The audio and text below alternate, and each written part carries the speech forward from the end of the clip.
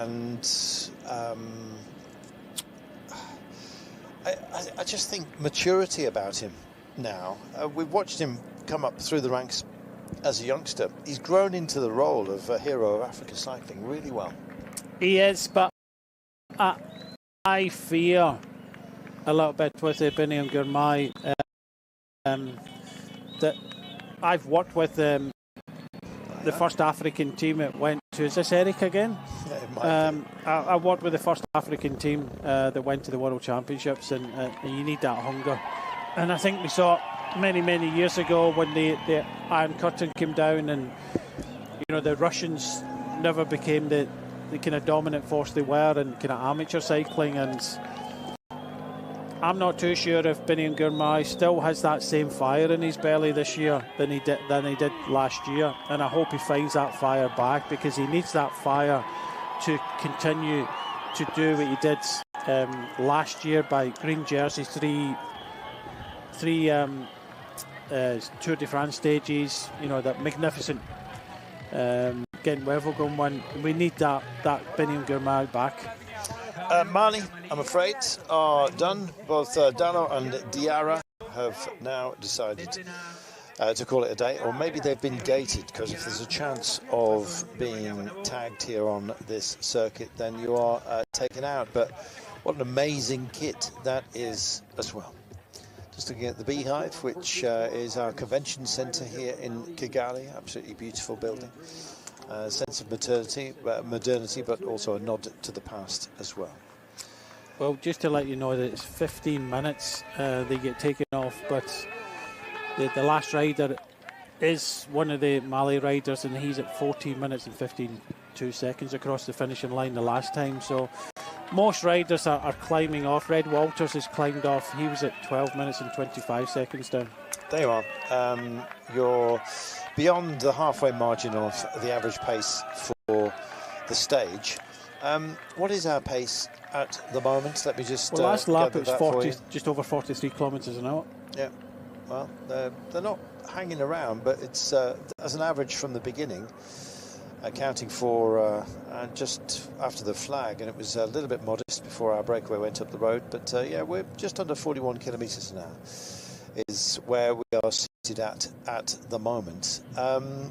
Well, 42 and a bit, actually, 42.3 kilometres as an average so far. So we've covered 57, 58 kilometres, and as it stands, we're having some pushes out. And if Eric Manizabayo, I think he liked the party that welcomed him the last time up the rise at the top of those cobbles, actually. And you start to hear our friend on the PA with the leather larynx about to start screaming them over yet again. This front group on 7%. Plenty of Union Jacks here. The Union flag upon a jack staff known as the Union Jack. Perfectly correct to call it a Union Jack, the Union flag, even though people always write in and say, you've got it wrong again. No, look it up. Remco Evenepoel bringing the golden helmet up towards the fore. It wasn't a humiliation of Tadej Pogacar, because Remco Evenepoel was absolutely in his pomp on the time trial, but to find 2.5 minutes and basically just tag Tadej Pogacar was something incredible, and Frank van den Broek is what's broken for Frank. He gets himself back on. Was it just a little bit of misgearing, maybe just a shipped chain? We've seen chains chucked off on this rough surface, Brian. We've seen a few, especially to the entry. I think, unfortunately, for the young Scot, Erin Boothman from Glasgow, she had it in the junior time trial, and the same for the junior road race. And if you inch up your chain or pull your foot out or anything like that in this climb, you lose a considerable amount of time. But yeah, look, I don't think it was a humiliation for Pogacar, possibly the first time he's ever been caught in a time trial. But he finished fourth. He's only just over a second off the podium. I just think Evenepoel was totally dialed into the effort, and was head and shoulders above everybody else. Well, there's no shame in finishing in the top 5, but the expectations were that Tadej Pogacar would indeed medal and possibly indeed take the wrestle to Remco Evenepoel. Different of course, perceptions when it comes to this kind of distance. And as you said, Tadej Pogačar, if his head's in the right place, then he's absolutely bang on.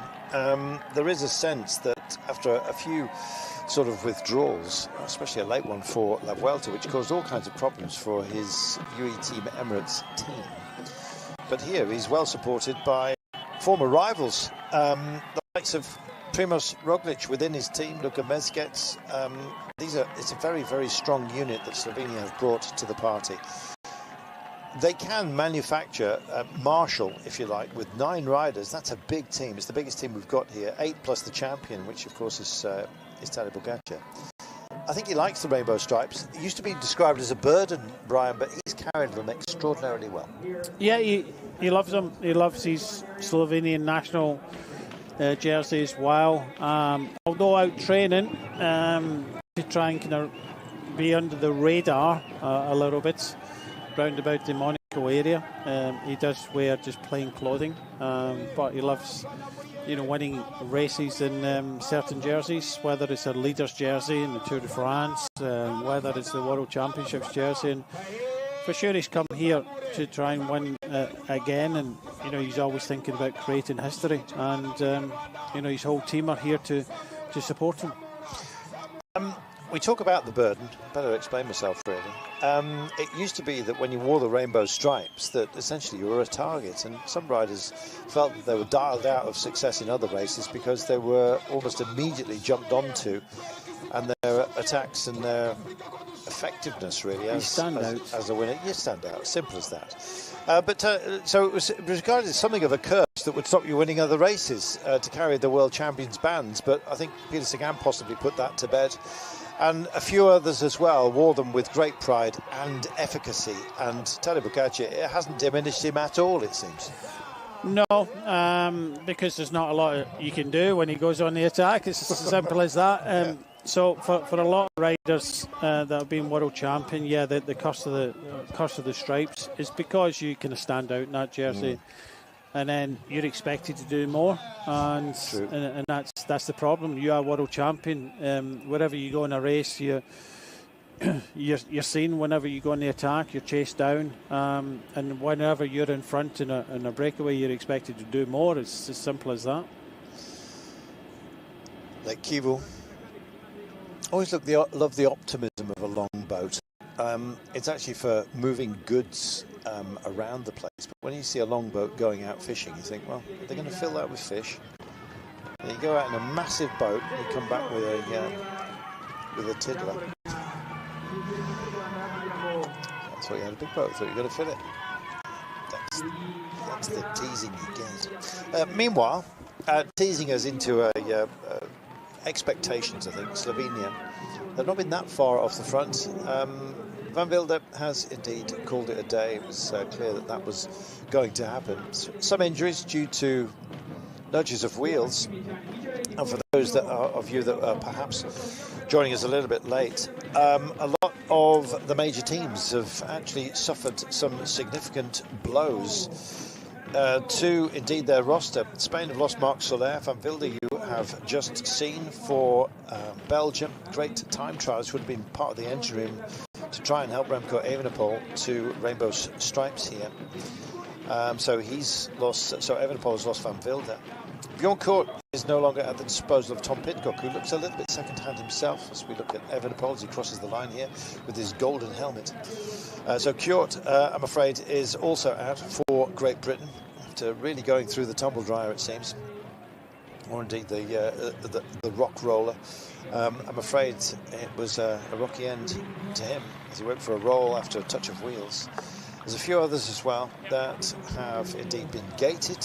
Quite a roster actually of those that come into this very, very hyper elite roster. Possibly just a little bit with something lacking, but it's great to see so many nations represented here. I did love seeing Sao Tome and Principe, a nation that I wasn't very familiar with, I must admit, but an island nation. Just great. Started to look it up myself and thought, gosh, it looks absolutely wonderful, as it has been here. This doesn't look good, Brian. No, I'm not at all. French dropping, not like flies, but already Alaphilippe down, and yeah, not good for Barret here. Barret would have been one of the hopes. I think very much an outside hope was Alaphilippe, but not well.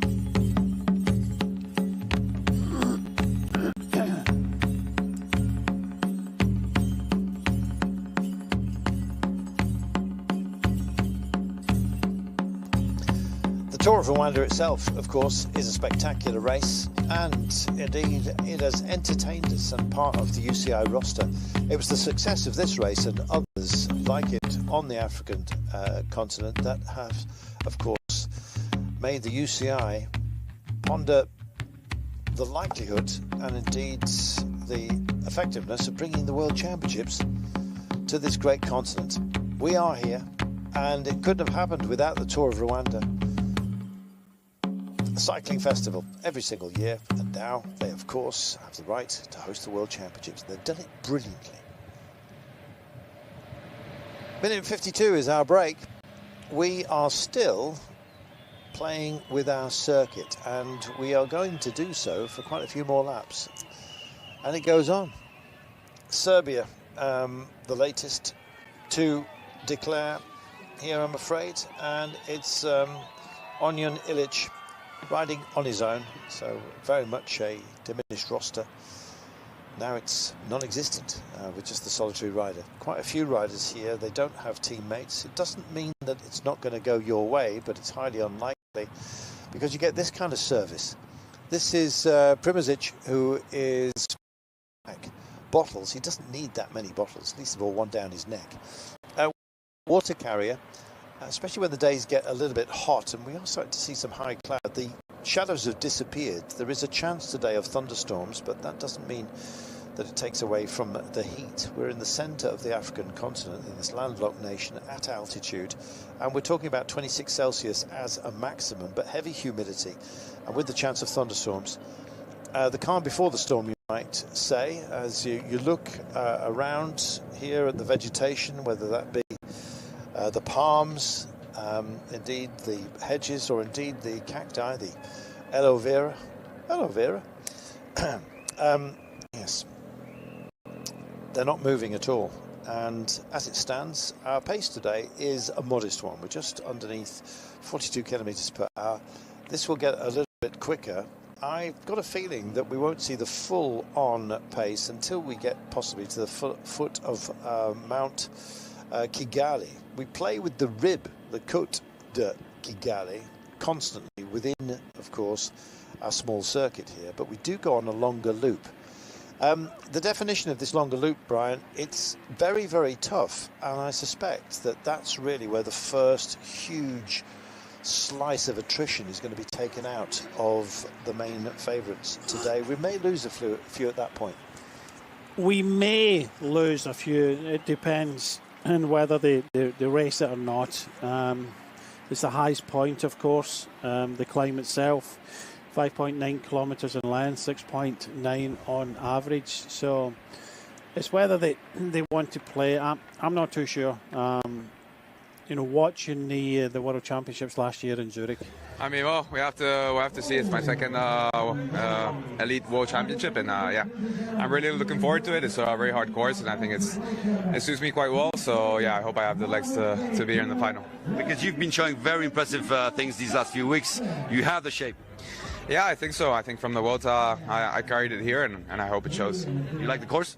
It is a really nice course, and I think, you know, the climb the elite do, which is the Mont Kigali, is going to be decisive. So yeah, I hope. I think the race is gonna explode, and I hope I can be there at the front. Well, he thinks it will be on Mont Kigali. Let's wait and see. It depends entirely on the complexion of the race, how it's been raced until that point. But it is potentially an axis upon which this race may pivot.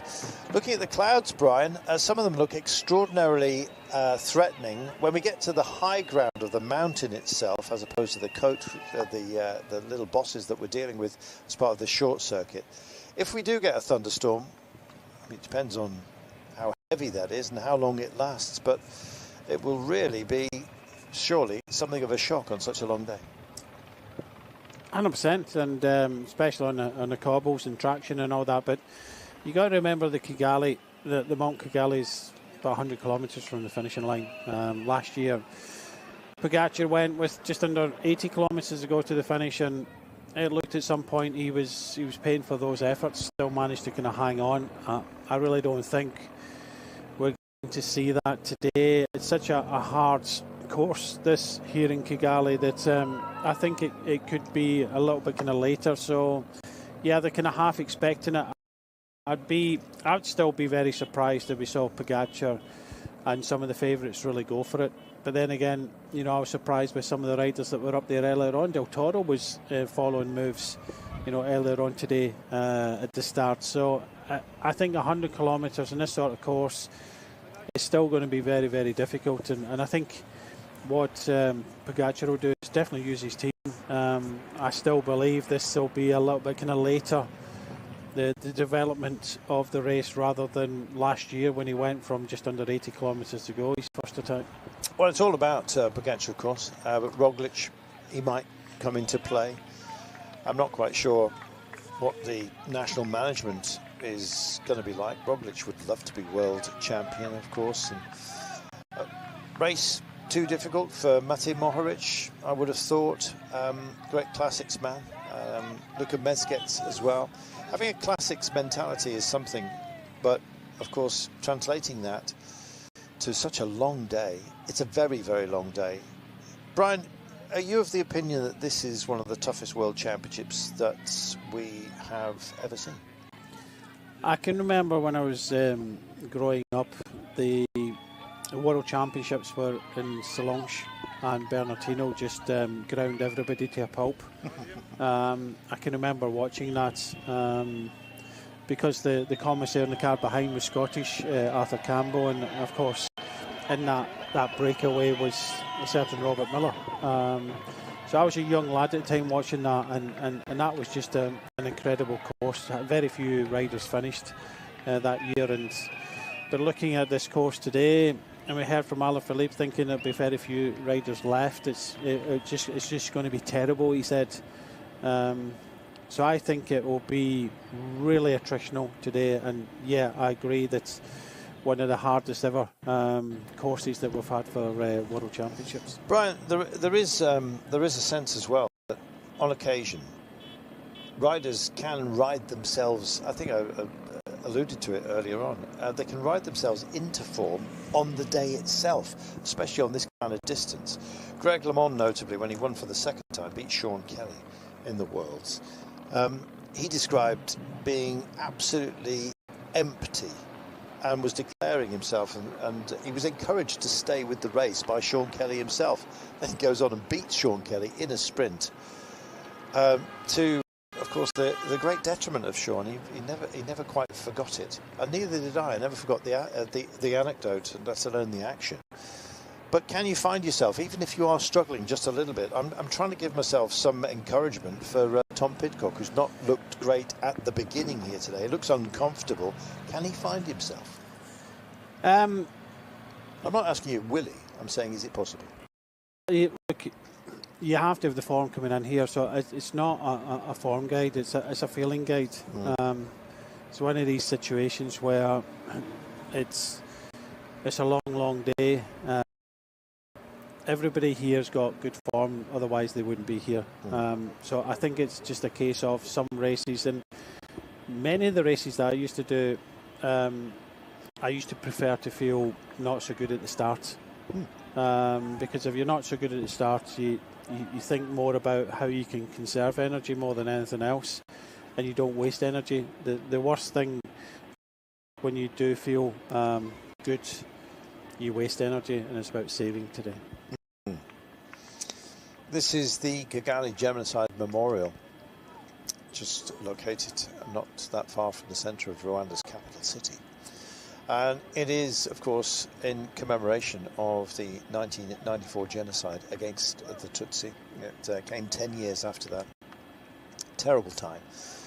And a reminder, really, of how dark the world can be. It doesn't matter where you are on this planet, and how like Rwanda, you can indeed recognise it, acknowledge it, but also move on and indeed form something rather wonderful, which is Rwanda itself and Kigali. They have brought us this phenomenal festival.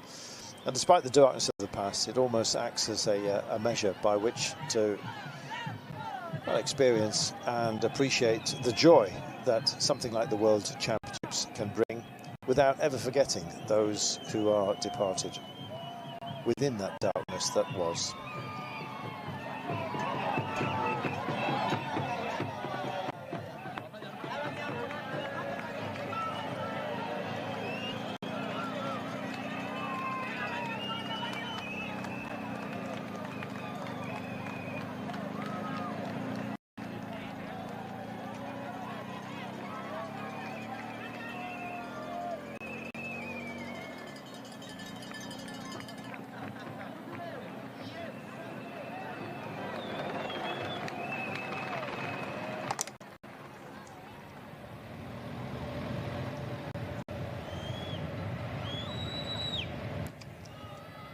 We got ourselves a breakaway. It is, of course, the World Championships, the men's elite road race, here in Africa for the very first time. I've got a feeling we'll be coming back, which is something wonderful, and the love of cycling being spread around the planet.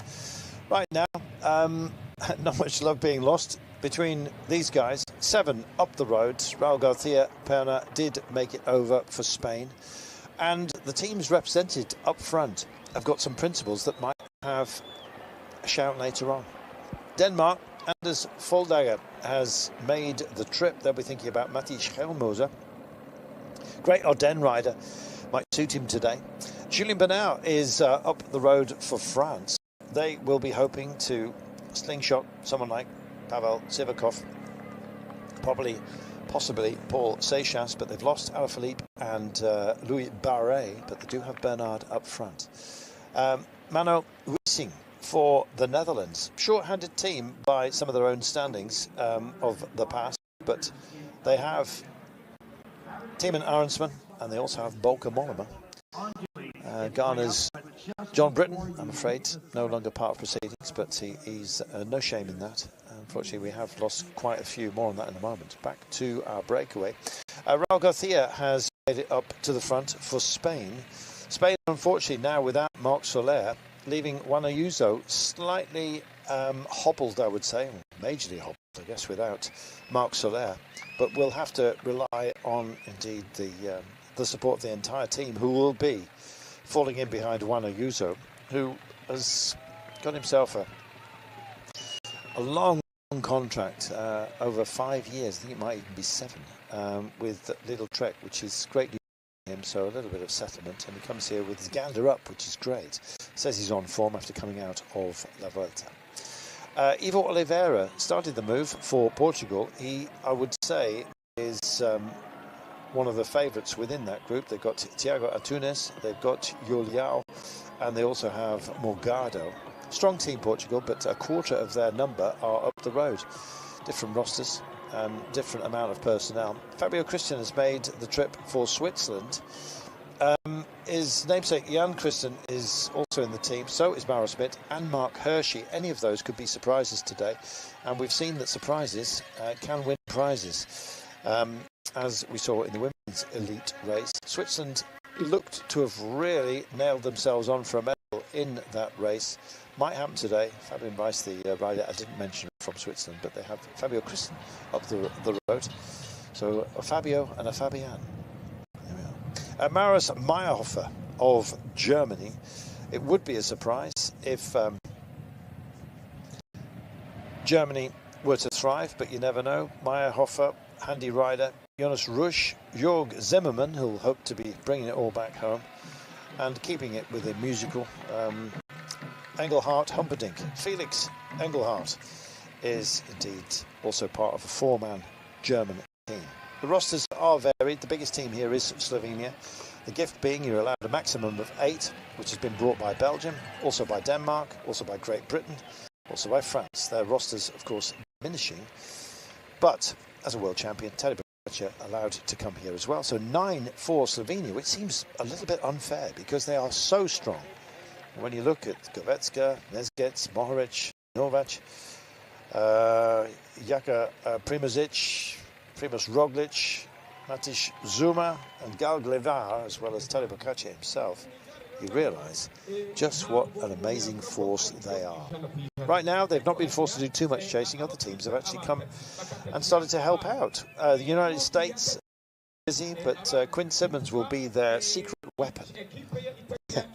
The least secret weapon out there, other than, I think, Ireland's Ben Healy, who we know will have a go. It's a question of when and from how far out. What's Ben Healy going to do? Well, we know what he's going to do, but when's he going to do it, Brian? Well, that's the question. He always goes from a distance, a problem for one of the riders here. I think it might have been a bit of a gear change on the corner there, but yeah, it's always a question of the unknown. Victor Campenaerts it was for Ben Healy. He does go from distance, so I think he'll choose. He is the sort of rider that could possibly use the Mount Kigali to his advantage. But looking at the front here, Carlton, it's interesting to see that Mexico are helping out. You've got 4 teams riding at the front. Belgium here with Vermeers. You've got Slovenia with Zuma. Barta there for the USA, but also adding into the mix one rider here from Mexico. Of course, they've got Del Toro. He could be a feature. He's come into these championships with great form. But you know, the Belgians, they've got the numbers. Fortunately for them, they have got the numbers to be able to help Evenepoel. Unfortunately, they've lost Van Wilder in that crash that happened a couple of laps ago. But the race has really settled down now into the formula I think we've known from the past. But it just surprises me a little bit to see that Mexico are riding. And just as I was saying, Barta, well, his day's done. The Mexican rider as well that's involved here, he's gone backwards in the cobbles. So Vermeers, following Vermeers, causing a little bit of concern for some of the riders that were already riding at the front. Yeah, also concern, I guess, for Victor Campenaerts. Didn't look too flustered. He chucked a chain, made sure it was back where it needed to be. He was in the wrong gear, lifted up the saddle, spun the back wheel. Looked really kind of just a bit irked by it, rather than troubled too deeply. Lots of Australians peppered throughout the line here, and Campenaerts is making his way back in. Not too much fear by the pace that we've got for the time being. We're averaging just over 41.5 kilometres per hour for the day so far. Just over 42, I should say. Just updated my screen. Still got none too small matter of what, 3 3/4 laps, 4 laps to complete, in fact, before we actually go downhill and then head out of town. So 4 laps time, Brian, things are going to get very uncomfortable. Well, they're uncomfortable for a lot of riders. You know, Barta, that was already riding at the front for the USA, he's gone backwards. You can see that Florian Vermeers is putting a little bit of pressure on, even though that Campenaerts is in the cars trying to come back to the race. But a few of the riders, even Zuma for Slovenia, starting to get distances. Goveka is at the front for Slovenia now with Julian Vermeers. So Zuma is gone, Barta is gone, the Mexican rider is gone. So the pace is pretty decent on this cobble climb this time. European mountain bikes champion, Tom Pidcock, and more than that, so the biggest success of his career was actually 3rd place in La Vuelta, proving to himself, apart from anything else, he's got the endurance to take on a Grand Tour. There's Evenepoel just coming through here with his golden helmet. Del Toro not that far away, and indeed Tadej Pogačar himself just coming up over the rise past this fan zone off the cobbles. Lots of checking over shoulders to see who is where. Denmark, that was Asbjørn Hjelmås just looking around. It'll be Skjelmås they're looking for. That's a wonderful shot, just showing you the roller coaster that we're dealing with. Sometimes of emotions, and sometimes, quite frankly, just a roller coaster of form, and just hoping that Tom Pidcock is not struggling too much. He's probably, it could be that he's just riding wise and just holding himself back and then delivering something deeper into the day, as Brian was pointing out a little bit earlier on. If you start the day on great form and you're all guns blazing, then there's only one way to go, and that's to have your form diminish through such a long run. And it's huge what we're having to deal with, what the riders are having to deal with. There's still 191 kilometres of the day remaining, and we're not that far off 2 hours of racing already. You talk about attrition, Brian, it's already happening, but this could be a very thin on the ground peloton by the end. I think it will. The way things are going at the moment, you know, to see the riders that were already riding at the front now disappearing off the back. You know, one was Will Barta. I still don't understand why the USA were riding, even with Barta. I don't think it made a huge difference, and I don't think they're too worried about the 7 riders that are in front. However, the 7 riders that are in front are from strong cycling nations. But just look at the lime green jerseys here. They're well in control of this. I possibly would have lent on them. If I was one of the national team managers, I would have lent on them more so than anybody else. But they do have some support from Belgium today. They did have USA and Mexico helping them out. But definitely they have got good support from Belgium, which comes from the coaches. The coach here, very respected, Serge Pauls. I know Serge pretty well, and you know, they've decided that, you know, they will support Evenepoel, and the best way to support them is to put a rider at the front to help Slovenia. Ollie Knight just comes to the right hand side of the road, gets himself a rear puncture exchange here, not wanting to swap bikes that much pace in the day. It may well be that it takes longer to get to his bike, because it won't be one of the principals. By that I mean, if you are one of the favoured riders, let's say somebody like Tom Pidcock, you are likely to have a spare bike on the edge of the car, which is very quick to get to, because at the pointy end of the race, if you do get yourself a puncture, it's easier just to get a new bike, absolutely fettled exactly to your requirements, size-wise, in every regard, off the car, and then you get back onto it. Riders do have their favoured bikes, however. Even if you do make an exchange for something that apparently looks exactly the same, it can be that you have a favoured bike and you'd quite like to get it back, thank you very much. So call it luck, suspicion, you name it, but riders are so really dialed in to the geometry of their favourite bikes that even apparently exactly the same bike, one will feel better than another. Here's bigeze of Rwanda, one of those that has abandoned. If you find yourself 12 and 14 minutes off the front of the race, then you're going to be in trouble, and you'll be gated, asked to leave the course.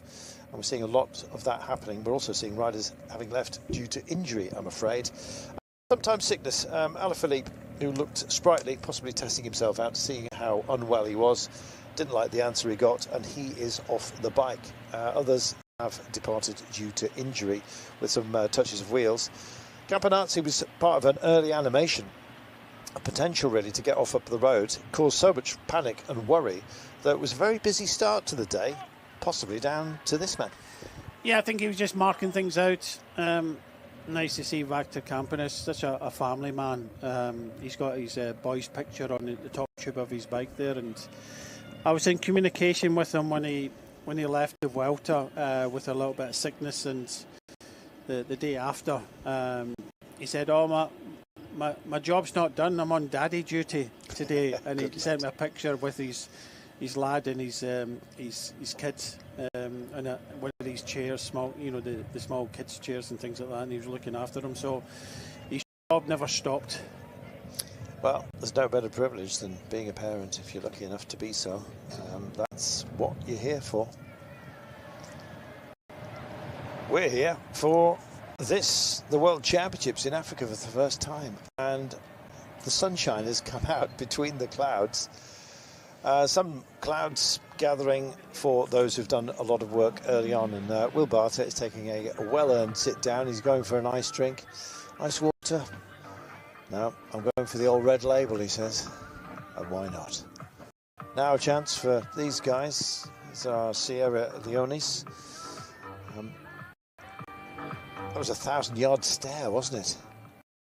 Thinking about what might have been, well, what was is great representation by a whole raft of different riders. And Sierra Leone with Jello and Komora, we saw them both there, just taking in what they've achieved. And they have ridden in the World Championships. You know what that's like, Brian? Yes, indeed, and it's the first. I think maybe the stare was to the fact that you know, they were playing ABBA, but at the end of the day, Sierra Leone was the. I like ABBA. Back off. I'll continue. Sierra Leone was you know, debuting here, and it's just the fact that they've got an opportunity to ride the World Championships. So I think they have to be proud of that. The winner takes it all is, of course, an ABBA track, Brian. Might have to bring a few more in before the end of today. So who's going to meet their Waterloo? That's what we want to know today. I'll stop now. France. I don't know. What about Pavel Sivakov? Let's dwell on a few, shall we, Brian? Sivakov comes into this race with a lot of plaudits. Let me just have a look. Sivakov, second, well, the mix really second in the Grand Prix Quebec.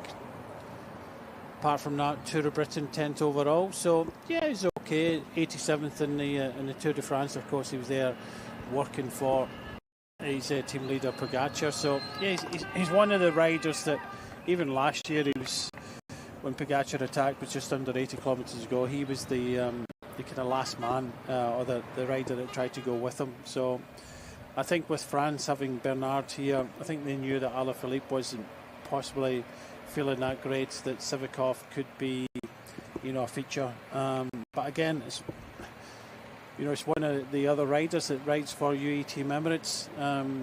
Where does his allegiance lie? We've seen this happen in many World Championships. I think Sivakov definitely, France are here. I know Vauclair wouldn't want it any other way. He is the manager here for the French national team, and Thomas Vauclair will make sure that you know, they all ride for France today. I love Tommy Vauclair, of course, with his face pulling whenever he was on absolutely the limit.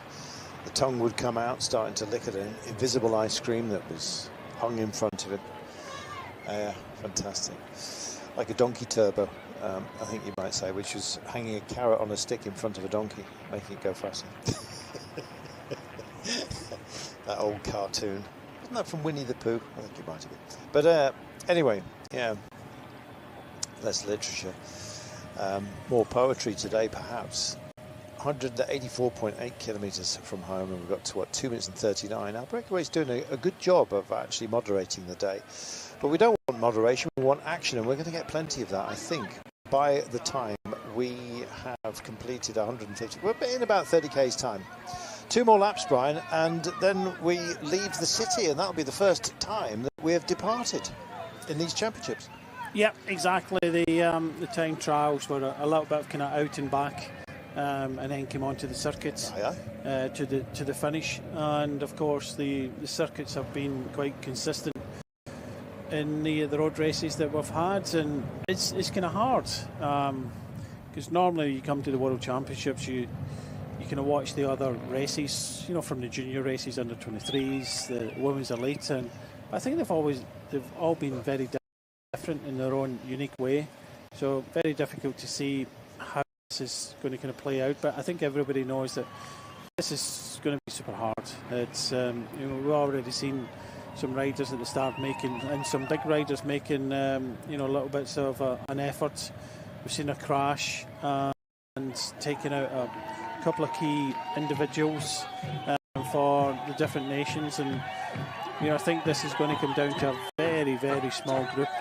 Like I was saying with the World Championships in Solange in the 1980s with Bernardino, was it Baron really. There was only I think 4 of them in the left at the end, and I think very few people finished that year. But yeah, it's whether Pogačar is on that kind of dominant performance. He's got plenty of riders to be able to help him, of course, and he's using them now. Belgium are prepared to help. USA did, Mexico did as well, but this race is down to Belgium and Slovenia controlling.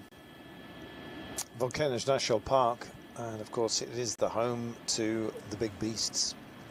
So that statue of the gorilla, I can't help but think it looks like it's holding a microphone, which puts me in mind of another silverback that I'm sitting next to. In 2005, Rwanda began officially naming mountain gorillas. It became something known as a celebration of nature, and of course they all look extremely different. And I've seen the book, actually. If you just focus on Isaac Del Toro, we'll come back to him in a moment. But yeah, they named all of those majestic animals, gave them value currency almost, and you can the personality of the creatures is clearly on display, and it's a great idea. The Kwita Izina ceremony is an opportunity to thank the communities and, of course, those that help out in the Volcano National Park to look after the gorillas, whose population has expanded dramatically over the last 20 years. And for that, we are very grateful only to those volunteers themselves, but also to the nation of Rwanda, who've brought us this brilliant World Championship as well, courtesy, of course, of the UCI, our governing body that look after cycling so well. Meanwhile, through the feed zone, easier take from the breakaway. You really only get one bite at this, but yeah, make sure you get what you want. Sometimes it's not to your liking. You take a bottle with some gels strapped to it. And look at this, Brian. This is how the race is being delivered. How lovely.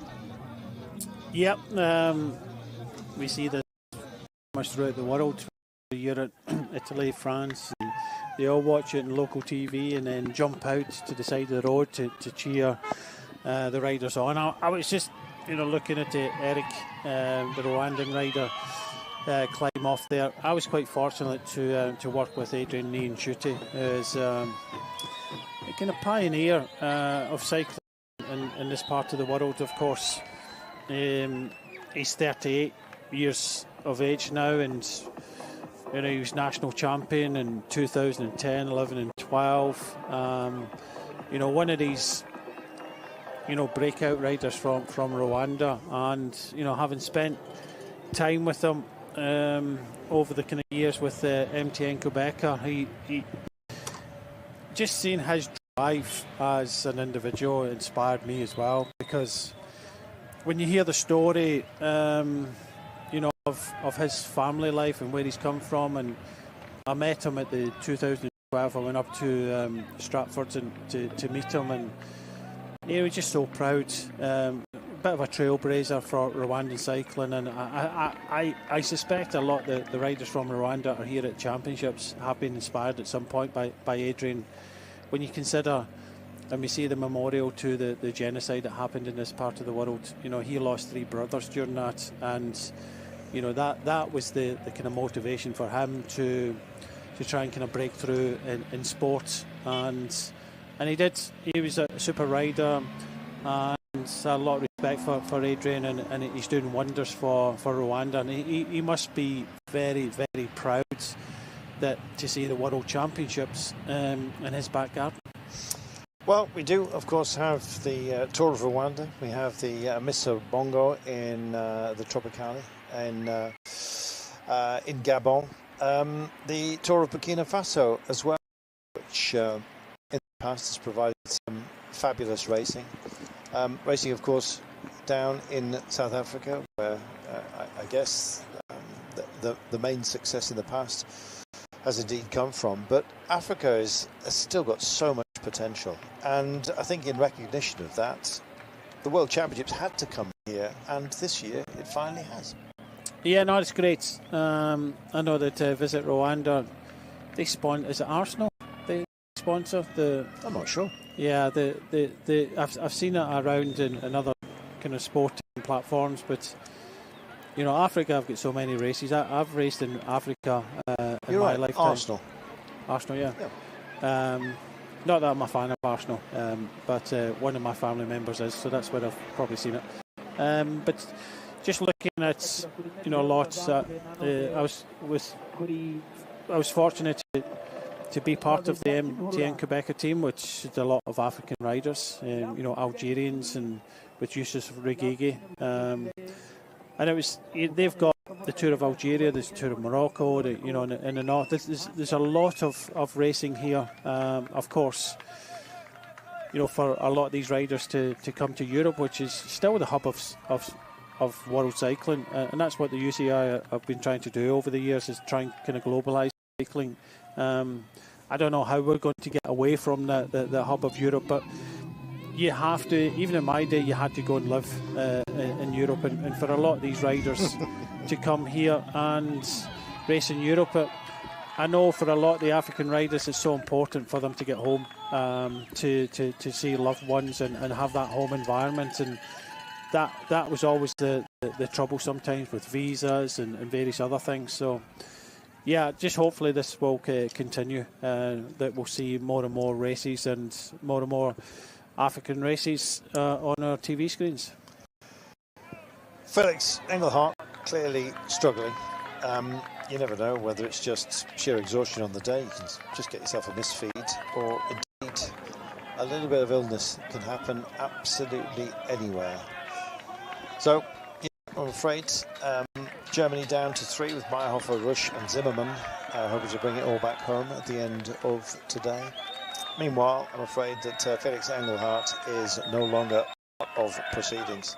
This is Fabio Christian that you are looking at right now. Been busy, but not as busy as those who find themselves off and up the road. Foldager, Bernard, Wissing, Garcia, Oliveira, Christian and indeed Meyerhofer. They've got work to do, and you're looking at them right now. This is a band of brothers that hope to make an impact today, but 2.5 minutes is nothing, especially with the sort of distance that we have got. I mean, we've seen maximum gaps on breakaways get up to 15 minutes sometimes and still get paired back over 180 kilometres.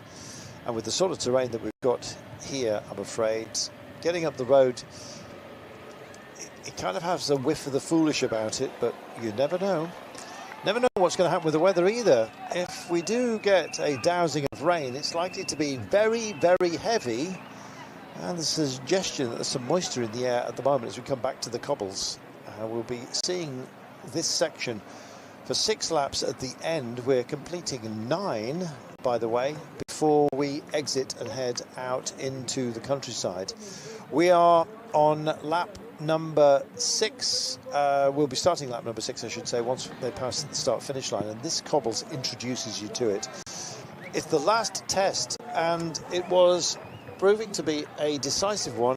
Women's elite race yesterday, when Canada had a dramatic victory, but it had to be achieved on this, and it's almost a heartbreak hill, this, isn't it, for some? Yeah, and I think this is the main feature, this climb up to the finishing line. This is pretty much shaped, you know, the World Championship.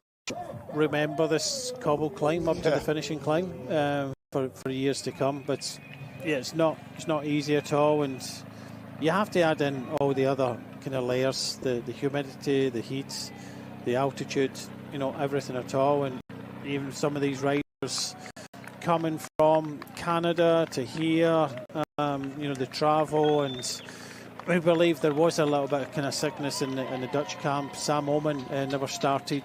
Of course, we heard that the junior team had that illness, and they were in a different hotel to the elite riders. And yeah, of course, you come here and you know, you have to kind of look after yourself. We're hearing a few people that have come here sick, hoping to get better. We believe that some people have got sick when they've been here.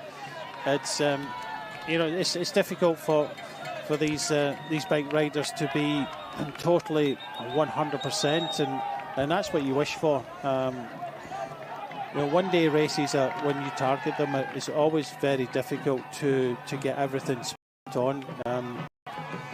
You know, one of the races that I used to really kind of concentrate year on year was my national championships. I won it twice myself, but within 4 years I was never outside the top two, and I thought I was very, very good at getting everything right on the day, and not everybody can do that.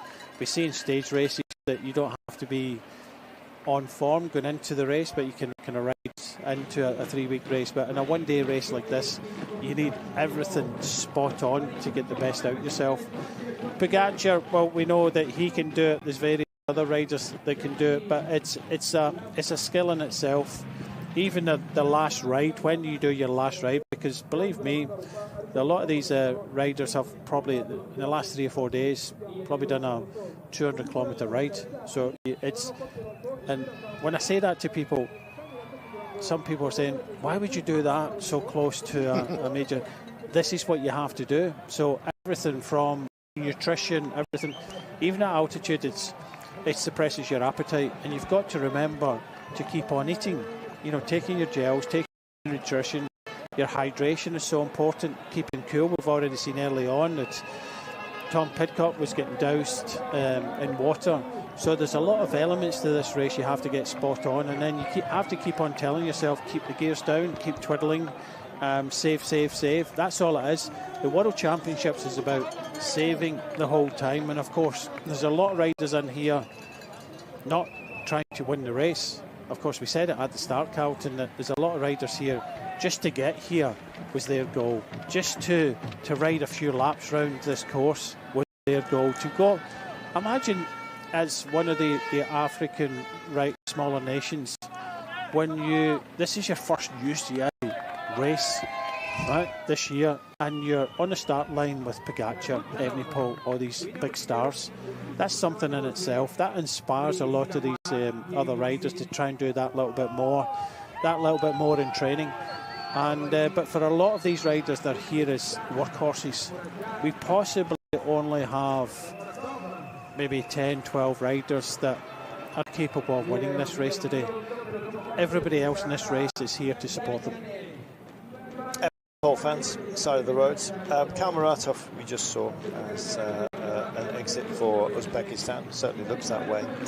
Coming up to the rise here, some riders have decided to keep their trade helmets, but the golden helmet looming large in our consciousness.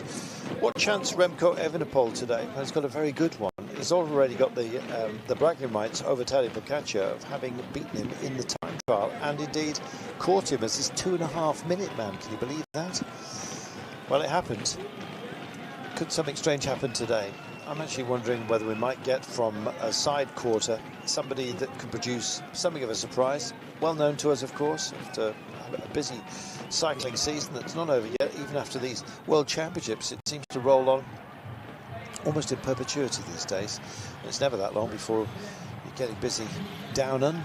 Might actually be going down to Australia to visit some of you, by the way, as part of my stand-up show, Tales of the Tour de France with Colin Kelly. I look forward to seeing some of you. More details for you on social media the closer we get to that, but that should be fun, and today will be as well. It'll also be torture for quite a few riders, I'm afraid, so let's wish them the very best. You know, a team that's been quiet so far is Italy. I was just about to say that. I was waiting for you to finish. Well, here we are. And I saw them towards the front, and I said, there's one. I think we've mentioned every other team, and you can see them in the dark blue Azzurri kits, and you can see Ciccone there towards the front. But they've started with a strong team. They have got plenty of history in this race, of course. Mm-hmm. They've got Baggioli, Cattaneo, Ciccone, Fortunato, Frigo, Masnada, Garofoli, Sobrero. They've got a really good team, and it's when you were mentioning then that, you know, we might have maybe some kind of outsiders, so maybe some teams that could feature in this race could surprise a little bit. I think the Italians could be in the mix here. No Giulio Pellizzari withdrew, and that means that we have an elevation of Giulio Ciccone. This is Tadej Pogacar just being brought back as we speak, and I guess you might say in good company, but Not quite sure what the issue is. It may well simply have been a comfort break. Let us wait and see. But no panic and no real feisty attack going off at the front. We won't worry too much. But a job to do. Was it a technical? Looks like it might well have been. He's just stopping by the pits here, but gets himself back on the bike. Got two riders around him, and marshalled nicely by Mohoric and Novak to get himself back in. But yeah, Tadej Pogačar, as we say, you're going to have some bad luck. Maybe it's just a little bit of fettling. Nothing too much to fear, especially with 174 metres to go. And there we are. The whip. Is he calling for help? Calling for pace? No, he's calling for the convoy. The convoy is important. It was very quick there. Was that a Portaloo at the side of the road there? Might have been. His teammates had stopped. There seemed to be a Portaloo in the pits area as you normally have. But the waving is calling for the rest. We're going to see it? No, we're not. No. Or are we? Well, let's see it again. If it was, as we call it, a comfort break, which is basically a toilet stop, then you know he's got that ballast dealt with, and he'll get back on with the task of the day. But he's calling the vehicle pass. Normally in a pro race, you'll get the convoy.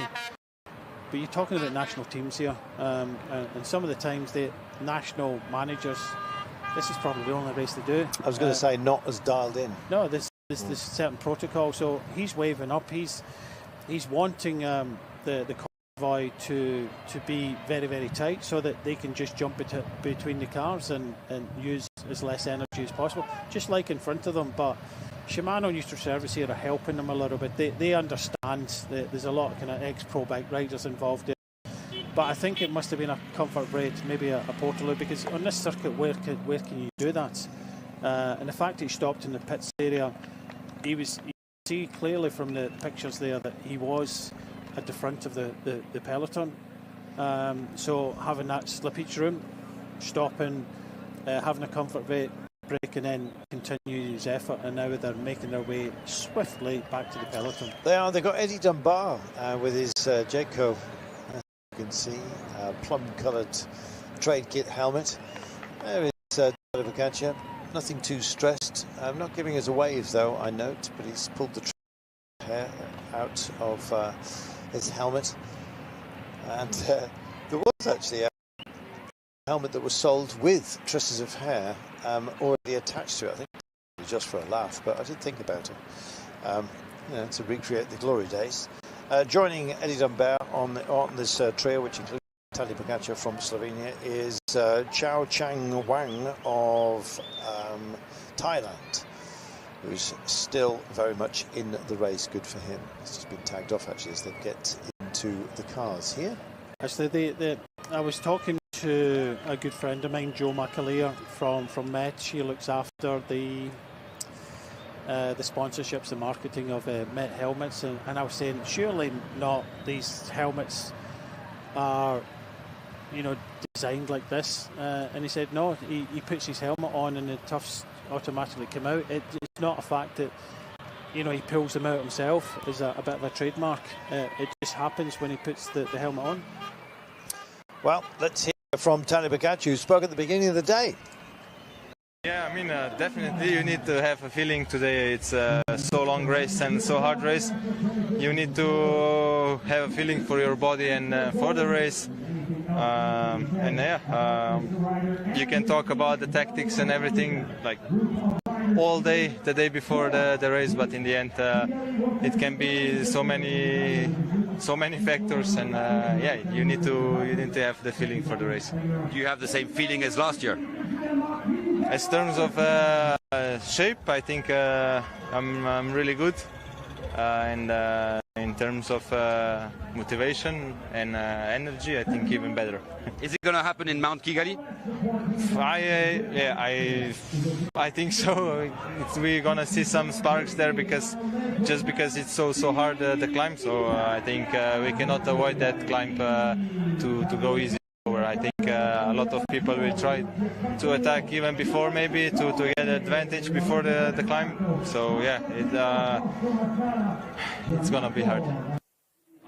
Luke Plapp has exited the race, so Luke will be watching us, I hope. But yeah, that's part of the engine room of Australia. They have Jai Hindley, of course, Jay Vine, Stora. Platt was very much part of what is, I must describe, as one of the most exciting teams here in Australia.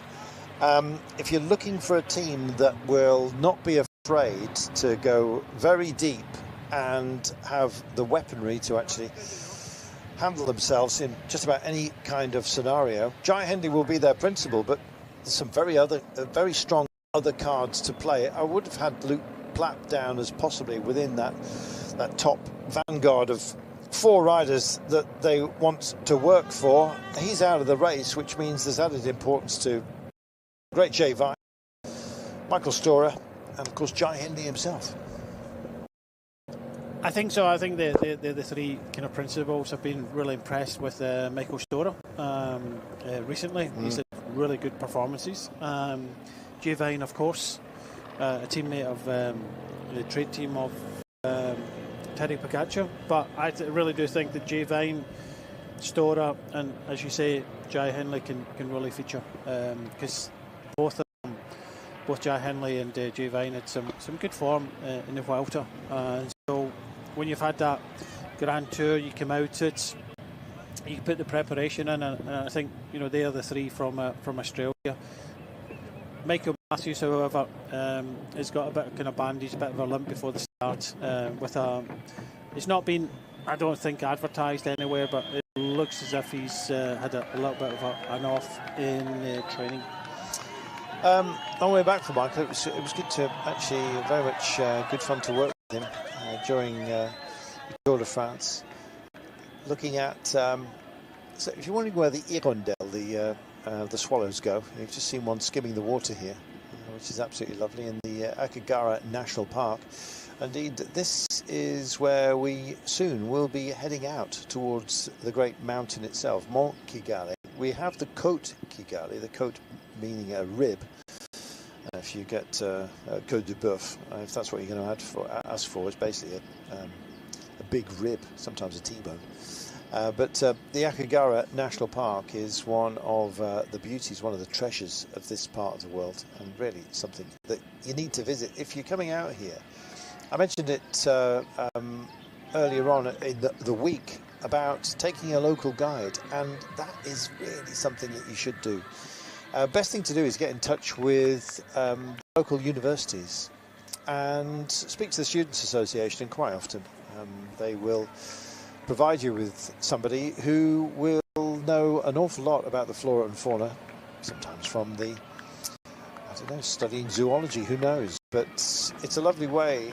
I've done it myself in the past. It's a great idea, because it's a surprise to them, because it's not pre-arranged, and you're not getting too many other hands in the pot, if you see what I mean, influencing the decision to take a guide, or indeed the guide themselves. So it's nice to sort of spring it upon a young person, really, who can then give you a fresh view on what is a spectacular country from their own inside perspective. And occasionally you might get invited back to their home and just experience the culture as well. It's a way of just really finding out an awful lot more that's not on any kind of official roster. Sometimes you just have to do it yourself, and to my mind, occasionally going freestyle is the best way. Will Jay Vine go freestyle today? That's what we want to know. Yeah, he's a fabulous rider. He has some exceptional results, not least of late in La Vuelta.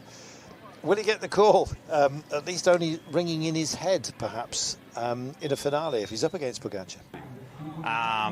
Well, I think there's no secret that I haven't done many one-day races, and this is one of the hardest ones on record. So, yeah, I think there's definitely other favourites higher on the list than me.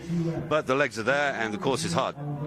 Yeah, I mean, the legs are there, but yeah, it's still a different story with 7 hours of racing compared to the 4-hour, 5-hour stages we had in the Volta. So we'll see how we go. We've got Jai in really good shape. He did GC throughout the Volta, so we'll see what happens there. And yeah, we've got a really good, strong 8 guys here to put on a good race. Thank you very much, Jake. There we are. I don't think we found out too much that we wouldn't have expected. He played the PR straight bat there, didn't he?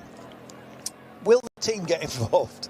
Can you imagine Brian Smith, Tadej Pogacar, Isaac Del... Doesn't matter.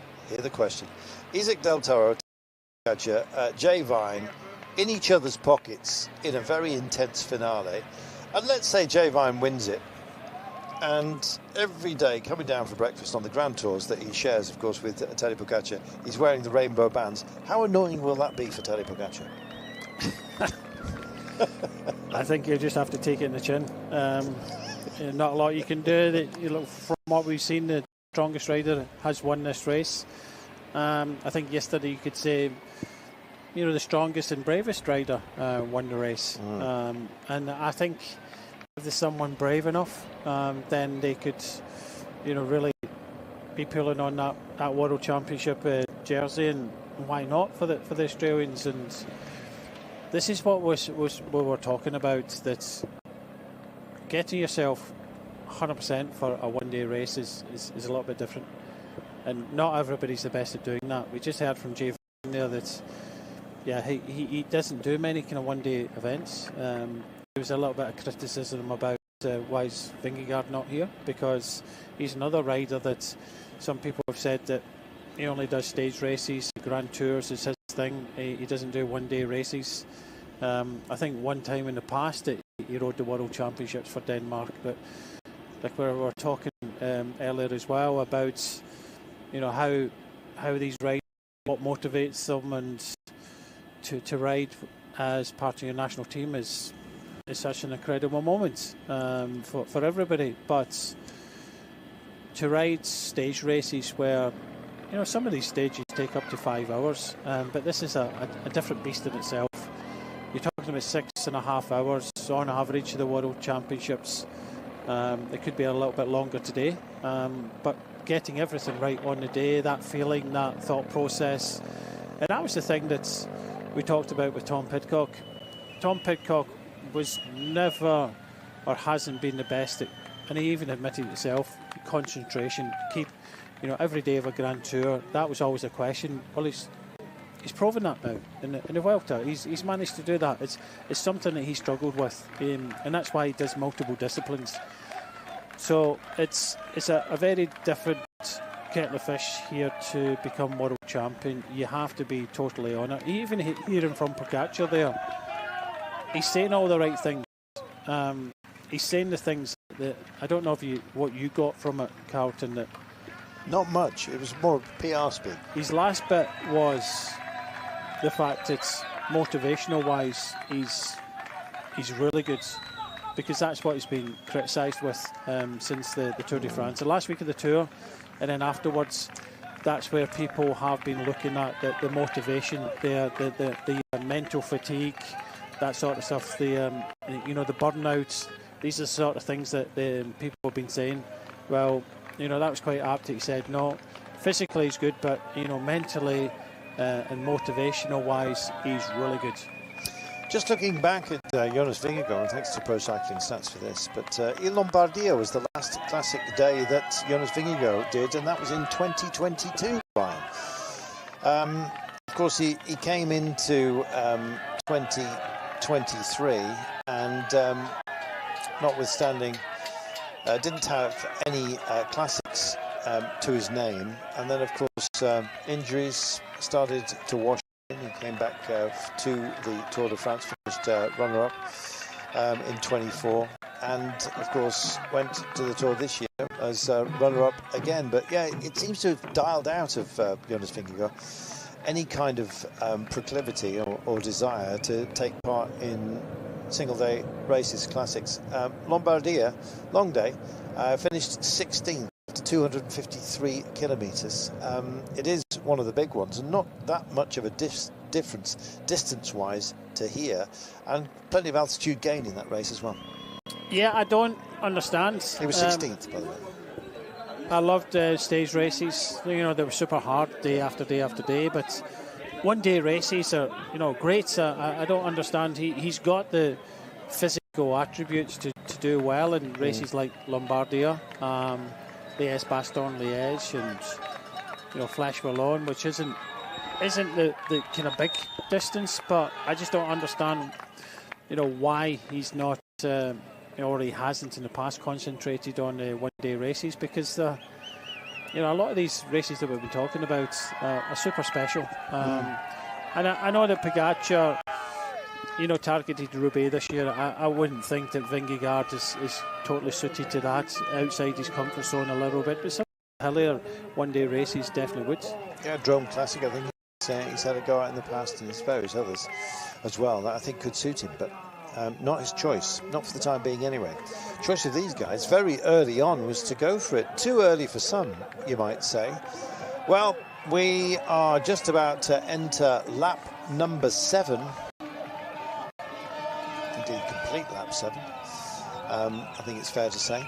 And indeed, take on the next 2 laps, which will introduce us to our big loop. I'll be happy to get out of town, to be honest, just to see a little bit of variation. I love this circuit, by the way, but unfortunately, this man, Jörg Zimmermann, is going to be taking his bike back home because he is done. That's Germany down to 2 with Meyerhofer and Rush remaining. We talked about the attrition rate earlier on, Brian, and we are already seeing it. Ollie Knight is just on the back at the moment, and we're still, as an average today, 42 kilometres per hour. We haven't gone deep yet, dare I say it, but that's going to come. Yeah, it's very different from the elite women's race yesterday. The middle of the race was relatively quiet and slow, but now we're, in the men's elite race today, it's your traditional grind down. It's the team of Belgium and Slovenia that are just grinding everybody down, and I think everybody, you can safely say, that has watched the World Championships, there seems to be more action at the back door than the front. Schuma here, I'm afraid, possibly part of the early engine room for Slovenia. Well, he was the only rider riding at the front, so he's done his 100 kilometres. Good lad. And yeah, no shame in that. And they've still got 8 riders, which is the same as the most populous teams here. What a gift. That's what happens. You got defending champion, that's the rules. Everybody else is allowed 8. You have got 8 plus 1. And, it does make a little bit of a difference. But, having Belgium here, well, we've seen them do this with the young Wieder in the under-23 race, and he didn't start the time trial. He's a big hope for the under-23 road race. Had a bit of a glute problem. It's more to do with the time trial position than anything else, but in the end, for all the work that they did in under-23 races, they came away with nothing. But I think that Evenepoel's shown that his form in the time trial, that they really believe that he can win this. I believe as well. Just clearing his nasal passages there as they go over this rather lovely shot, I must say, that just gives that wonderful rise. There is Tadej Pogacar, just disengaged from his teammates. He's got a couple towards the back. Ireland coming through here, Denmark, Norway, Canada. Their flag was waving loud and proud yesterday. A spectacular performance, and indeed a wonderful victory, I have to say, for Magdalena Valliere. She was fabulous. Not a good day for Ryan Mullen. It looks like he has pulled the pin. Just struggling a little bit on the climb with so much altitude gain, and of course coming deep into the season as well. It does demand a great deal of form that is absent from a few, I think. Belgium really started to put the hammer down, and the call went out from Slovenia that they had to start marking this out. Tadej Pogacar's not panicked at all. He's back here. Here he is, just coming through now, actually, sort of mid-pack, allowing himself the luxury of being protected. Meanwhile, as a Norwegian flag just troubles the camera angle here. No shame in that. It's always good to see the national support and Turkish flag here, unfortunately. Ahmed Orkan, one of the early exits from today. This is more of a statement, apart from anything else, from Belgium. There's not a real attack going on, but they're happy to be there. And I'm liking this from Remco Evenepoel. It looks like he's finished the entree and he's ready for the main course. Yeah, of course, he's already been a world champion in this discipline. He wants it again. He's on really good form, and because maybe be a little bit kind of disappointed in how the tour went for him. It was the Tour Malay that done it for him. There's another rider here stopping for a natural break here. Portakabin is very busy. This is Masnada now, so this is what Pogacar did the last time. There's very little opportunity for the riders to have a natural break in this course, and they're using the pit area Portaloos for that. Yeah, the rule is that the idea is that you do it if you have to take a leak, essentially, or anything else. You are supposed to do it out of public view, and so the Portaloos have been provided to allow a certain sense of decorum on a tight circuit, right? Yeah, of course, and you know, we can see all the way around the circuit. There's people around, and you know, everybody is going to use. I think looks as if there's only two there. It's very few. Normally they provide them for the pits area, but for Evenepoel and Masnada, you know, they're definitely being of use. Here we go. Get themselves back and underway. I was just about to say, you know, where do you wash your hands? Frankly, you just get on with it. But yeah, you may want to wipe down the bar tape a little bit later on. 2 minutes and 37 is your gap. Just under 160 k's to go. Brian, that's a common distance in Grand Tour stages. It is. It's just a case of, you know, riding their own race. They want to keep the average pace up. They want to make it difficult. You know, they can afford to give the 7 riders that are still in front. I'll name check them: Dagger, Bernard, Housing, Garcia, Oliveira, Kristen and Meyerhofer. They can afford to give them 5-6 minutes. It's not going to make too much of a difference, but what Belgium are doing with Slovenia from time to time is just keeping the average pace up, because as anybody that rides a bike, if you're riding at an average pace of 42, 43 throughout the race today, it fatigues the legs. If you're riding at 40, 39, then everybody's got that little bit left. Well, some haven't, and Ollie Knight is now in the pit area and without any hurry to get back on the bike, I'm afraid. And he's still standing next to his steed, getting some fettling here. I think he's called it a day, but we shall wait and see. Hasn't exactly gone straight to the icebox there. Remco Evenepoel also having rolled through the sequence of having to take a comfort break. Most will have to do this. It would be a very strange thing with all the hydration that's required if it didn't have to go somewhere. So yeah, just getting himself back in. Once again, up towards the front, not on full attack, just giving himself some drift room to actually go and pay a call and then get back on with it. Of course, yeah, I think the start is going to be pretty special and important as we go on the local lap straight away. So yeah, but for me it's going to be about saving energy as much and as long as possible, and then once we go to Mount Kigali, I think I need to be awake and ready for the race to really open. So yeah, I think it's going to be a very important day, long day as well, hot day as well. So yeah, we need to be conservative, like you said, and choose the right moments. And focus on one specific rider? No, it's this type of course that you don't know what to expect, and when some big breakaways goes with very strong riders, it can be very dangerous. So yeah, we need to be awake to be ready from the start, and I think all 8 of us need to be awake and ready for some dangerous moves. The title of last Sunday probably motivates you even more? Of course, I think every win is like a motivational boost, and it's exactly the same with this one. So we're going to do our best and make the best of it today. very positive from Remco Evenepoel. Of course, won that time trial here in Kingalig last Sunday. It's a different race altogether, this one, but he has done it in the past in the Wollongong in Australia a few years ago.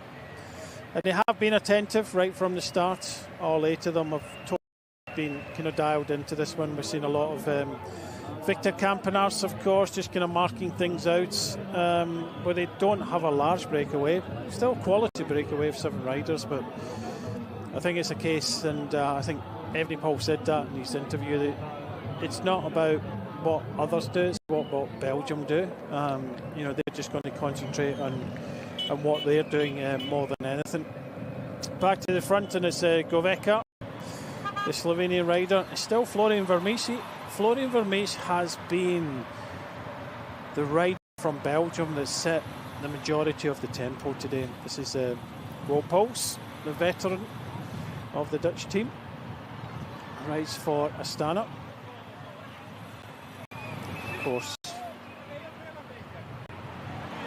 many people know this already, no race radio, so this is all about just communication with the car as much as getting some bottles from the car. Woutpoels a very experienced rider, not taking too many bottles. Most of the Dutch riders have been getting bottles from the side of the road at the pit area. And of course, the Dutch starting with 5 riders. There was 6 riders on the start line. Sam Oman was a non-starter for the Dutch. And again, the Dutch have featured in these World Championships over the years in both male and female categories. In fact, I think they are still at the top of the medal table, the Dutch. So Florian Vermeers, Goveka, just looking to see the rider in the white. So they've got a little bit of help at the front. The Australians trying to come back as well. We see this pretty much throughout the whole race. Riders stopping for naturals or mechanicals. Teammates trying to kind of help them back. We know from the Australians who are the kind of principal riders, and they'll be looked after. Of course, this is all about trying to conserve as much energy as possible. Italian rider here on the right hand side just taking a little bit of a natural break, and of course we've been talking about that. There is a risk to that. Commissaires will fine you if it's within sight of the public. Portaloos have been used by a few of the key riders so far in this race, but this is what happens. There's a lot of action in the convoy at the rear of the peloton. It seems to be really kind of settled in. 7 riders in front, with Slovenia, Belgium and another nation riding at the front.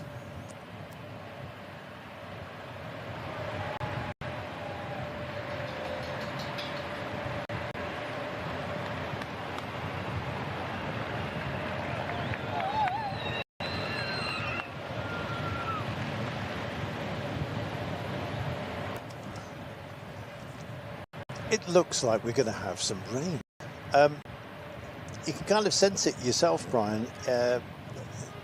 It's going to get a little bit cagey, this. We have now, the next passage of the finish line will be the final lap. You can almost hear the bell before we part the circuit we've become so used to. Yeah, they'll get a chance. They've already been out there riding, and they already know the climb. Everybody that's been here has had a chance to go out and look at this other part of the course. We've heard various interviews, and those various interviews have kind of said to us that I think they're expecting something to happen. I still think it's very early, 100 kilometres to go to the finish. This is a very tough course, and of course this is the main climb of this race. But the question is, for me, who's going to take advantage? Maybe Ben Healy.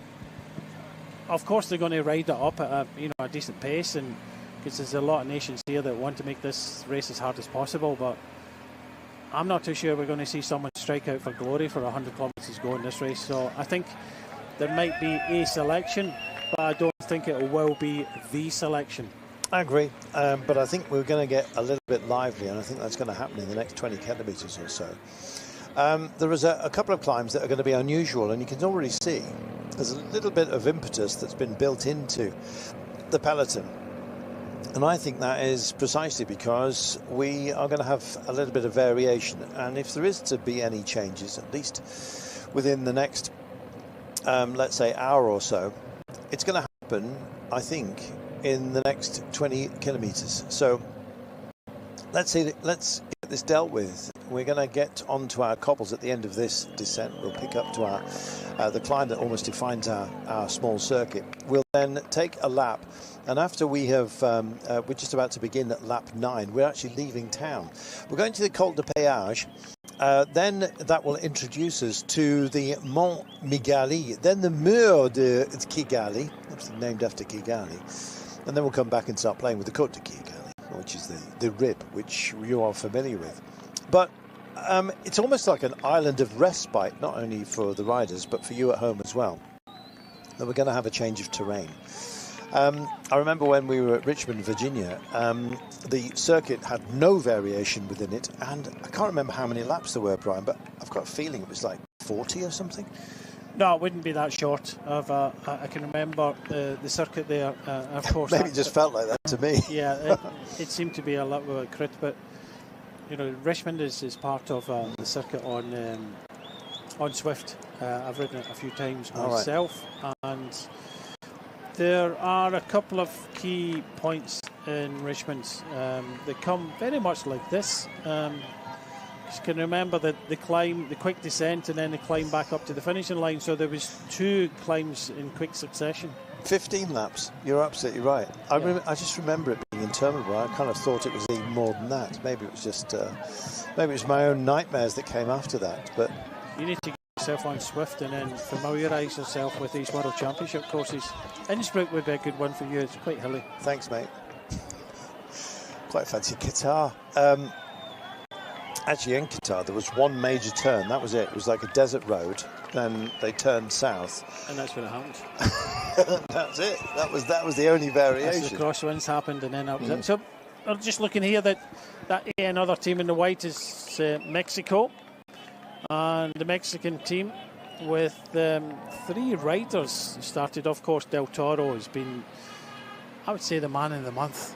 What he's been doing in the Italian races has been quite incredible. But this is Freya, the Mexican. They've already used up one of the riders earlier on today. So having 3 riders, using up 1 rider already, putting another rider to the front. Del Toro is absolutely feeling as if he's king at the moment, or is it a case of I'm good buddies with Tadej Pogačar, who rides for Slovenia, and we're going to maybe help each other, because there's absolutely no reason why Mexico would ride. The problem you've got here is you use yet another one of your teammates. There's still 151 kilometres to go. How long can he ride at the front? Because Del Toro, come the latter part of this race today, could be on his own. So what happens if he does have to stop for a natural break? What happens if he gets a puncture or anything at all? You're without teammates, and that doesn't help you at all. You may have the form, but I do believe you really, in a World Championships like this, there are key moments in the race where you need teammates. You need friends as well. And could that come from Trade Help International? I hope not, but it has been in the past, and of course it was Great Britain that the coach had to move on because of what happened. There's 2 British riders. I think 2 of them are working as sports directors for a World Tour team, were riding at the front. And I know that happened in the past, that you went to a World Championships, if for your country, even if you were, you had absolutely no chance yourself or no chance for anybody within the country, there was a little bit of wheeling and dealing, a little bit of money changing hands, and will you help out? And you went and did your job and got the money at the end of the day. I think nowadays it's a little bit less now, but there's still alliances made between trade teams. Listen, if you're spending your life in the pockets of your friends, basically,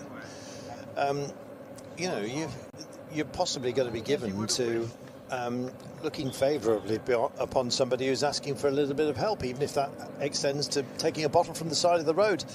And equally, you're going to find, I'm sure, trade teammates, so those who ride together when they're not riding for their country, looking more favourably on somebody who, quite frankly, is a friend. I'd give you a leg up, Bry.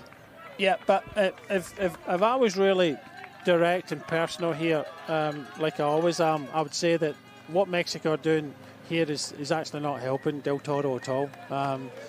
If I came here as Del Toro and had two teammates, I'd want those two teammates to get me bottles, to look after me. If I needed a natural break, be there for me. If I had a puncture, be there for me. And support me as much as I can. Even to the fact, and I did this in the Olympic Games for Max Chiandri, even just moving up in the peloton. If you stop for a natural or have anything at all, getting a bottle, even getting a bottle from a person outside the road, you don't get involved with that melee where there could be a touch of wheels, a crash. So keep it safe, keep out the way from the feed stations, let your teammates get the feed for you. But what I did at the Olympics for Max Chiandri, who went on to take bronze in '96, was I kept him near the front. Whenever he needed to move up, he gave me a shout, I moved him up in the win. So you do all these things. What Mexico have done today, and I hope Del Toro goes on to win this, is ride at the front for no reason. It's 2 minutes and 39 seconds. You've got Belgium and Slovenia, two of the strongest nations in here. Why would you ride at all? There's no reason to ride at all. So I think they're not really kind of helping Del Toro by doing this. I think it's possibly just a lot of show and a help, and maybe friends and Del Toro's friendship, maybe Pogacar and things like that, so that they can afford to sit back and look after their number one asset, which is Del Toro. They don't have to be doing this, because Florian Vermeers, well, he's doing a terrific job here, you have to say. And he's been riding pretty much from kilometre zero at the front.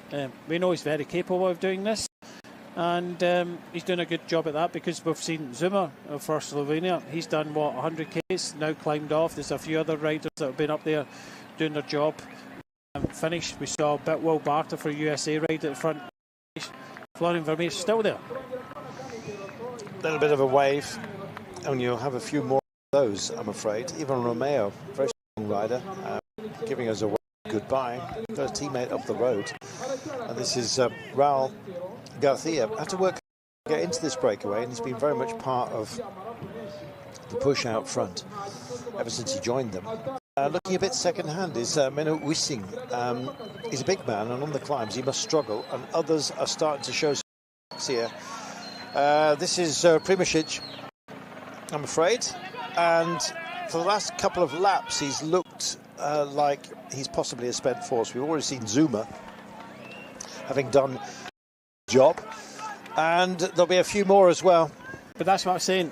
He raced for Rinkel team, which is a continental team, and we saw him back at the cars getting bottles, bringing them up, riding a little bit on the front. So he's doing his job, which he should be doing. But this is what I was saying about the Mexican riders. Del Toro's going to need that sort of help, but he's actually using them up at the front of the peloton rather than doing these jobs. So there's a lot of jobs that you have to do in races like this that are very, very important to look after your leader.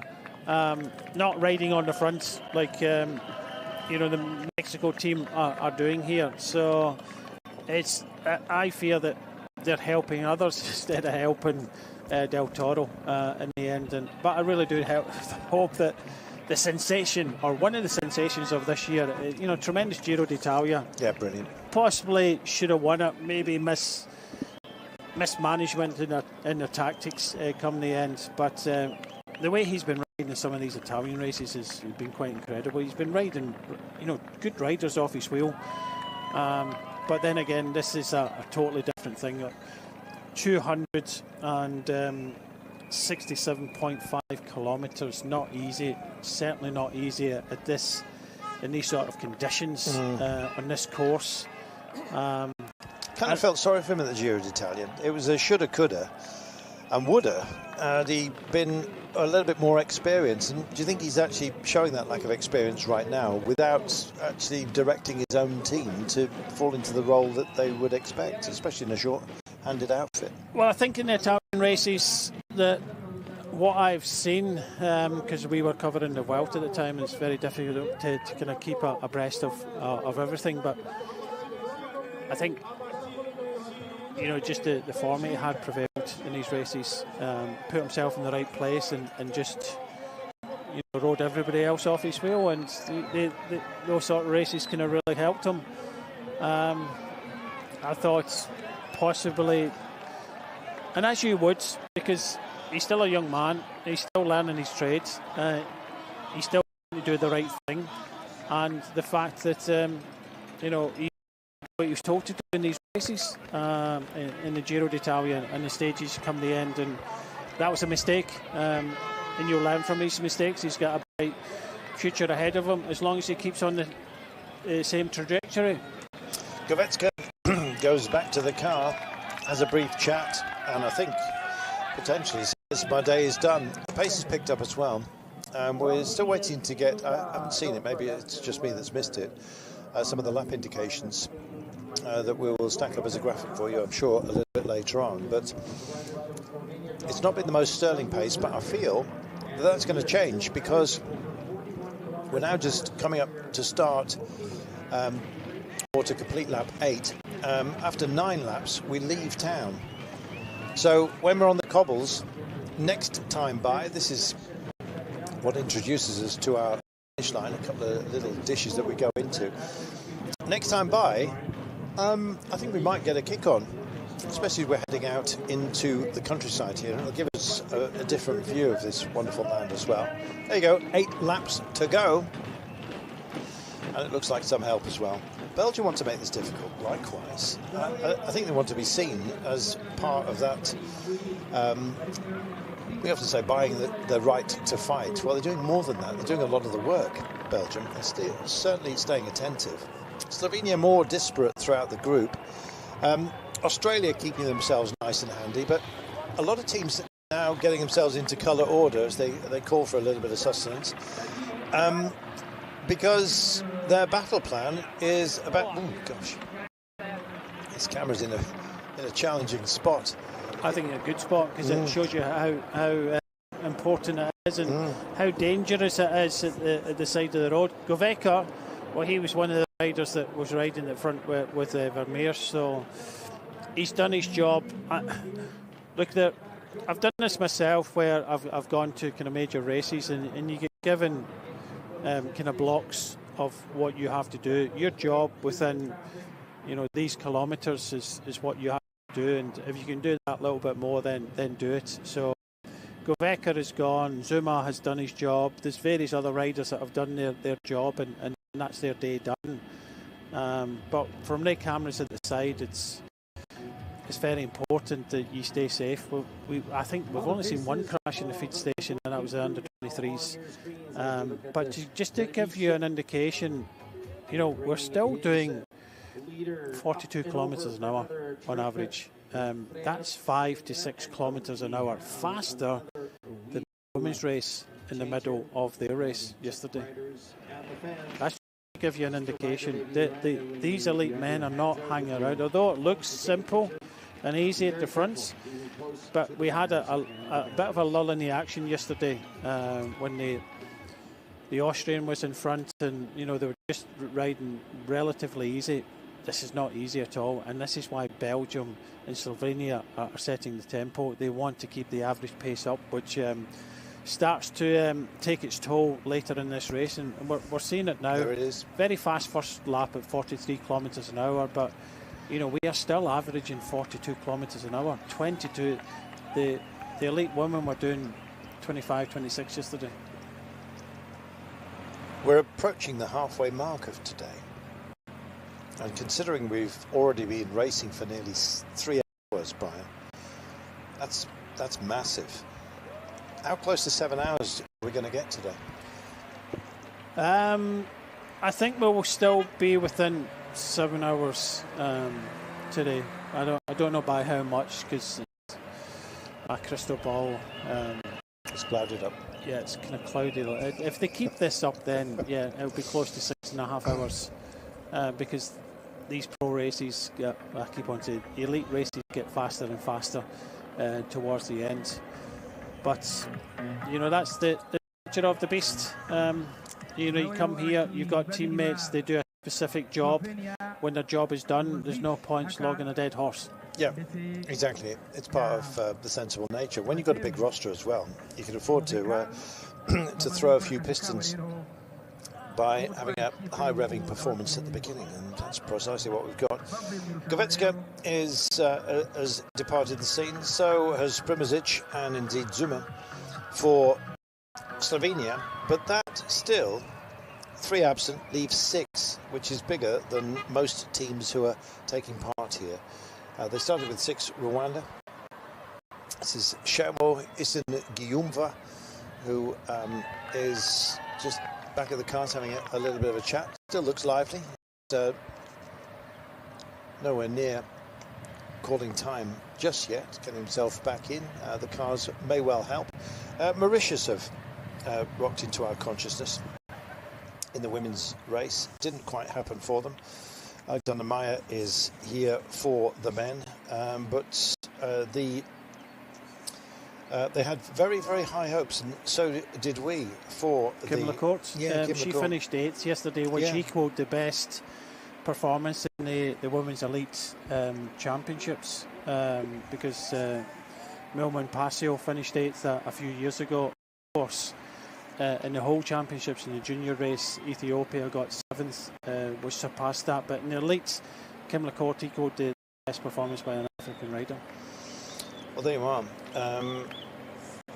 Possibly, I think she was hoping to be part of the medals runoff. Didn't quite happen. I think there's a few thinking that as well. But yeah, very much so. And a lot of the favourites missed out. And what's the possibility of something similar happening in the men's elite race? There seems to be too much control, and the ability to control as well, Brian, within this race today. It looks like it wouldn't surprise me if we had Evenepoel, Pogacar, Del Toro, and possibly a couple of others of our principal favourites actually duking it out in a very select group of less than 10 at the end.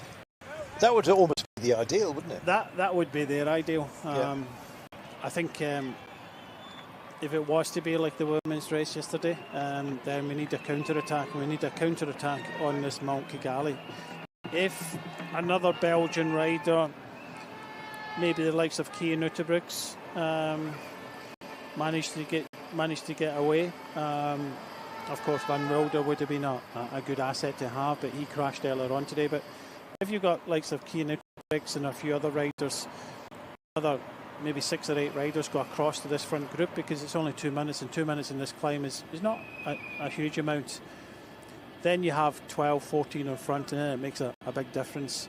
And then if you get the cancelling out behind, then it could be a change. But I really can't see that happening, because wherever Belgium or Slovenia go, I think they'll start to cancel out each other, as we've already seen earlier on in this race. Drum beats continue as we stay on the circuit, but we are now at the point where we're going to depart. I think this is a really good idea to have this extension loop that will take us away from the circuit, because when we come back we will only have 6 laps remaining to deliver our champion, and I think a lot of questions will be answered, maybe a few posed as well, by the time we get out here. Amahoro Stadium, apparently it means freedom. It was actually a well-used stadium. It was built before the troubles that we had in this part of the world in 1994, and indeed was a safe sanctuary and was well protected before indeed that dark time was put behind us, and this great nation was able to pick itself up. And they've done an amazing job infrastructure-wise. These roads have been absolutely impeccable. It'll be fascinating to see what the roads are like when we head off towards Mount Kigali. I imagine they're possibly just as good. We'll find out for you. Meanwhile, enthusiasm of the fans It's been absolutely clear. I haven't heard Mr. Larynx up at the top of the cobbled section for a while. I think he's probably just popped a tonsil. Can you? I think you can. But anyway, he's gone a bit quiet, is what I'm trying to say. Meanwhile, as you can see, some of the bashing of the hams going on here, and that is Kagimo of Uganda. Another spectacular kit on display here. And the kids themselves at the side of the road will be bidding a farewell to these guys shortly. I think we do actually have this climb again after we have completed 9 laps. But it is shortly after this that we will depart and head off to the Côte de Péage, which will give us a different view and take us deeper into the mountains, where Mont Kigali itself, 5.9 kilometres with 6.7%. Doesn't sound too threatening, but with ramps of 20%, and especially as I imagine we're going to have a bit of pace, because even if there is not an action off the front and a breakaway establishes itself, or indeed a fracturing of the peloton, just the very threat of it, Brian, is going to cause some nervousness, I'm sure, on the big peak. I'm looking forward to it. I don't know why we're doing this loop. You know, I think most of the World Championships that I've seen in recent years, they do a big loop and then come in and do the circuits. I don't think I've seen a World Championships where they do 9 laps, they go out and another part of the course and then come back. And I like the idea of it. Yes, but logistical-wise for some of the teams, getting out there and getting back, and you know, you got to remember that, you know, feed stations, and it's a little bit more logistical nightmare for some of these nations. But I was just in communication with on Instagram there with somebody that's watching, Sebastian. Hello, Sebastian. And I hope that there's something happening, and he's thinking maybe at Carapaz or Bernal, those sort of riders. He said maybe another train to Sfaxien or something like that. That would be good. If we saw someone like Carapaz or Bernal, we've not really kind of seen them. I don't think they're in the sort of form that can compete with maybe and Pogacar and things like that in the end. But I hope, this is what I was trying to allude to, that we get maybe 6 or 8, maybe some riders going across on line, maybe to the front group, and that would cause a little bit more of a concern a lot of these riders, because I don't think everybody can sit and wait.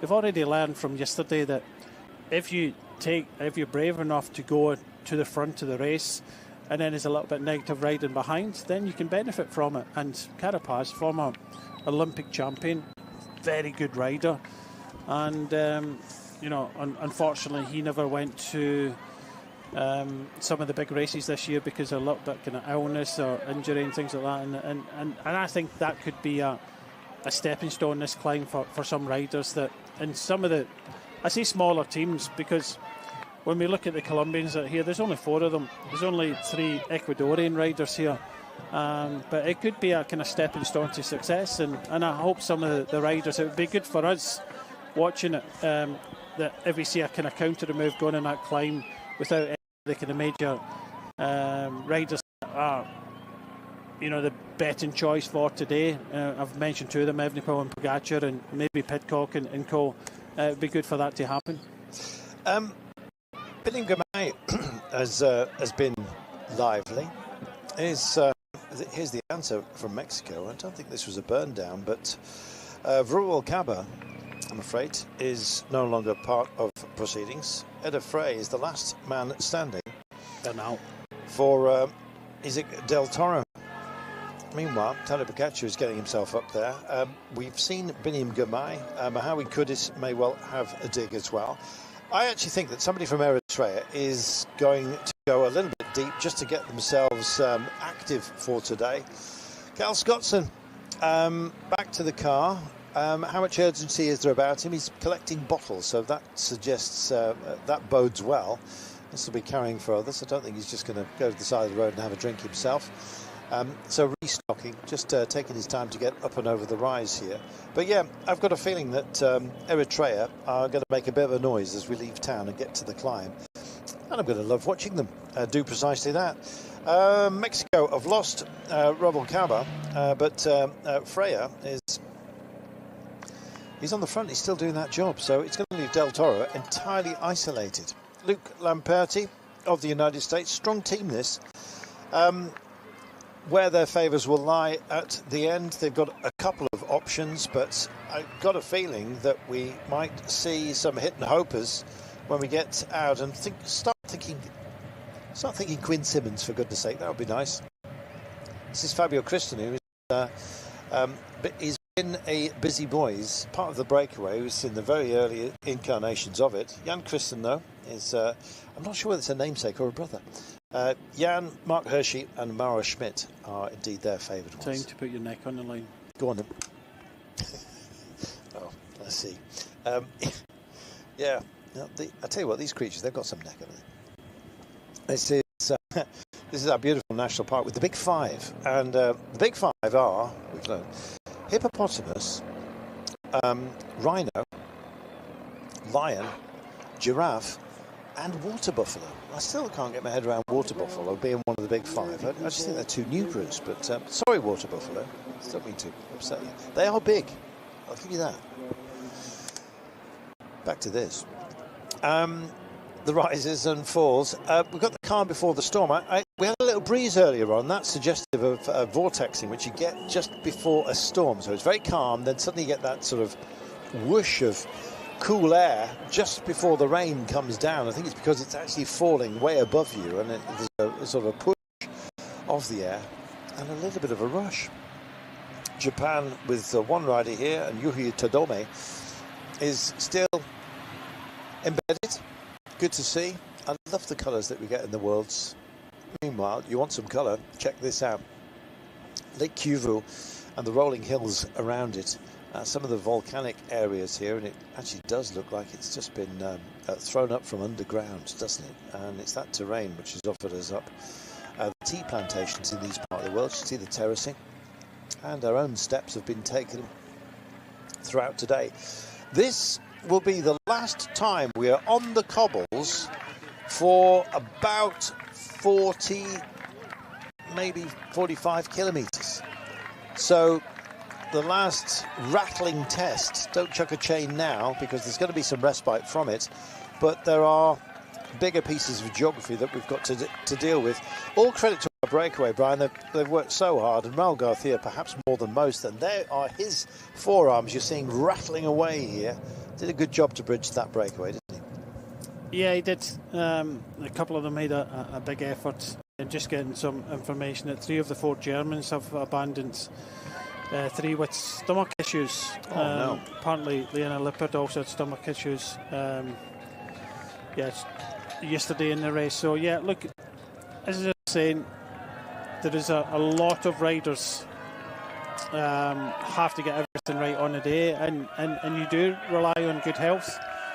You rely on everything, and sometimes you'll come away and to these races without a chef. You get that in a lot of the pro teams. I know that we took David Hicks, a famous chef in South Africa, to the Tour de France, and his biggest problem was he would be in there for hours cleaning the kitchen before he actually used it, because he thought it was substandard in some of the hotels we were in. So if that's the case, they come in here and they're getting a little bit of a kind of stomach problem, whether it's the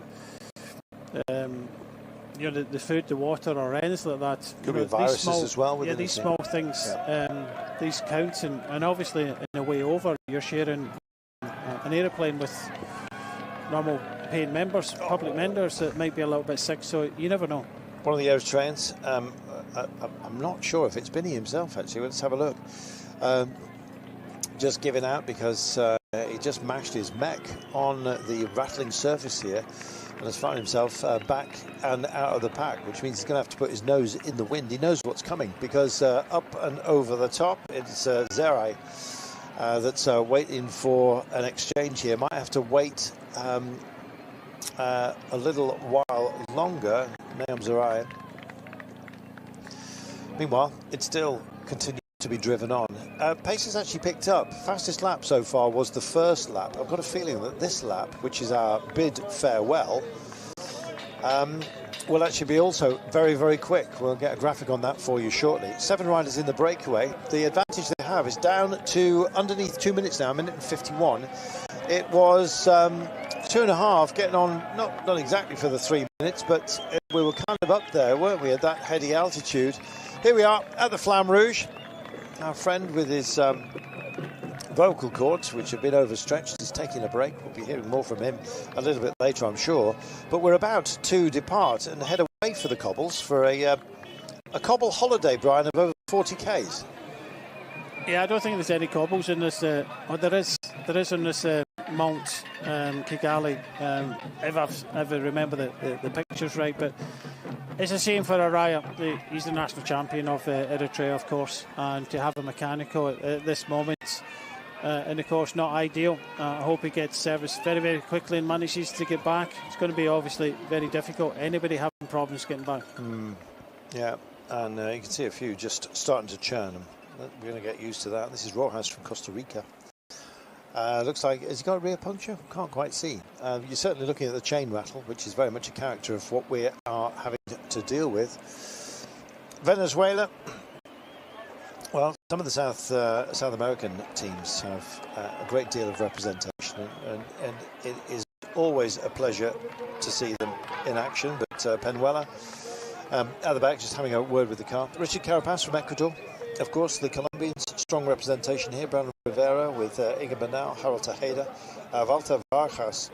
That's a strong unit, to be fair. How far Inga Bernal can go at these Worlds, I expect he'll be at the pointy end. It probably would have preferred it to be a little bit more full-on mountainous.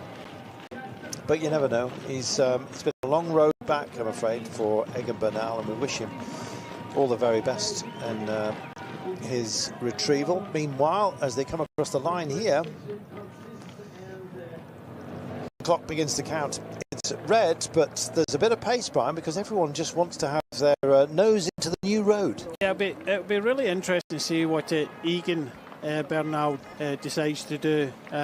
Whether he waits, that's what I was talking about before. Can you afford to wait? Do you want to go toe-to-toe with Pogacar and Evenepoel? Do you want to put yourself in front, take a leaf out the women's race yesterday? So I think Egan Bernal definitely might be of interest on this climb. We know he's a good climber. We probably know he's not at his best, and it might be an opportunity to use the Mount Kigali to his advantage. Eddie Dunbar's being brought up here. And, you know, good mountains, man. Let's see, it's not the biggest test, 5.9 kilometres, but it's the ramps within it. It's going to feel like a classic test, I think. But we'll wait until we get there, because this will be our short lap start-finish line that we will take for the last time for a little while, to be fair. So we're heading out into the countryside, and I'm rather pleased about that. Gap's been whittled down, Brian. It was far more significant than this, and I think it's just a measure of, I think, the respect that they're giving the breakaway, but also the potential for others to spring off. They want to keep a pace going so that they can moderate anybody who might go up the road. Somebody like Ben Healy. Yeah, that would be an interesting one for Ben Healy. We know he wants to go from distance. That's what he does. We've seen him doing that magnificently in the Tour de France to take yellow and take a great stage. And you know, we saw him in the Olympics in Paris doing something a little bit similar. He is the type of person, but in the form that he's got at the moment, I think he can afford to kind of wait a little bit and maybe wait for the final kind of couple of laps. It'll be interesting to see what their tactic is, Ireland's and Ben Healy's tactic. It'll be interesting to see once we come off this and head towards Mount Kigali, who decides to go. I think we will see some action. I'm not too sure it'll be the action that goes all the way to the end, of course. 130 kilometers before we get there. If the camera could just pan a little bit right, we would see a whole raft of grey clouds, and it's starting to kick off. Well, this is nice. Switzerland coming into today. We've seen Fabio Christen doing an awful lot of work up front, but they also have Jan Christen, Mark Hershey. Never quite know what to think of Mark Hershey these days. He seems extremely variable, but then again as well, he's also highly capable when the mood suits him, and he can actually go very, very loud. Switzerland making sure that we are talking about them. These look like herons taking flight. Sharp beaks generally tend to spear fish, sort of spear fishes. Yeah, why not? Who's going to land the big one today? It's still too early to predict, quite frankly, Brian, because there's so many riders. I wouldn't be surprised if they did win. But do you think we'll get some that are really off our radar that might actually just take a step forward? That's, I think we've been speculating. We've been talking about Carapaz, Bernal, others. You know, who would be the riders that would do that? You know, I think Healy, Quinn Simmons. I think Quinn Simmons is going to wait. He's been looked after at the front of the peloton. This is, however, Mauro Schmidt. They have got a rider in front, but we saw how great yesterday the Swiss roads. Okay, they got fourth in the end, but I thought they were one of the team of the race yesterday. They were getting everything right, putting riders in all the right moves. Unfortunately, came fourth, but there's a lot of riders that might decide to do something. It might be a case of, you know, Oscar Onley doing something on the climb and going, and for Tom Pidcock to kind of wait back. That would be maybe my tactic. That's a very good shout, yeah. Or is Oscar Onley and Pidcock going to kind of hold back to the final kind of couple of laps? It's indecision. I think, looking at yesterday's race, I think there'll be a few teams looking to try and do something on this climb and try and go over the top of the climb and go to the front of the race to put pressure on the others. Check out what's happening behind this move here by Mauro Schmidt. There's a lot of teams suddenly mobbing the front, and Belgium have got some company. Norway, starting to have a think about it. Denmark are looking numerous, I must say, and they've got a fighting force. Matthias Chelmors, we talked about his Ardennes classic head and the way that might transfer to this. I kind of believe in him. The team quite clearly do, and they are moving him up. The Intare Conference Centre looks like something that's just landed from outer space. Not landing yet. Mauro Schmidt, not a blow anyway on the peloton, that is still being moderated, and it's split into two like a large tuning fork at the moment, and at what key it's going to be set to, I do not know. And who's got the key to the door a little bit later on? Remco Evenepoel is, every time we look at him, looks very, very nervous. And look at Slovenia. They've burnt down 3 of their number, but they still have 6. Meanwhile, Estonia and Ryan Tarame, he was here on his own, and he's pulled the pin. Thanks to him. He's been a great rider for so many years. And this vast lake, look at that, it's a beautiful picture. Credit to the director of photography for that one. Absolutely beautiful. Well, today, Beauty or the Beast? Well, somebody's going to be the big beast today. I'm not quite sure who it is going to be. Dan Rafferty just picking him out. Just making his way up as well is Ben Healy. I believe Ryan Mullen was in the pit area. I'm still not sure whether Ryan Mullen is out yet.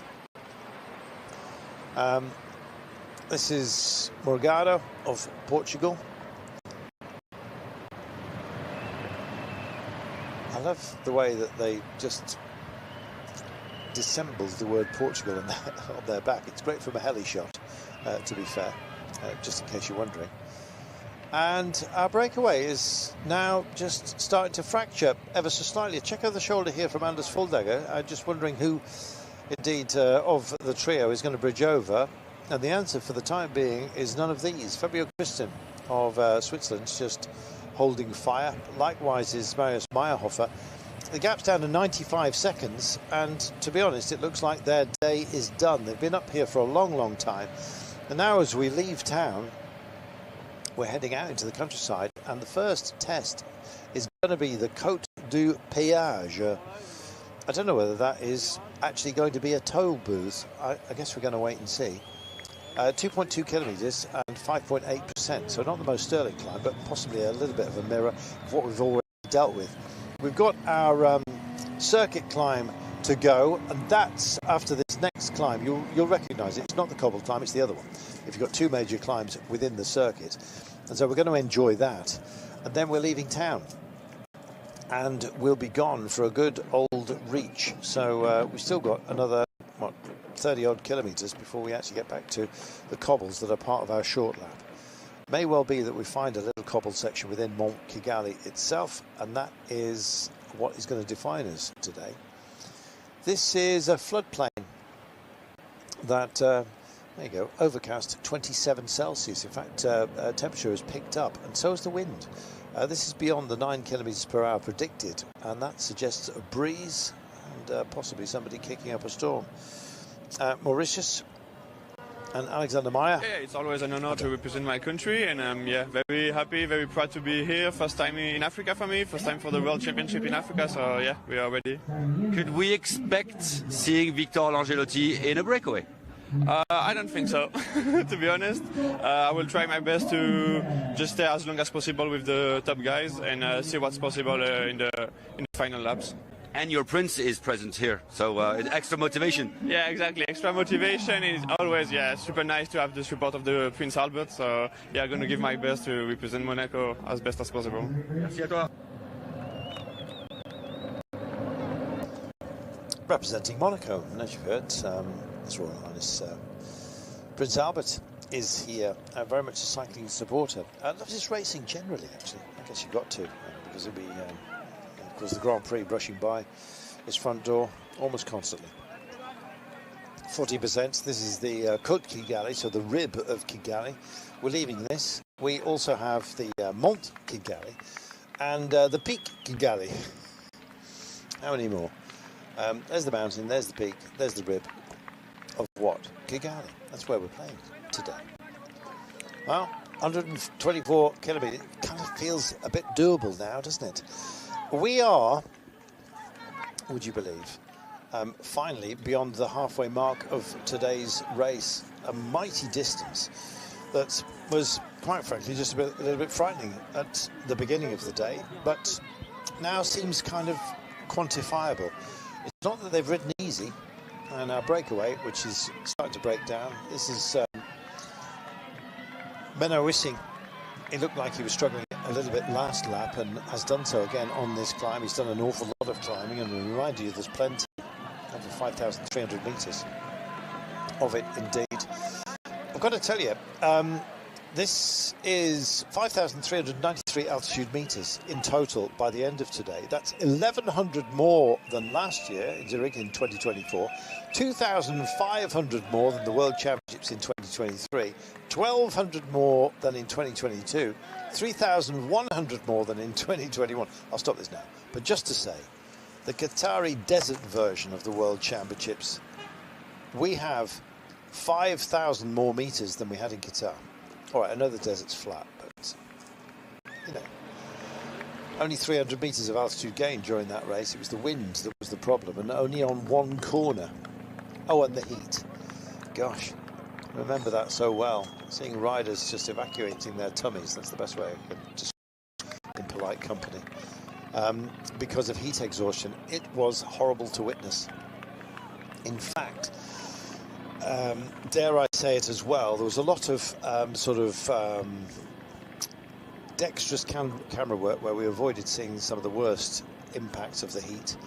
It was too much for a lot of riders, and I don't think it's going to be any time soon that we go back to those kind of temperatures. I mean, we were nudging up sort of late 30s, hoving towards the 40s. It was too much. Thankfully, the weather here has been almost perfect. 27 Celsius, although heavy with humidity. And as you can see, the clouds are screaming and wrestling with themselves in an attempt to form a thunderstorm. We've escaped that fate so far, but it does feel like pretty stormy, and there is storms in the area, or the region, let's put it that way. Whether they'll grace us is anybody's guess. About a 40% chance before the end of today, so it's an increased risk. And as indeed we deal with this climb and the exit starts to beckon, and we'll say farewell to Kigali momentarily as we dip on a lick, if you like, into the countryside. All of a sudden, I guess the pace just to get into a decent place is starting to take a toll. Rory Townsend it is that drifts to the side of the road. Do you remember how hot it was in Qatar, Brian? It was not kind. Yeah, I was there on site doing the commentary, and you know, looking at Qatar, and you were just saying about the elevation meters. Can I just say, you remember who won in Qatar? Yeah. Right. Year before, we had Richmond, which was quite lumpy. You know, very difficult, classic title finish. And then we had afterwards in Bergen, which wasn't easy as well. So those were the 3 years that Peter Sagan won the world title. So it doesn't always come down to how many elevation meters we have if you've got wind.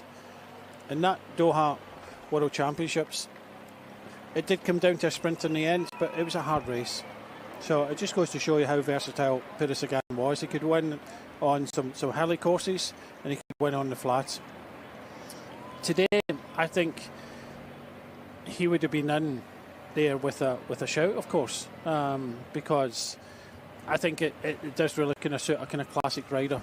So, but for more, I think this is really going to see, and this is, we're just seeing here from Jay Vine and Domin Novak. We're seeing just you see Michael Matthews just a little bit of a bandage on his right leg there. That's from the crash he had earlier on. Whether it's going to have a big effect on him, we'll have to kind of wait and see in this one. I remember Mark Cavendish being a little bit upset by the result in Qatar. In fact, it came down more or less to a sprint finale, so it was a dramatic finish. It's going to be thinner down, isn't it, here? That's for sure. Just by we've seen it in every single race. There's no such thing as a bunch sprint on this kind of circuit, Brian. No, and depends what you quantify as a bunch. Are two people a bunch? No. Okay. So what do you quantify as a bunch? I would say more than 6. Okay. That to me is a small group. But yeah, I totally understand what you're saying. I don't think it will be. It's going to be really interesting what happens on this climb. We don't actually leave Kigali, do we? Because this is the mount of Kigali. Well, we do. It just overlooks Kigali, but albeit from a distance, I must admit. But, as you will find out in a short while. But yeah, it's going to change the complexion. Already different, Brian. It's good to see some a different route. I'm not at all fed up with the course. I think it's absolutely brilliant, and I've loved it. But it's nice to have a bit of variation, and I like the fact that we've got this loop in the middle of the day, as opposed to, as you were saying, more classically so, just coming in from distance. Almost feels like the final day on the Tour de France or the Vuelta a España, that you come into town and then do your thing. For others, their thing has been done. Yeah, just taking part. The Mongolian team here, Batsikan, well, he was in the mix earlier on today. He tried to get himself in the breakaway, didn't manage to get there, and you know, he's done his country proud. We're just looking at over the finishing line the last time. We still do have 101 riders still in contention. We've got the riders in front, of course, the main peloton. We started with 164 riders. Well, that's actually not as bad as it could have been, to be honest, especially if we had some rain. But looking up the road here, you're starting to see clouds just gathering, and metaphorically, at least, I guess that's on our breakaway. Been pared back down to 1 minute and 15.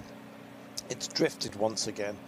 And right now they have 2 minutes, but albeit a shorter roster within the break. Fuldegger still here for Denmark. Julien Bernard and Ivo Oliveira, in fact, they were part of the original formation that's eaten into much of the day.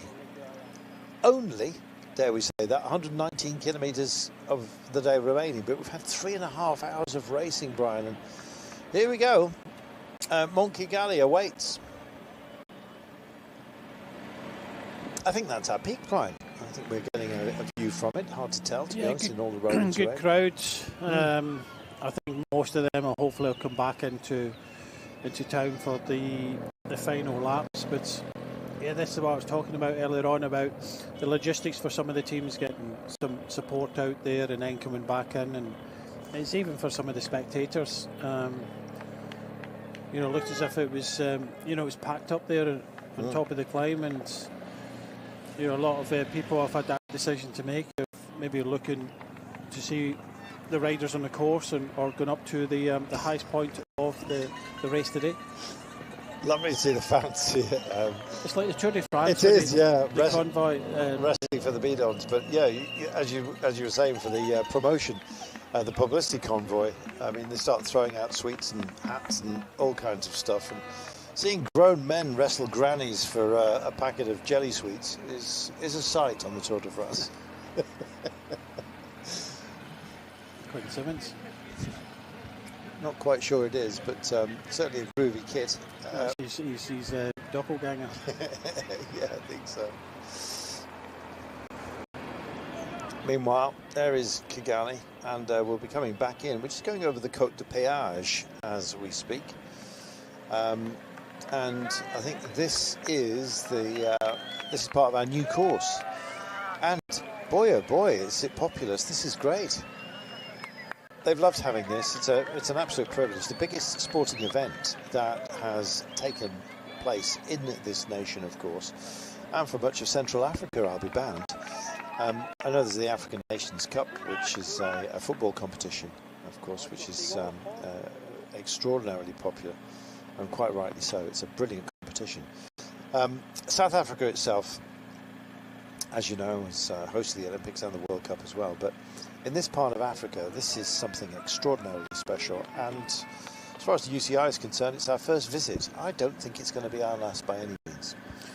No, I think it's just a matter of time of, you know, when we're back here. They try and kind of spread it out throughout the globe. So I don't know when. Eritrea would be nice. Can you imagine the crowds? Yes. I can remember after Daniel Teklehemena taking the mountains just for a few days way back in 2015 in the Tour. He went back to a rapturous reception. Amazing. And tens of thousands of people wearing polka dots as well, Brian. He's on a scary sight. Yeah, wonderful. 2 minutes and 2, it's gone back up. Oh, yeah, just seeing it's more of the fauna that graces this part of the world, but this is all about the approach to Monkigali and then coming back into town. Is it going to be a launch pad? How far's too far after a day that like we've already had, and how much are you preserving yourself?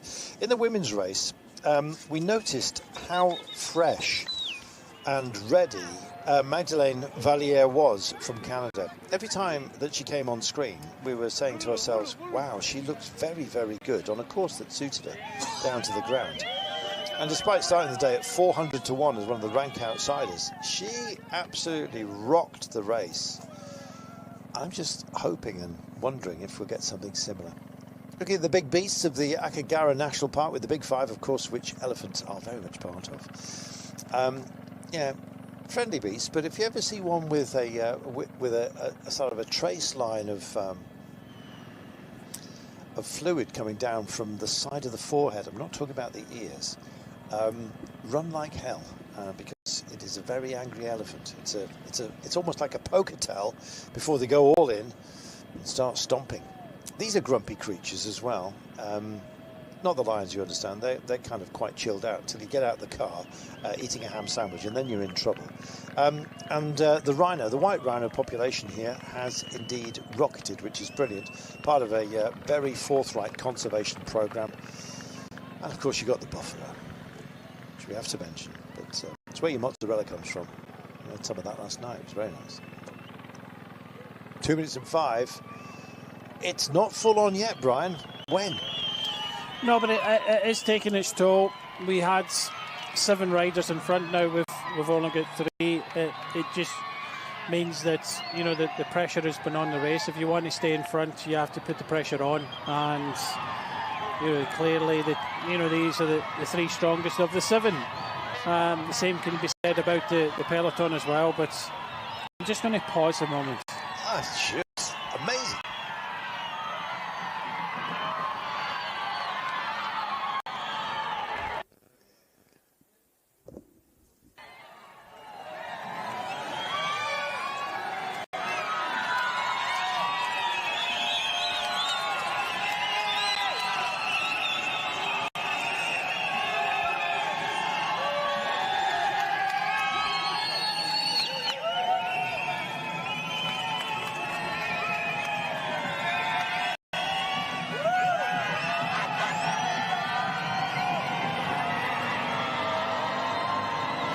I'm loving this part of town, Brian. What did you say? I can't hear you. How wonderful is that? What a reception. And right now they're going to do it all over again as the peloton come through. What a reception. Absolutely fantastic. Looks like the market area, to be fair. I screamed down into and past that tumultuous crowd. What a welcome.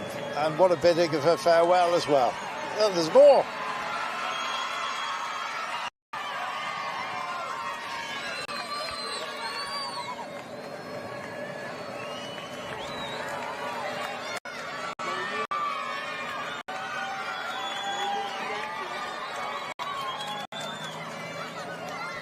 You know, as a rider, there are emotional peaks that you get with any career, and anyone who's ridden through here is not going to forget this, Brian. No, you aren't, and you know, we're hearing from some of the riders that have raced already, and you know, just look at how deep you know, the crowds are here. Absolutely incredible, and you know, we're hearing the riders say how incredible the atmosphere is. The crowds, the fans outside the roads, you know, they're all cheering for their bike riders. They're not just cheering for the Rwandans. They're cheering for every cyclist. And you know, I believe that the Swiss riders at the back there were just saying, "Can you believe this?" Exactly. And I would be exactly the same. Are you taking this in? This is incredible. And even Remco Evenepoel has said that this is some of the best training roads that he's ever trained on. Just watch this moment here.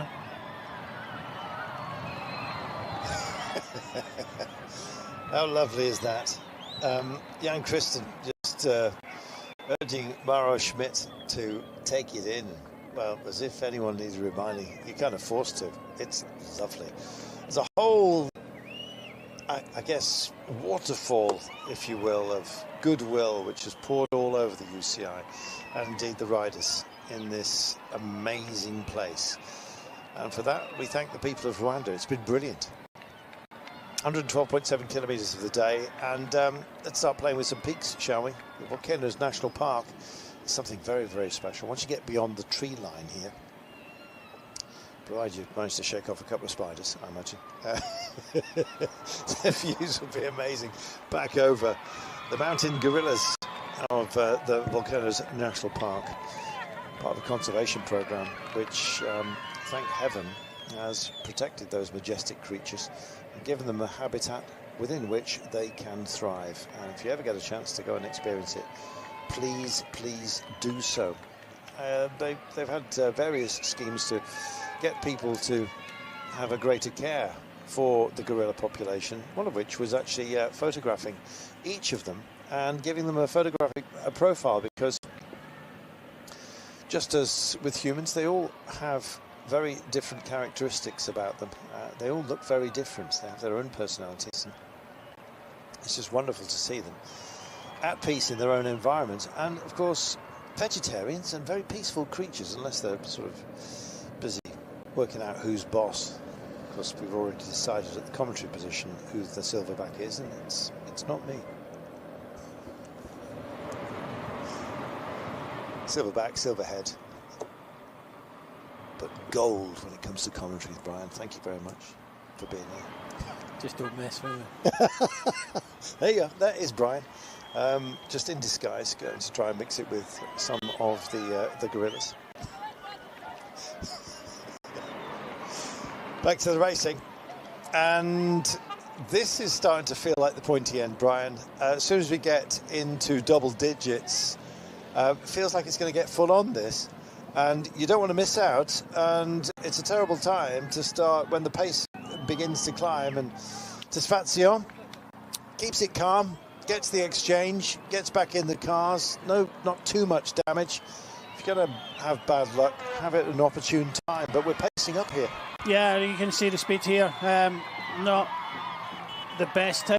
We start to head towards the major climb of these championships, but it was a quick change.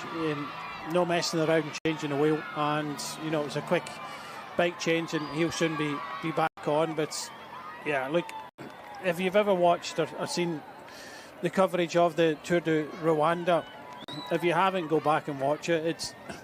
This doesn't surprise me at all, because the Tour de Rwanda gets these crowds, you know, great atmosphere, and they come out in numbers. And I'm just looking forward to the next decades of Rwandan cycling, because you know, we see what happens in other countries when they've got a major games or a major championships, and you know, all of these youngsters hopefully will be inspired by, you know, what they see, and hopefully we'll see more and more Rwandan cyclists coming to, you know, the highest levels of our sport. Look at the front line here. Everyone's getting involved. Colombia drift up to the front. Brandon Rivera, Inga Manel, Tejada, Vargas. Britain are on the front as well. Not quite sure who they'll be working for today. I'm hoping that Tom Pidcock is back to his best. He looked a little bit second-hand earlier on today. Might have ridden back into himself. Oscar Onley, naturally enough, they are mobbing the front line. The camera's just trying to pick out Teddy Bocaccia here for you. There in the bright green, not that far away from the golden helmet of Remco Evenepoel, almost monitoring each other at the moment. 2 minutes and 4 back to, or out to this, guys, the trio up front, with the peloton sitting within range at the moment. But here we are at the peak. 20% is no laughing matter, Kigali. And no tongue out. Yeah, no tongue out, not yet. Do you know that site that I've just seen there? Do you know what? If this was in any other country, I don't think we would be seeing these sites here. Look at every spectator and fan at the side of the road. What are they doing? Watching the riders, not on a phone. Encroaching on the roads. Respecting their their was any environment. other race anywhere else in the world, I think they would be on the road encroaching the riders. They are showing the riders 100% respect. Yeah, it's absolutely wonderful, and great to see. So you can have the atmosphere, you can throw your love and appreciation at the riders without laying a hand on them, waving flags into their mech. It's a whole new way of being and celebrating. I mean, we love the passion of cycling fans all over the globe. Some display it in a more forthright manner than others, but don't put hands on the riders.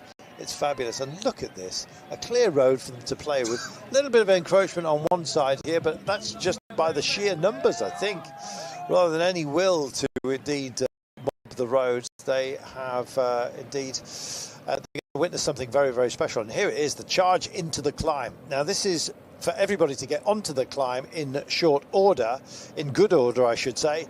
And America, the United States, want to be part of this. Security bikes coming through, just urging everyone to maintain their decorum, which they are doing absolutely brilliantly. And everybody looking at not the cameras, but the riders, and you've just got to love that. Their emotions are being poured out into appreciation of what the athletes are doing. And there is a big drive to get onto this climb in a good position, and it's accounting for a trimming of the time. It was over 2 minutes before we got to this climb. It's now down to 1 minute and 47. Wait and see where Ireland are. They were at the front as well. So were Great Britain. So were quite a few others. Switzerland, Portugal, the United States. We mentioned the Irish. Meanwhile, it has an impact, Brian. Yeah, job done. 150 odd kilometres on the front for Florian Vermeers. A bottle from the team car. Day done. What a job this man has done today for Belgium.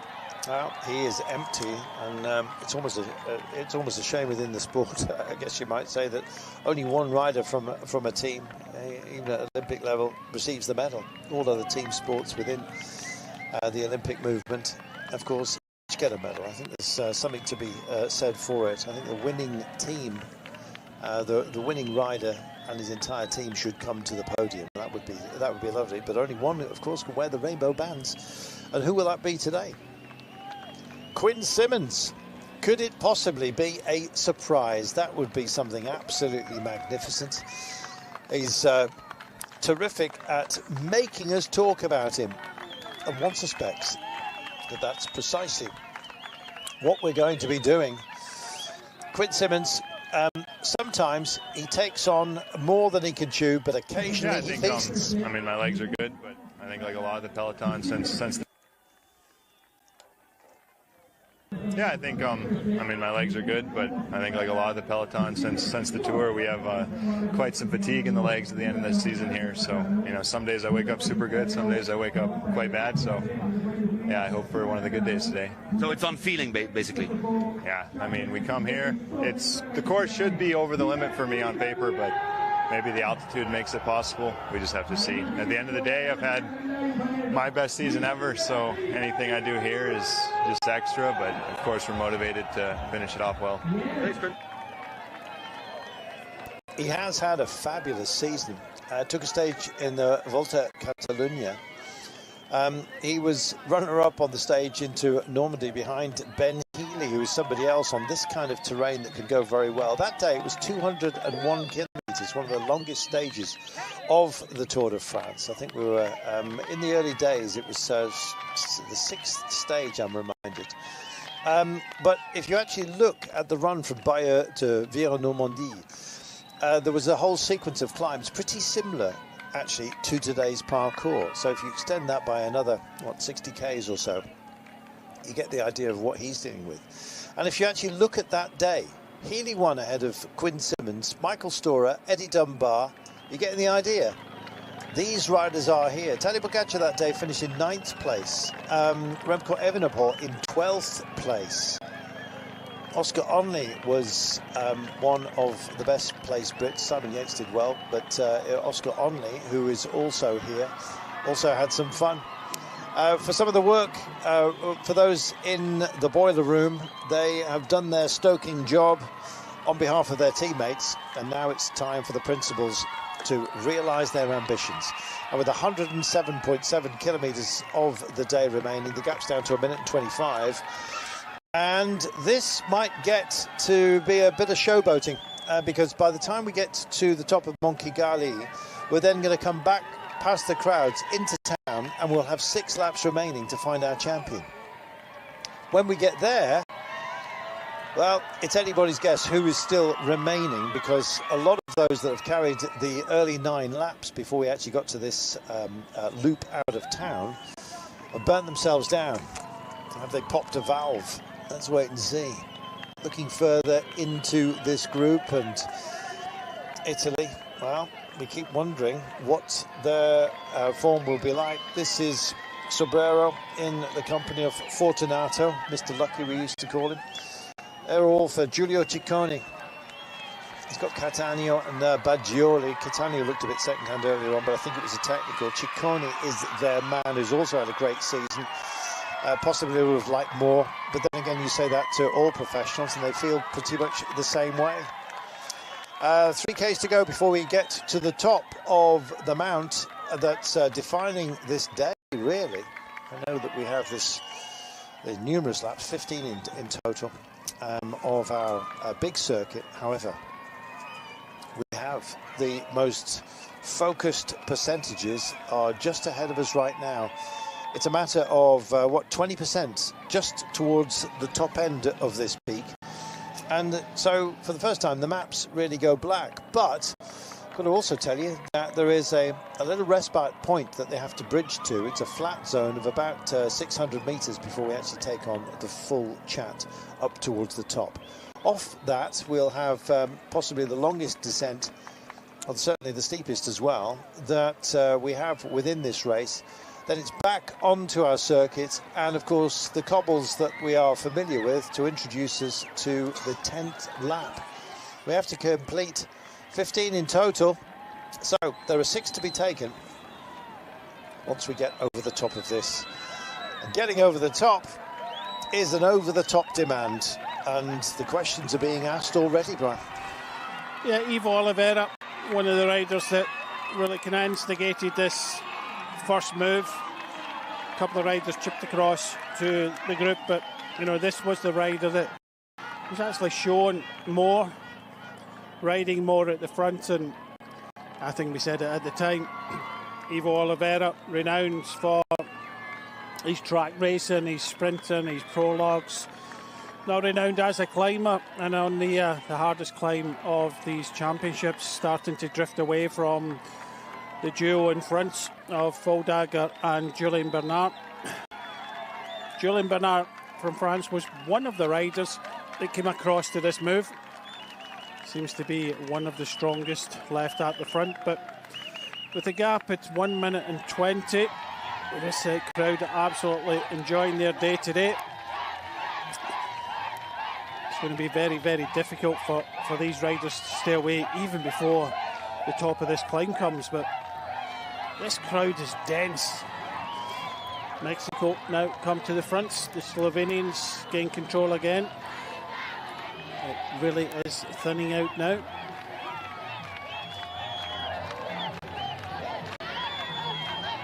So Freya of Mexico, well, he's been doing quite a bit of work already today. Mexicans came here with 3 riders. More importantly, one of the favourites, Del Toro. So just inside 2 kilometres to go to the top of this climb, as Carlton said. Possibly the hardest part of the climb still to come. We are currently at 9%, and Slovenia take control of the race. Pogacar sitting in second place, Evenepoel in third. Could this be the future of Rwandan cycling? Plenty of youngsters out enjoying their day. Domen Novak at the front for Slovenia.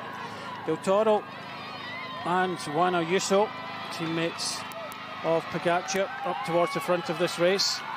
Kay Nutebrix for Belgium in the yellow helmet, just on the far side next to Del Toro.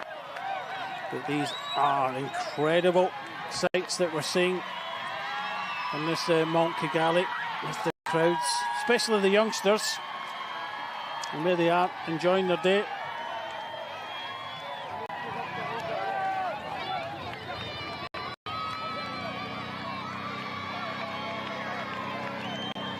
So Domen Novak leads this peloton. The Swiss with Jan Christian and Mark Hirschi off to the left-hand side. Ben Healy in the green on the right, the darker green to the Slovenian outfit. In front of him, you can see the former Olympic champion, and that is Richard Carapaz.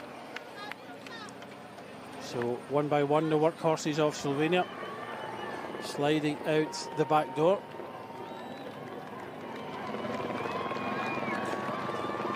These are incredible sights we're seeing here in the Kigali World Championships. This peloton really has thinned out, and is that Quinn Simmons now on the drift at the back of the peloton? It does look like his style, the American. And we were talking about Quinn Simmons as a potential threat in this race, possibly an outsider. but it looks as if he was drifting on this climb. We did actually hear from him just a few minutes ago as well, saying that he thought the course would ask some questions of him, and whether or not that could be successful or otherwise, depending on his legs on the day. And he actually declared his own form as variable in this kind of terrain. And that's an honest answer, quite frankly. You don't know how you're going to feel until you take it on, especially the sort of amount of work that you're demanding of your own body.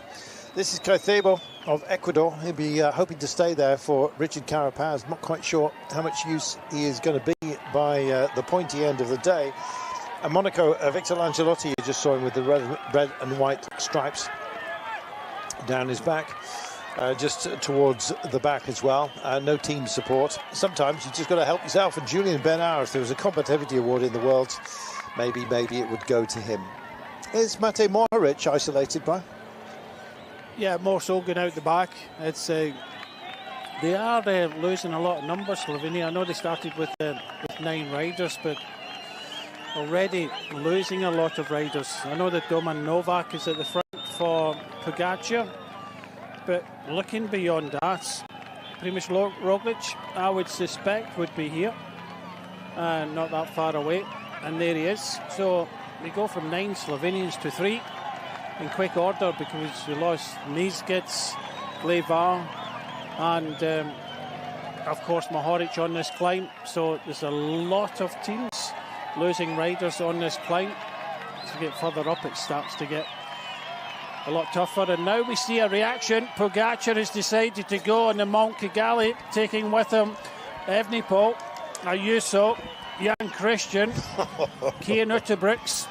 So he went with about 80 or just under 80 kilometres to go last year to win the title, and he's now going with 104 kilometres to go to the finishing line. And there's more, and Evenepoel looks like he's in trouble. Look at this. He's going backwards. I don't know if he's just drifting to the back at the moment, preserving his energies and just getting the numbers right to be able to cope with this test. It's the biggest test so far, and he's gone. Oh my goodness, what a statement. And boom, there goes the Olympic champion off the back. That has left life to Uterbrooks, who now charges in.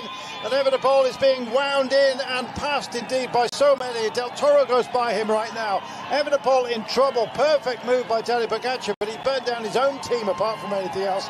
Lots of sacrifice. There's Primož Roglic staying with this group, and Primož Roglic now coming by. And Tadej Pogacar, from this kind of distance, this is absolutely incredible. Yep, he's not going in his own at the moment. He's got Juan Ayuso there, Kian Uterbrooks being distanced as well. Richard Carapaz was actually coming across there. Definitely Pogacar asking questions of so many riders, and it's only Juan Ayuso that can stay with him. Julian Bernard of the original attack. It's all come back together, but will it come back together over the top of this climb? We're getting very close to the top. The Juan Ayuso from Spain is the only rider that can match and go toe-to-toe with the Slovenian rider Tadej Pogacar. But Del Toro's coming up here for Mexico. I think it will come back together, but at what damage has it done already? Huge. Shelmos also goes by Evenepoel, and they're mixing it. Healy's still involved in a bit of the chase here. But Tadej Pogacar, well, you want a statement. He's gone off with Juan Ayuso right now. 2 riders extraordinarily familiar with each other. Don't forget, they are teammates at UE Team Emirates. And a brace of them together showing this kind of perseverance and form is something very, very special. They represent different countries, of course, but they have spent a lot of time in each other's pockets. Ayuso himself is leaving UE Team Emirates for Little Trek on a big contract, but nonetheless, I'm sure some affections and certainly knowledge of each other rest. But what sort of gap and how much do they want to indeed maintain it? Where on earth is Remco Evenepoel is the big question. The camera looking back, and there's so many riders have passed by him, and here he is, part of a trio that have been disengaged. Chris Juul Jensen is with him. Evenepoel is a time trial world champion, but it looks like this is too much, and he's pointing to the back here. I don't know whether he's actually indicating he's got some kind of technical problem, but on the descent, Ayuso, brilliant descender in the company of Tadej Pogacar. And they have flown the coop, Brian. Yeah, they are. It's whether anybody can come back. Del Toro's on their case. I think Del Toro will come back. Juan Ayuso for Spain at the front here. Just watch the corner there. That's Del Toro coming across. 3 riders that ride for the same trade team. But we know from the Vuelta that Tadej Pogačar said openly after it was announced that Juan Ayuso was leaving the team that he wished that Juan Ayuso would leave the race. He didn't. He went to the end. Now we're seeing 3 trade teammates riding for different countries coming together at the front of this race. So, any love lost between Ayuso and Pogačar? Let's wait and see the pair of them. They're going to have company, yet familiar company. Del Toro has got to do it all on his own, the young Mexican. Not many teammates around him. Tadej Pogačar now all isolated, save for, of course, his former trade teammate with Juan Ayuso. And now Del Toro comes up to join the fun as well. 3 from UE Team Emirates. If ever there was a doubt what was the strongest team in the world at the moment, you're looking at it. Pogačar, Ayuso, Del Toro, the 3 amigos. Yep, they are. There was 11 of the UE Team Emirates started. Pogačar just looks back there. He sees Del Toro. Quick word between both of them. No word between himself and Ayuso, of course. As you say, no love lost between them. But they will ride, and they will ride trying to come to the finish. It's what's really happening behind it I'm interested in. We've got a long descent back towards the circuit in Kigali that we left. We've got another 6 circuits of that, but this is a chase group out the back of the other group. This is Evenepoel. You've got Honoré. You've got many riders here trying to come back, but this was the rider that tried to come across, Richard Carapaz. He tried to come across over the top of the climb. It wasn't meant to be, but this is the chase group now. And just looking, Primož Roglic is here, Jai Hindley is here. There's a lot of strong riders in here, Skelmos as well.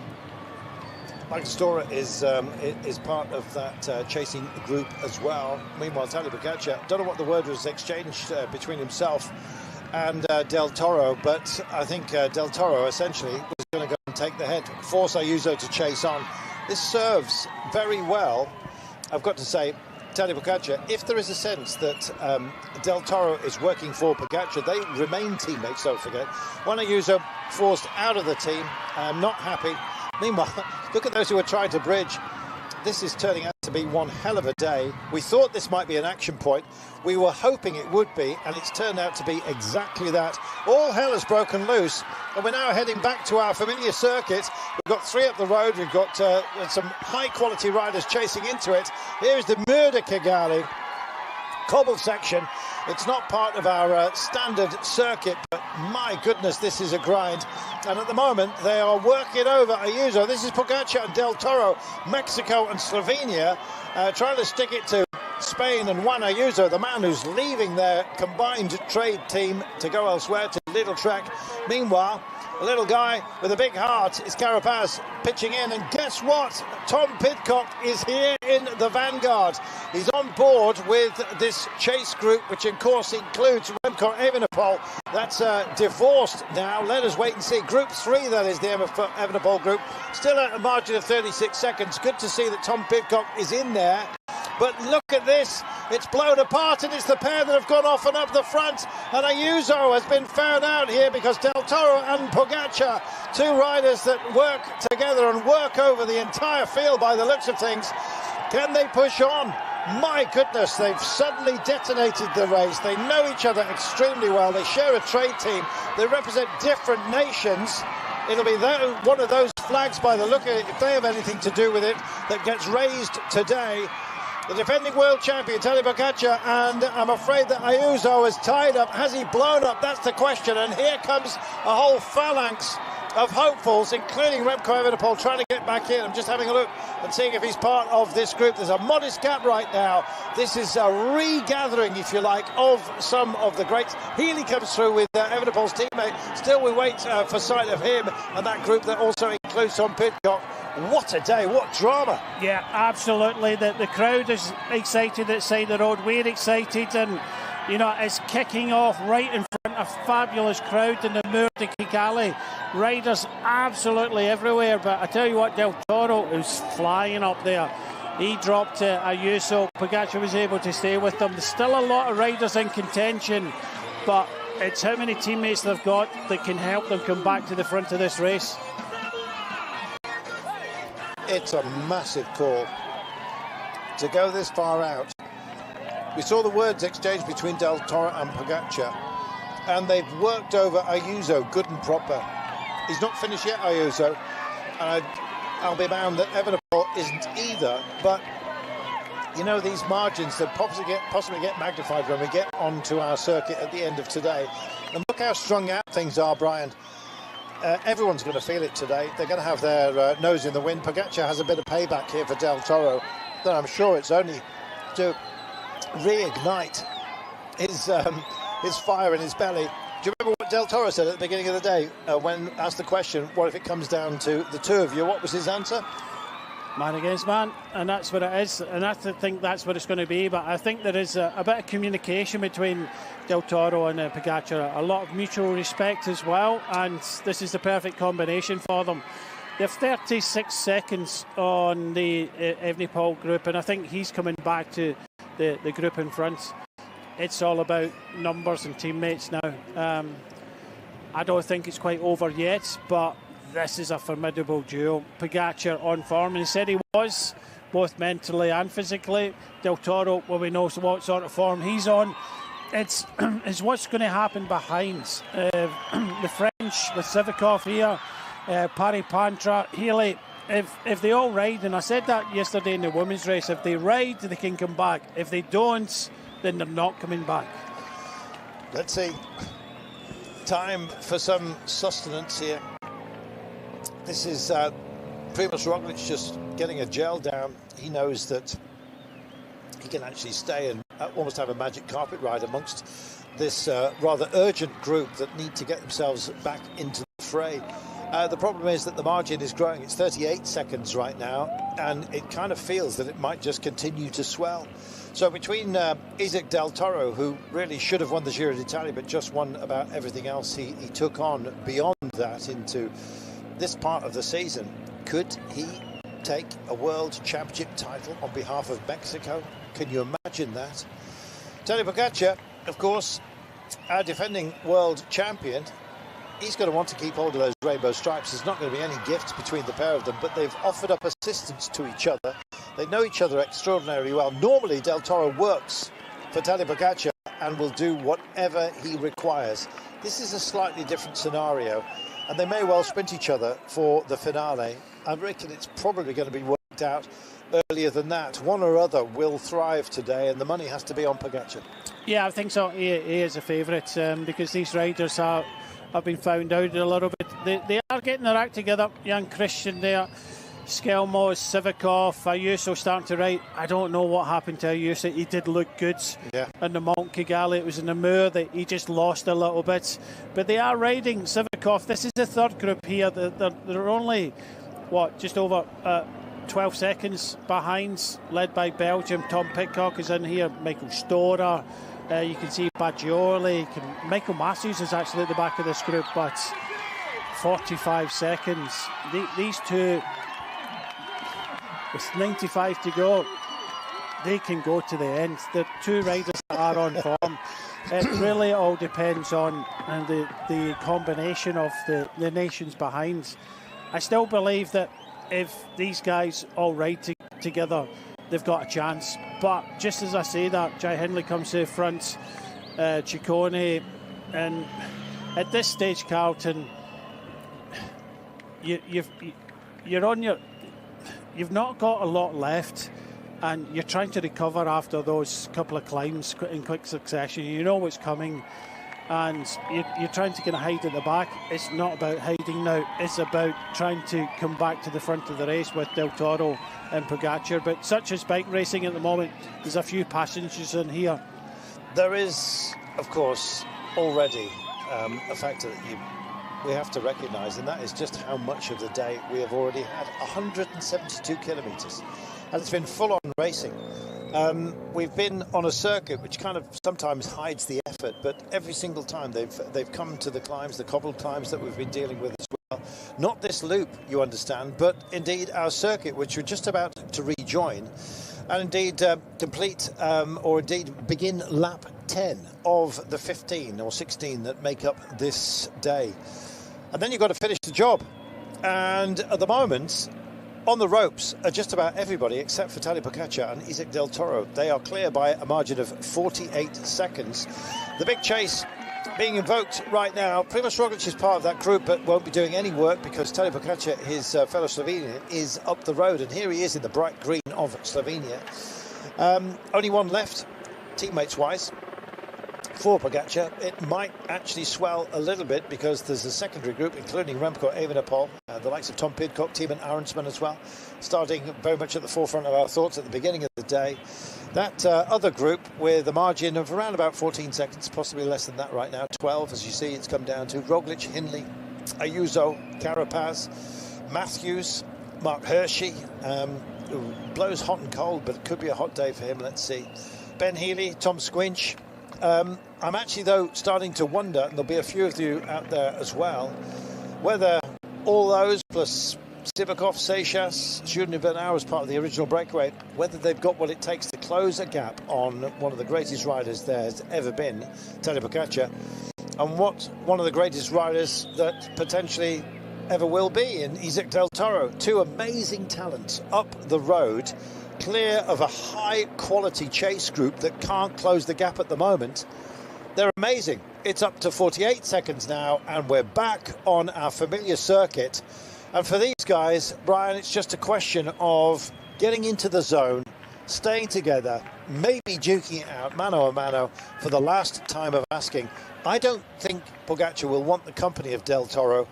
I think he'll take the bell alone, but let us wait and see. The story is about to be told. I think he welcomes the Del Toros there. There seems to be good communication with them. I think he'll go on the And I think being on your own, it's going to be very difficult.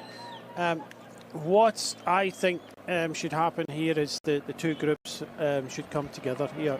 More numbers, more teammates.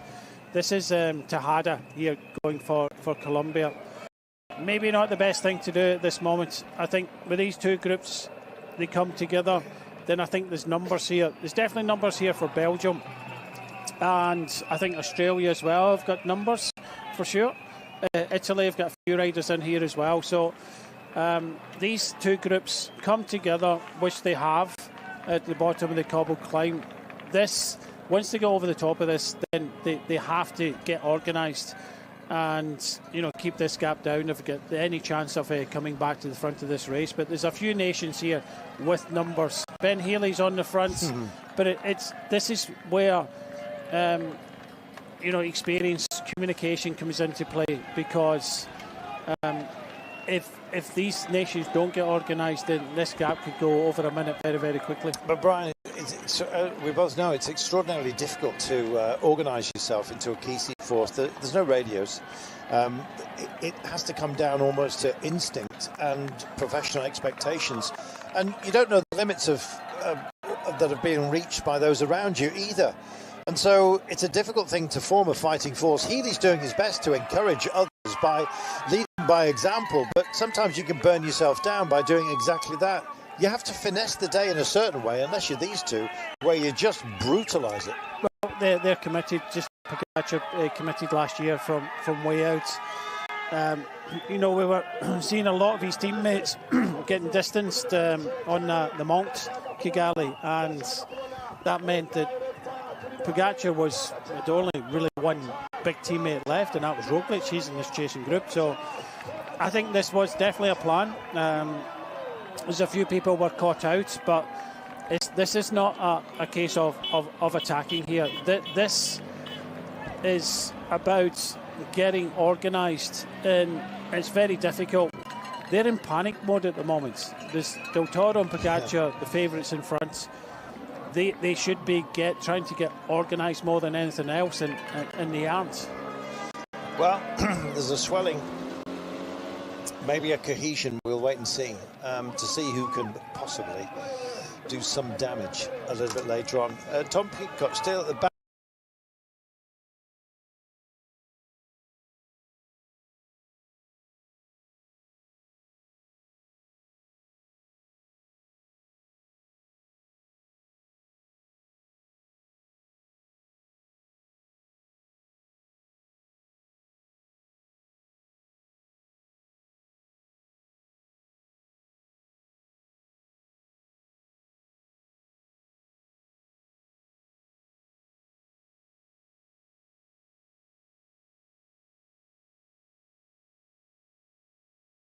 back of this group. It doesn't look like he's had the best of days. Form-wise for Del Toro and results-wise for Tadej Pogačar up ahead of them. How are they going to get caught, Brian? If they get organised behind, if they don't get organised, then it's game over. These two are the strongest riders in the break. That's why they're in front. This is a team in Arensman here. They've got Mollema, but look at the difference. Arensman, double stage winner in the Tour de France, deserved that. But Mollema just is at the back now. They're experienced riders, but they have to start communicating the different nations to get organised, and it doesn't look as if they're organised at all. Italy have got themselves together. They're trying to bring Ciccone up to a decent place. 6 laps to go, and it's Tadej Pogačar that spears the line ahead of Isaac Del Toro. And they're kind of looking at each other at the moment. And Ben Healy just launches. He goes over to the side of the road. Now, this is where the dogged determination of this terrier-like athlete can actually pay some dividends. He's worth following. If you've got the legs, try and get on his case. Ciccone wants and has got a little bit of assistance to try and slingshot himself up the road. There'll be others from France, notably, as well, that want to be part of this. And here we go. Ben Healy. He's the first, really, to start to put those electric cables together and power up a belief, really, including Evenepoel from this front group. He needs a smaller group than this, Brian. There's going to be too many passengers, but he needs an effective fighting force to come and join him and try and close this gap. Well, the only passenger that should be, Carlton, is Primož Roglič. Everybody else should be, doing a little bit, getting their teammates to do a little bit as well, and that doesn't seem to be happening. So while these two are at front at 46 seconds, that there aren't nations with numbers. And did you see that before, where Remco Evenepoel was bouncing in his back wheel, thinking he might have a slow? That might have been the case. So he's decided to come into the pits area and organise that bike change. A swift one, takes off his meter, goes for it. Looks like no number on this steed. He's off and underway. He did a little bounce check as well, just to make sure that all was well. But yeah, maybe that was it. Let's wait and see. Let's see what he's got left. He looks supremely dialed in. Takes some ice here just to cool down, maybe cool the nerves as well. Gets back onto the back of this group. That's Utebrooks that has launched a bottle, nearly took Evenepoel out as he tries to get through. Meanwhile, Italy spark into action. This is great to see. Is Ciccone not that far away from the nose? Whereabouts is France? That's the other question as well. And Australia. Lots of great nations here that could do something. Yeah, this is what they have to do. I think it was Michael Matthews that came up to the front there and started to ride. Look at the size of the group. We have got 34 riders in that chase group. There's nations there with multiples. They have to get organised. Otherwise they're racing for the bronze medal today. So we're starting to see Australia, starting to see Italy, but like you say, where's France? Belgium have got numbers, but they're waiting for Evenepoel to come back. There is enough numbers in here. The only passenger, I say it again, should be Roglič, because Mexico haven't got anybody here. Slovenia have got Roglič. Everybody else, if they want to win this race, then they have to contribute. Tadej Pogačar, that don't worry too much about that moisture. It's not sweat or spittle. It's actually the melting ice coming down from that little pack he's got between his shoulder blades.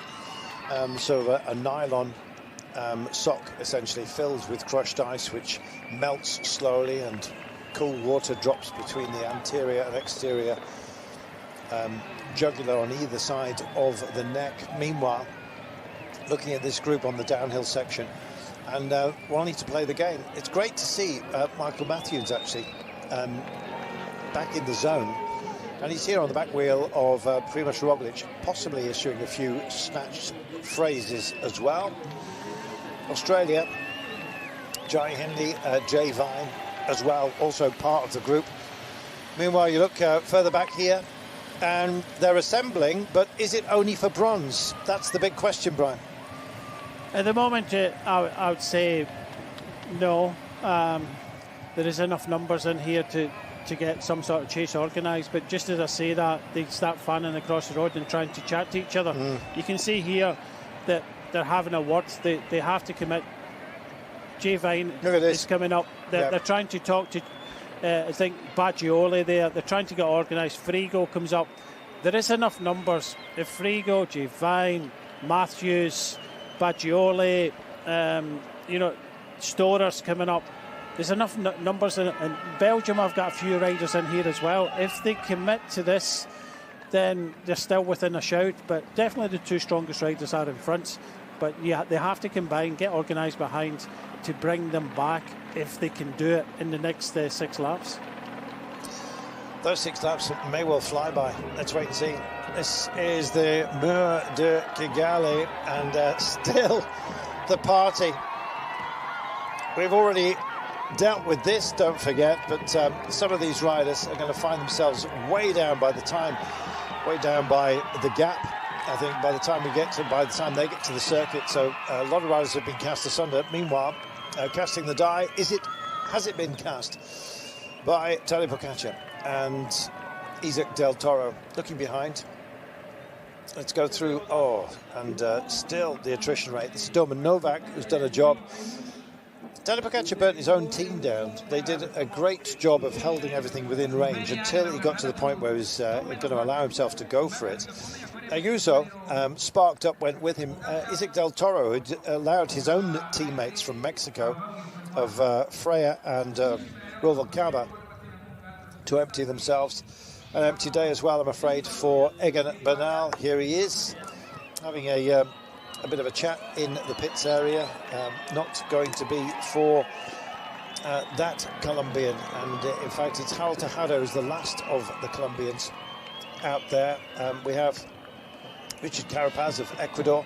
He's part of this group, and when you hear these names like that, like those two, like the likes of Leknesund, Hershey, who's still very busy for Switzerland, Juan Ayuso, of course, I want to see what he's got left. Carlos Canal, his teammate, at least he's got a teammate. Jay Vine, Michael Storer, Michael Matthews, Jai Hindley. That's a big, big fighting force from Australia that have kept themselves together. Likewise from Italy, we have Baggioli, Ciccone, Frigo and Garofoli. Tom Pidcock, the sole Brit, remained within this group. Looked a bit second-hand earlier on today, hoping that he can dig deep into the resources, and it's more than just a bronze medal later on. But as Belgium and Australia form themselves into a good fighting group, they also joined here by Italy. And everyone getting the taste now for a drive for home. Who else is represented up front? Gebre Chabier, one of the last of the Africans here, which is fantastic to see him thriving out front, but nobody more so than Tadej Pogačar and Isaac Del Toro. The Danes with Honoré and Chelmos. We mentioned Italy with Baggioli, Frigo, Ciccone and Garofoli. Utebrechts, Hermans, Evenepoel for Belgium. And it looks like they may have been put to the sword. 51 seconds. And this is where this pair, who know each other instinctively from, of course, their team, UE Team Emirates, they are serving different nations today, but they could serve up an amazing 1-2 for their trades team and ultimately bring medals to both Slovenia and to Mexico. What colour will each of them secure? And indeed, are we preempting matters? Because the gap is down now to 49 seconds. I still believe that either one of these could win the day, even if it all comes back together. Such is the strength they've shown, Brian. Yeah, it really depends on what happens behind, but we're talking about the quiet riders being from Italy. They've got 4 riders in this chase group, and they rightly should be committing. You're talking about the Aussies having 4 riders as well. They've got Hindley, Matthews, Storer and Vine. Of course, there can only be one winner. You can't kind of hold back. If you don't bring Del Toro and Pogačar back, then you're riding for bronze. That's as simple as that. There's enough numbers in here, even for the Swiss of Christian and Hersey. So 2. Norway have Leknesund and Svenstadt, so they have 2. But there's a lot of riders in here with just on their own. But even if they sit on the back and don't kind of contribute a lot, then you know they're hiding to nothing. So you've got 2 riders from the Netherlands, 3 from France. They've been doing a little bit of riding, but not for the moment. Belgium, well, they've got 3 riders, but they're committing Quinten Hermans. So you can see the Dutch sitting back there. Like, if you don't bring the 2 riders in front back, then you've got absolutely nothing to play for. You're going for bronze. I am waiting to see what Sivakov does. He's on fantastic form coming out of the circuit racing that we've enjoyed in Canada as well. So one of the nearest, essentially, to those who have been busy and had great success. Australia have got manpower here, but how can they use it? Jay Vine's just taking himself a comfort break at the side of the road. I don't think he'd pulled the pin. He'd done a... we should wait and see, of course. Nothing is certain. And in fact, this does not look like a comfort break. This looks like day done for Jay Vine. Is it more serious than that? He's taking a relaxed toot on the bidon. I think he's called it a day. I don't think he wants to drive into his teammates, potentially. Maybe that's a factor, maybe not. But he's done a lot of work as Jay Vine. He's had a phenomenally successful season. Maybe he's going to leave it to Michael Storer, Michael Matthews and Jai Hindley to deliver the job. You can't all take time and indeed take respite and offer yourself up something later on. And Jay Vine, I don't think, is going to be a feature at the pointy end today. No, which is disappointing for Australia. They did have 4 riders in there, now they've got 3, and I think they needed all 4 riders. The gap's still holding at just over 40 seconds, and you know that was a really difficult part. Now we see Michael Matthews down, so as soon as I say they've got 4 riders, 3, now down to 2 riders. There's a lot of tired legs in here in the chase already. You can see that Switzerland aren't doing any chasing either with Jan Christian and Mark Hirschi. If you leave it all up to the Belgians, this is Quinten Hermans at the front. They aren't coming back, I don't think. Evgeny Paul, well, he's sitting second place now. Quinten Hermans is not going to bring this group back. So I think a little bit like in many other races, once the kind of stronger riders, the duo in front have gone, then who else is going to do the chasing? Tom Pidcock is in his on, so he can't rely on anybody to help.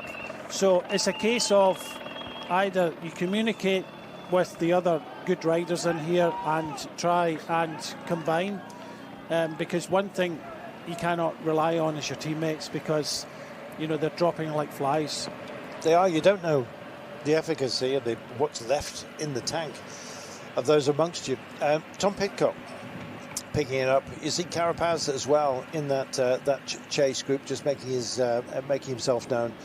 But as Brian says, you can't work over the Belgians because you'll end up working over yourselves. Every great dish has a number of ingredients, and they're going to have to bring those together if they're going to, I guess, produce the cake at the end of the day and maybe eat it. Let's wait and see. Tadej Pogačar, Isaac Del Toro, they're the ones out front.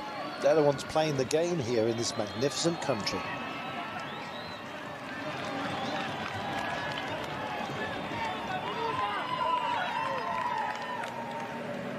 We're back on the circuit, all familiar. That was a lovely little sojourn, great atmosphere as well, and huge drama, Brian. It's defined the day. We thought it might. It's incredible, and you know you can see Mohoric and Co. They've done the work today. This is going to, and I know we've got 80 kilometres to go. It was this moment that last year Pogačar decided to go, but you know, thumbs up from the Slovenians there. This is going so well for them. Del Toro is almost a perfect rider for Pogačar to have there. Trade teammate and someone that's got really good form at the moment. And you know, there's no combinations, no nothing. You got 2 Dutch here, Mollema and Arnsman, just sitting on. You get Ayuso's on his own for Spain. You get so many individual riders here. Belgium have got their whole team at the front here. Hermans, Keanu to Brooks and Evenepoel. But just look at everybody else just sitting back. Belgium are not bringing back Del Toro and Pogačar. I'm saying that as a fact. They are not bringing the 2 riders back in front. So that means that for all the other nations, and even Tom Pidcock, if Tom Pidcock wants to win, he has to start to talk to the other riders round about and say, look, if I ride, will you ride? But there's teams in here. Italy, where have they gone? Yeah. Italy, I've got 4 riders in here. Yes, they're sitting back and allowing Belgium to lose second after second after second. 54 seconds it is now, and no help at all for Belgium. I'm actually wondering who's got the legs to help. We've seen some brave efforts as well. Wonderful kick by Ben Healy, which kind of illuminated a desire to chase on. We had a big coming together. What have we got? 30 riders, that kind of margin within the chase. But the numbers are starting to dissipate. Italy themselves, dare I think that they are back up to full strength, more or less. I think there's 5 Italians here. Baggioli, Ciccone, Frigo, Masnada, Garofoli. What are they doing? Maybe they haven't got the legs. It's as simple as that, Brian. Masnada's not here. Are you not there? Beg your pardon. No. But nonetheless, my screens are just out of shape at the moment. But yeah, I think Pro Cycling Stats are saying Manaz is not there. It's the riders that are there for Italy: Baggioli, Ciccone, Frigo, and Garofoli. But you're just looking here, looking at. Wow, he's not happy with something. I don't know whether it's just the day in frustration, but he was beating hell out of his power meter there. Yeah, maybe it's something wrong with a connection or something there for Evenepoel, but he's clearly not got the form he had in the time trial. But I just can't believe Italy with 4 riders in that group, and they're just sitting back and allowing. Well, hang on a second. He's waiting. He's waiting for him. Yeah, he is. He wants him. He doesn't. This time last year, he went from this distance, and he's just having a quick word with him. Look, just stay with me. Do what you can, and I'll try and nurse you through this. Get you a silver medal. Yeah. Oh, he's gone. He's gone. He's blown. He's absolutely blown. Del Toro is out, and for the count, I'm afraid. He put so much into this, and so almost by default, Tadej Pogačar is now going to be forced to have to go. Nope. Now, let's see. Is he still waiting up for him? Offering up a wheel. This offers up an opportunity. Right, watch the clock. 53 seconds. Will it come back down? Portugal kicking on into the gap here. It's Ulau that wants to be part of this, and Del Toro gets back on.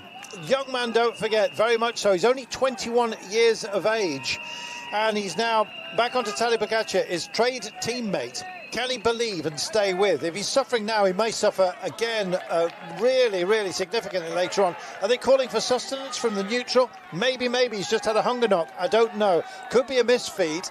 It's a very, very, very long day, this, don't forget. We're approaching 200 kilometres completed. There's 190 done, and a lot will get found out at this kind of distance. And dare I suggest, particularly a young man, of which, of course, Del Toro is.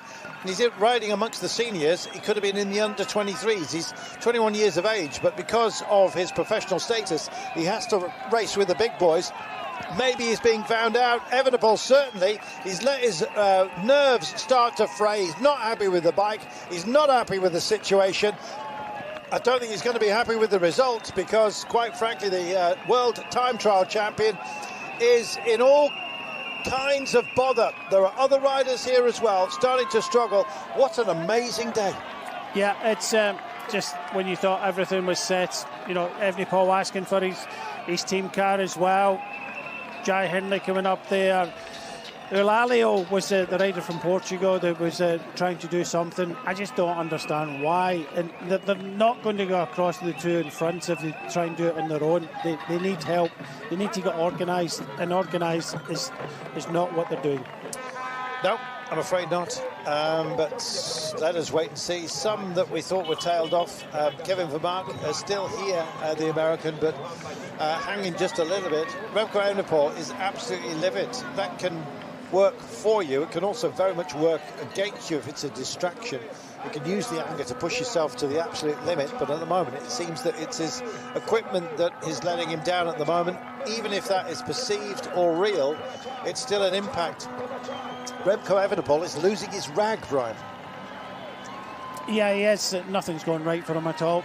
As he's putting his hand up for the team car for assistance, and it just doesn't look good for Evenepoel at all. Cian Uterbrooks is down towards the back on the just in front. There's a lot of riders just kind of hanging on here. Look, he's still shoving the bike around.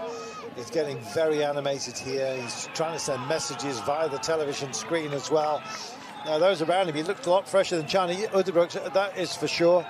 Pidcock still very much as part of this group. Ben Healy as well. Is he going to have another go? And Ben Healy does. He drifts to the centre of the road, and it's a question of catch me if you can. Chelmers will try and stay with him. Who else has got any kind of legs to try and be involved at the pointy end of today? If Ben Healy's racing for bronze, could he possibly race for more? Oh, and to the side of the road goes Remco Evenepoel, and everyone's screaming by him at the moment. He's screaming oaths into the sky, I'm afraid, and he puts himself to the side of the road, takes off the power meter he's just beaten hell out of, and indeed now he will wait to indeed get a new steed here. In fact, is he leaving everything behind? Come on, out of my way, I need my bike, he says, and maybe the one that he handed over before. Desperate times for Remco Evenepoel, and he's seeing his hopes go up the road. Yeah, game over, you have to think, for Belgium, unfortunately.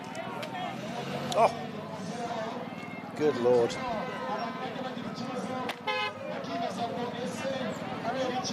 I feel for the team now. I don't know what happened to the bike, what problems he had. These two have got no problems, apart from Del Toro. They were asking for assistance there, and the Shimano Nutrition Service came up and offered them a bottle. They don't want a bottle, they want nutrition, food, as you already said, Carlton. And having Pogacar there and telling waiting Del Toro, saying to him, because if you can remember last year in Zurich, Pogacar went through a similar thing. He went through a little bit of a difficult period, and he's trying to help Del Toro through that period. Well, you know, a silver medal is something absolutely magnificent, especially if it's with your trade teammate, I guess you might say. But Tony Pogacar, I think he needs Del Toro for a little bit of emotional support apart from anything else. It's still a long way to go, don't forget. 5 laps remaining. But it looks like they have a margin that nobody is capable of closing. And indeed, those that are finding themselves in trouble, including Remco Evenepoel, who's got a technical issue. Mark Hirschi coming through. Part of the Swiss push with Jan Christen as part of the front group. Evenepoel shaking the head. Yeah, and the shoulders of down, Brian. That is not the pace of a man who's getting himself back in. The bike should be okay now, but he's not. No, the positive thing is Remco's already got a gold medal from the time trial. So he's got something from these championships. Ben Herman's sent back to help out. Gareth Foley's there. We asked where were the Italians, because they had numbers, and everybody's in the back foot now, and you know, with the gap going up the whole time to the duo in front. And as you say, and we said it at the time, that Pogacar, he was waiting. He wants Del Toro to be there. Mexico have never medalled in the elite men's world championships. Artem, nice to see him up there in the neutral colours. But Jai Hindley going on the attack there, it just goes to show that no one is prepared to ride. I think these guys are racing for bronze now. Yeah, essentially. And every time that they go, Brian, they're wanting company. I'm not quite sure they like the complexion of who it is that comes to join them, but I think we might get a separate battle for, indeed, a bronze medal. It might be something more than that, something more precious, because 38 seconds is the gap at the moment, but it's going to have to take. But who's got anything left? I think even if you have numbers and teammates around you, they're all empty. No, they're not using their teammates. Like we said before, it's, you know, even some of the teammates have been dropped now, and just a shake of the head before from Evenepoel, and he's got some mojo back. He's trying again, whether he can come back or not. But yeah, Honoré, Sivakov and Ben Healy are trying to go down the road, but I think it's a little bit a hiding to nothing now, because we saw it in the women's race yesterday. Everybody behind the leaders, they don't want to help each other. These two are helping each other and getting the benefit from that. Well, let's see if they ultimately help themselves, shall we, to something very special. Here is the chase. Honoré, Sivakov, Healy, 3 of the pre-race favourites to do something special. Let's wait and see. Certainly as part of our thoughts going forward. And this is a very, very good unit. Now, whether they're good enough to close down 40 seconds, they've got 72 kilometres to do it, and normally we wouldn't even be pondering the question, but Tadej Pogačar is up front, and we know about his incredible abilities, especially in circumstances such as this. He goes from distance. He might have a knock. He'll be aware of that, having had to go back and almost carry Isaac Del Toro off that last climb. We've got moisture around. Some of it, the road looks like we may have had a little shower has come through here, but we haven't seen any falling rain. But we've seen this man falling down the order, I'm afraid. I got a message on the course. Someone on the course messaged me just when we were out the Mount Kigali. They messaged me to say that there was some drizzle. Raindrops coming down. Yeah, we've seen it on the camera lens. I was wondering whether it was just a splashed bidon. But here we go. Tuck in, get ready. Tadej Pogačar could be going on one of his famous missions here, and rainbow bands are at the end of the road. But on the case, and others starting to join the fray. Giant Hindley has been very, very busy. He's got to do something if he wants to be part of a battle for any kind of medal. At the moment, Andrei Sivakov and Ben Healy. Sivakov, a terrific classics man, and we're getting into classics distance already. 71 kilometres then of the day remaining. We're at 196 kilometres completed, Brian. That's an awful long way, but there's still a lot of drama to be had, I think. But has one tale been told up the road? Yeah, it's down to 34 seconds, and Ben Healy, Honoré, Sivakov, you know, they're trying. You've got Jai Hindley trying to come across. Looks like Mark Hirschi of Switzerland. Tom Squines trying to come across as well. So they're not riding together behind. Although the gap has come down to 34 seconds, it's more of a case of they're racing each other behind. Victor Campanacci, saw him in the pits, talking to the team. A man who, well, turns himself inside out on behalf of others. And I think Remco Evenepoel possibly been reminded of that. There's a whole team that are disappointed, just as disappointed as he is. And away he goes. It's not worth chiding him, Brian. He sets himself very, very high standards, and it's a wave of disappointment has washed over him. He's kind of got to park it to one side, because with this kind of distance, Evenepoel is 1 minute and 20. He's 89 seconds down on the leaders of the day. He's actually much closer to a medal here, and if he can wrap himself back up in the comfort of having team support here, and he's still got support around him, maybe he can produce something today. Twice it looked as if he'd given up. Yep. The bike change, no, that's it. Kicking things out the way. Yep. And then the shake of the head coming up towards the finishing line. Something's happened, whether it's Serge Powers, the team coach in the car, has said to him, calm down. Yep. There's a bronze medal up for grabs here. Yep. Don't give up now. Quite right. And that's the way it should be. You win a bronze medal, Brian. You don't lose anything by winning bronze. It is a very, very high grade reward for a big day, and Evenepoel is not out of that game yet. Well, what I would say at this point is look at the work that your team has done today. Exactly right? that, as well as They've taken it on, yep. right? And you're giving up. Yep. Right? Just because you're getting these couple of mechanicals, you're giving up. Don't. It's precisely what I just Remind said. you, yeah. go on. Exactly. Double down, get on with it, snap out of it, do your job. You're a quality rider, do it. Show us. And he is going to, I think. Let's wait and see. At the moment, he's 84 seconds off the lead, but much closer at hand, about 50 seconds from that chase group, the trio of Honoré, Sivakov and Healy. So, fully engaged and ready to deliver some vim and vigour, and Remco Evenepoel is powering back in. It looks like he's got the belief back, and he's with some quality riders here who will also want something out of the day, unless they start leaning on him, in which case they might all grab some dry sand and it'll crumble to nothing. The harder you grab it, the less effective indeed your grip remains. Here it is. Well, he's sailing through the cars. Looks like he's up for it, Brian, and that's good news. Yeah, it's been such an emotional day for Evenepoel so far. Mm-hmm. You know, I hope he will get into this chase group. There is another small group just in front. You know, I think this is what he has to do. You know, he's been criticised in the past for kind of throwing the towel in and, you know, being controversial. But at the end of the day, this is the World Championships, and although he's got a gold medal, that you know, he has to show what grit he's got in this race to try and do best by Belgium. Catania goes, Garofoli's in the wrong group, Baggioli is in that chase group trying to just get back to Honoré Sivakov and Healy. Meanwhile, Evenepoel is coming up. He's got a teammate in Chan Udebrooks further up the road. Quentin Hermans has come back to help him out. Marco Matthews discussing what might have been, I guess, but an abandonment for him. We're seeing some of those who have abandoned, Brian, who are actually, after recovering, offering up some smiles because they know they've done a job today on behalf of their team. I think the broadest smiles are coming at the moment from Slovenia, their crew, and of course Mexico. Yeah, we're not seeing from Mexico. I think it's a small contingent here. I would be surprised if there was anybody else.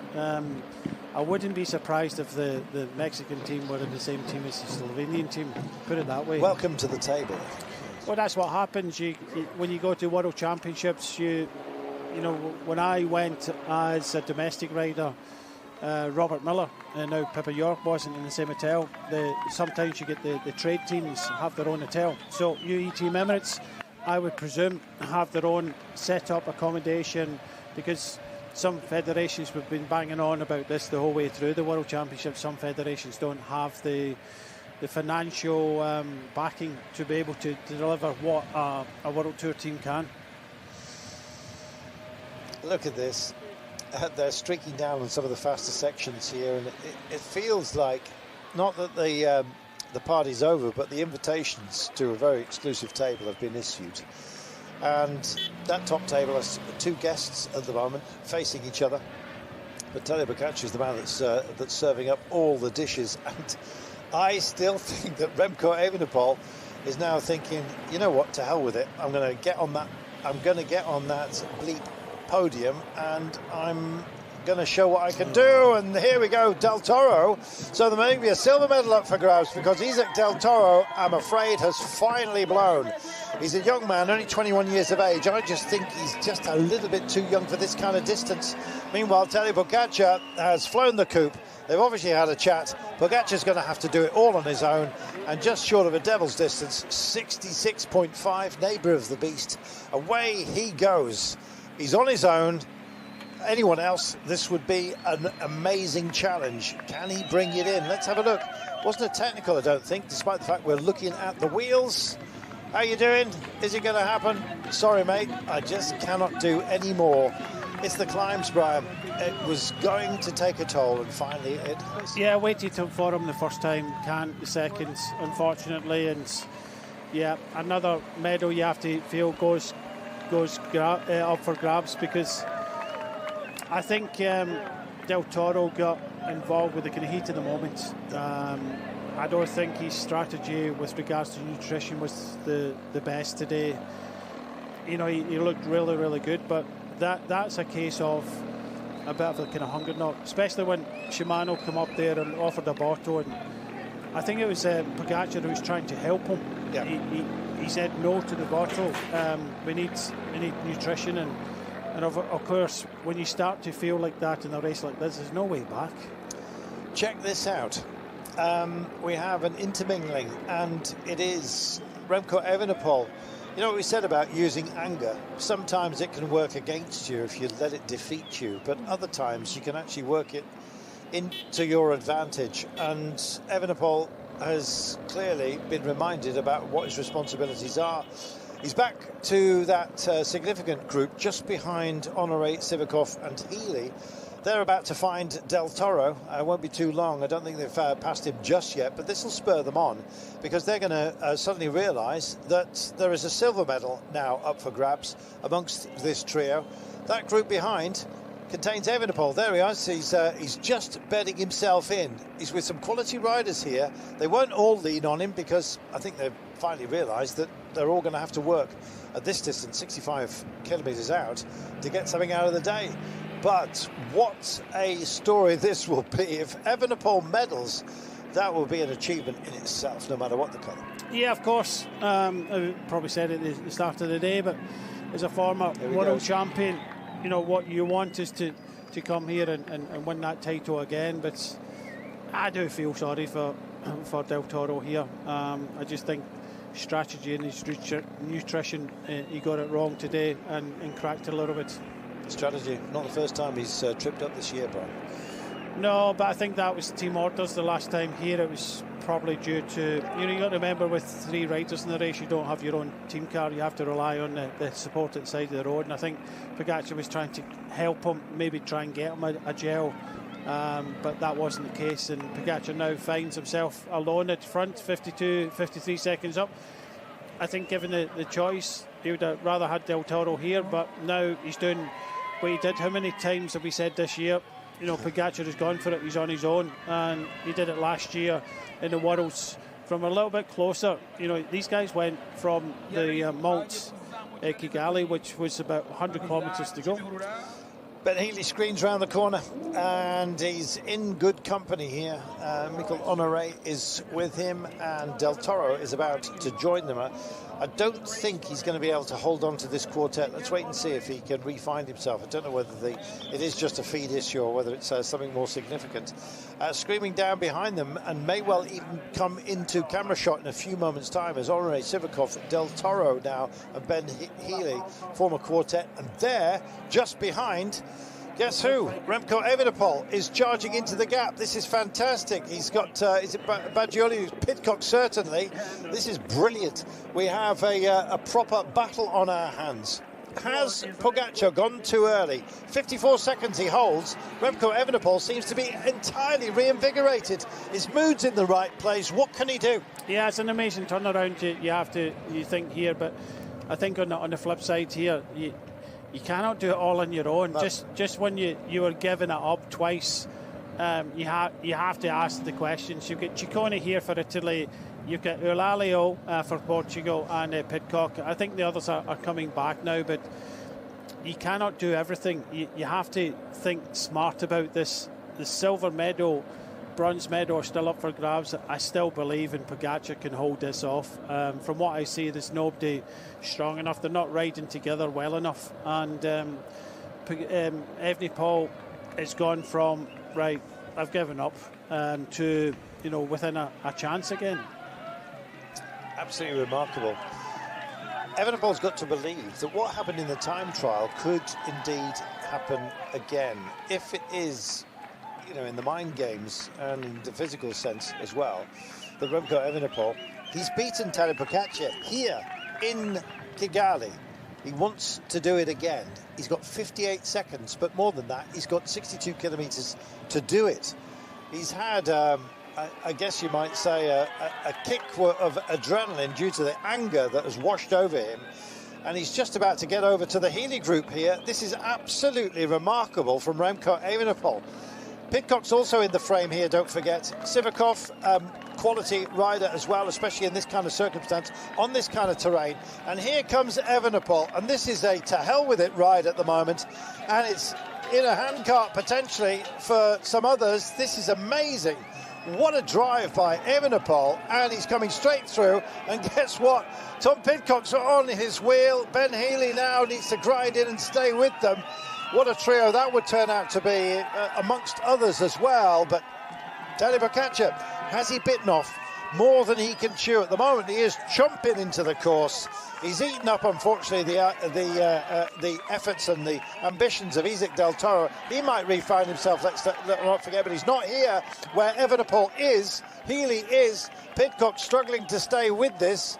This is brilliant. Look at Evenepoel. He's not even asking for any help whatsoever. I just fear that he's trying to do it all himself. That anger, that fire in his belly is roaring, and you know, he really needs to kind of ask for help. This is the only way back for them. You can see that Pogacar, just a moment ago, he put it into the big ring there, and you know, put the power down, and you know, the gap is going up now. Pogacar against Evenepoel is not going to happen. Ben Healy's there, Skelmos. He needs all the help he can get. He cannot just do this all on his own. Evenepoel is driving this on, but unfortunately he's driving nails into some of those behind him, including Tom Pidcock, who's just now drifting ever so slightly. Here we go. It is Tadej Pogacar beasting the course and everybody else. 58 seconds. Can he get up to a minute? He's absolutely sailing up here, but we saw in the time trial, he suddenly hit a wall, essentially. And the man who came up and papered all over the gaps and indeed set himself a beautiful victory poster was Remco Evenepoel. He's chasing at the moment. Evenepoel, Schelmos, Pidcock and Ben Healy as a quartet, but I think that's thinning down as well. Here it is. No, in fact, they are solid as a quintet right now, and Jai Hindley as part of this group that have set sail. Everybody else are now suddenly realising that it's drifting away from them. Evenepoel has got some very fine riders around him. He's got to share the duty. If he does, then others behind might well come into the fray. But he's kicking on. At the moment, it is Evenepoel versus Tadej Pogačar. Evenepoel chasing down Tadej Pogačar. Evenepoel dragging others along with him. Evenepoel needs to call for help. I'm not quite sure how much can be offered up by those who are around him. 60 kilometres to go. Others coming to try and bridge over and join the fun, but my goodness, this is hell on a plate for these guys. Royal entertainment as well as they clear the cobbles once more, and we start to enter into the last 4 laps of this race, and it will be Tadej Pogačar that spears across the start-finish line for the remainder with a margin of around about a minute. We'll get a definitive on the line. Del Toro still part of this group. Roglic coming through as well. Brave riders everywhere. Mark Hershey just coming up here as well, and Carapaz still hasn't given up the ghost. What an amazing day, but what a phenomenal ride it has been by Tadej Pogačar. But it's not over yet. 4 laps to go, and here we go. Yeah, not over yet come distance, but I think it's all over for the world title. I don't think this man is coming back. He showed it in the past, and I think he's showing it now. I think Evenepoel, well, I think he has to ask the question of the others, and he has now. So it's what the others have got left, really. You know, Healy, Jai Hindley, Schelmos. I don't think Schelmos has hit the front yet at all. Tom Pidcock, you can see, is in Sexas, trying to come across here. They're all over the place. Ayuso, well, he's still fighting for Spain, but I just look at the way that these guys are riding. I don't think they've got a lot left. Already, I think these guys are thinking silver and bronze. Even Pidcock just moved to the side. Healy moved to the side. They're not following on. They're leaning on Remco Evenepoel a little bit too much now, which goes to show you that I don't think they've got a lot left to do the chasing. I think they'd help if they could at moments like this, especially with this sort of distance remaining. Look at the glisse arms here on Remco Evenepoel, and he's letting them come through, but what sort of turns are they taking? Jai Hindley almost wobbles across the line here. Now as the carnival goes on, some of the stunt riders doing their thing, but just to the side of our start-finish line, something that's been bridged here by Tadej Pogačar. Now the gap is at 1:01. There are storm clouds up ahead. That's just about the only thing that's going to stop this man. Maybe a lightning strike. But Tadej Pogačar, look how calm he looks, Brian. This is a man in control of his destiny. Yeah, it looks super good. Look at everybody else. You know, Jai Hindley, mouth open. Evenepoel, well, it doesn't look as if he knows what's happened to him today. He's not at the best of luck, but even on the climb, the Mount Kigali, I don't think he had the legs either. So this man is on a mission. He's been on a mission ever since he became a professional cyclist, and there we go. I don't think anybody's bringing him back today. Do you know, the one thing that's missing from the group that's around Remco Evenepoel is that anger, that fire in the belly, as you call it, Brian, and he is displaying it in buckets here. And I'm afraid it's Tom Pidcock that's been found out this time by kick-off by Remco Evenepoel again. It's like, guys, if you're not going to share the duty, I'm going to leave you behind. And he's kicked again. Healy's gone with him. Jai Hindley stays with it. Schelmos hangs on, and Tom Pidcock, by the skin of his teeth, he's got nails only on the cliff edge here as Tom Pidcock, but he's still in it. But who's going to win it? It looks like Tadej Pogačar. Finally, they all wake up to the fact that they've got to get down and get busy with Remco Evenepoel. It's no good punishing one man, because essentially then you're going to have to engage with about a quarter of the workload. If there's 5 of you, then it's 20%. Do you want 25%? Another 5% more work? That's what you've got to figure out, Brian. How you balance the work rate in a situation like this, keep something back for yourself naturally enough, and deal with Remco Evenepoel at the end if indeed you all get there together. Like there's a lot of thought in the process here. I think everybody knows that Pogačar is in front. If I was to say of these 5 riders, you give it absolutely everything. I think there's something in everyone if they give 100% to bring Pogačar back, but at what cost? That's what you're saying. That's they're all thinking about. Can they bring Pogačar back, make that big effort, and maybe lose out in a medal, or is this a case of right? We'll ride through and off, but at the back of my mind, I'm thinking of that silver and that bronze. So these 5 riders are competing against each other, irrelevant of Pogačar in front at 1 minute or 1 minute and 1 second. They want to try and kind of stay away from the others. I think the only one that's thinking about maybe trying to win this is Evenepoel. He's already won the world title. Second, third, what's that mean to him in all grand scale of things? Of course, Belgium would love to take a medal. I know that Serge Pauwels would be encouraging him to take a medal. But at the end of the day, everybody in this group of 5 have to commit 100%. And of course, you don't communicate with each other because you're in rival nations. How are you feeling? Are you okay? But I tell you what, if you're having a rough patch, I'll do more now, you do a bit later, and help each other. That's not the case in cycling, especially at this level. So what they are doing at the moment is riding through and off. Just, I'm not saying save grace, but they have to. They know they have to ride and be seen to ride, but they're not going to give 100%. Well, threat of rain is dissipated. We're into the evening. The remaining cloud is now either dumped elsewhere or indeed been burnt off by the evening sunshine. And right now the shadows are getting very long. This has been a very long day. They've already been just over 5 hours in the saddle, Brian. This is tortuous. Some can sustain it, some can't. I'm just trying to work out how many people are going to finish. Wondering myself, yeah. We might not get too many. And in fact, looking at the numbers that are still left, I'm thinking 30, something like that. Would you continue to ride just to finish? I think most Top of the riders in here. Maybe that's the term. I think most of the riders. Within 2 minutes and 58 seconds, there are 32 riders. There you go. I know that when I first went to the Worlds, it was about trying to get round it.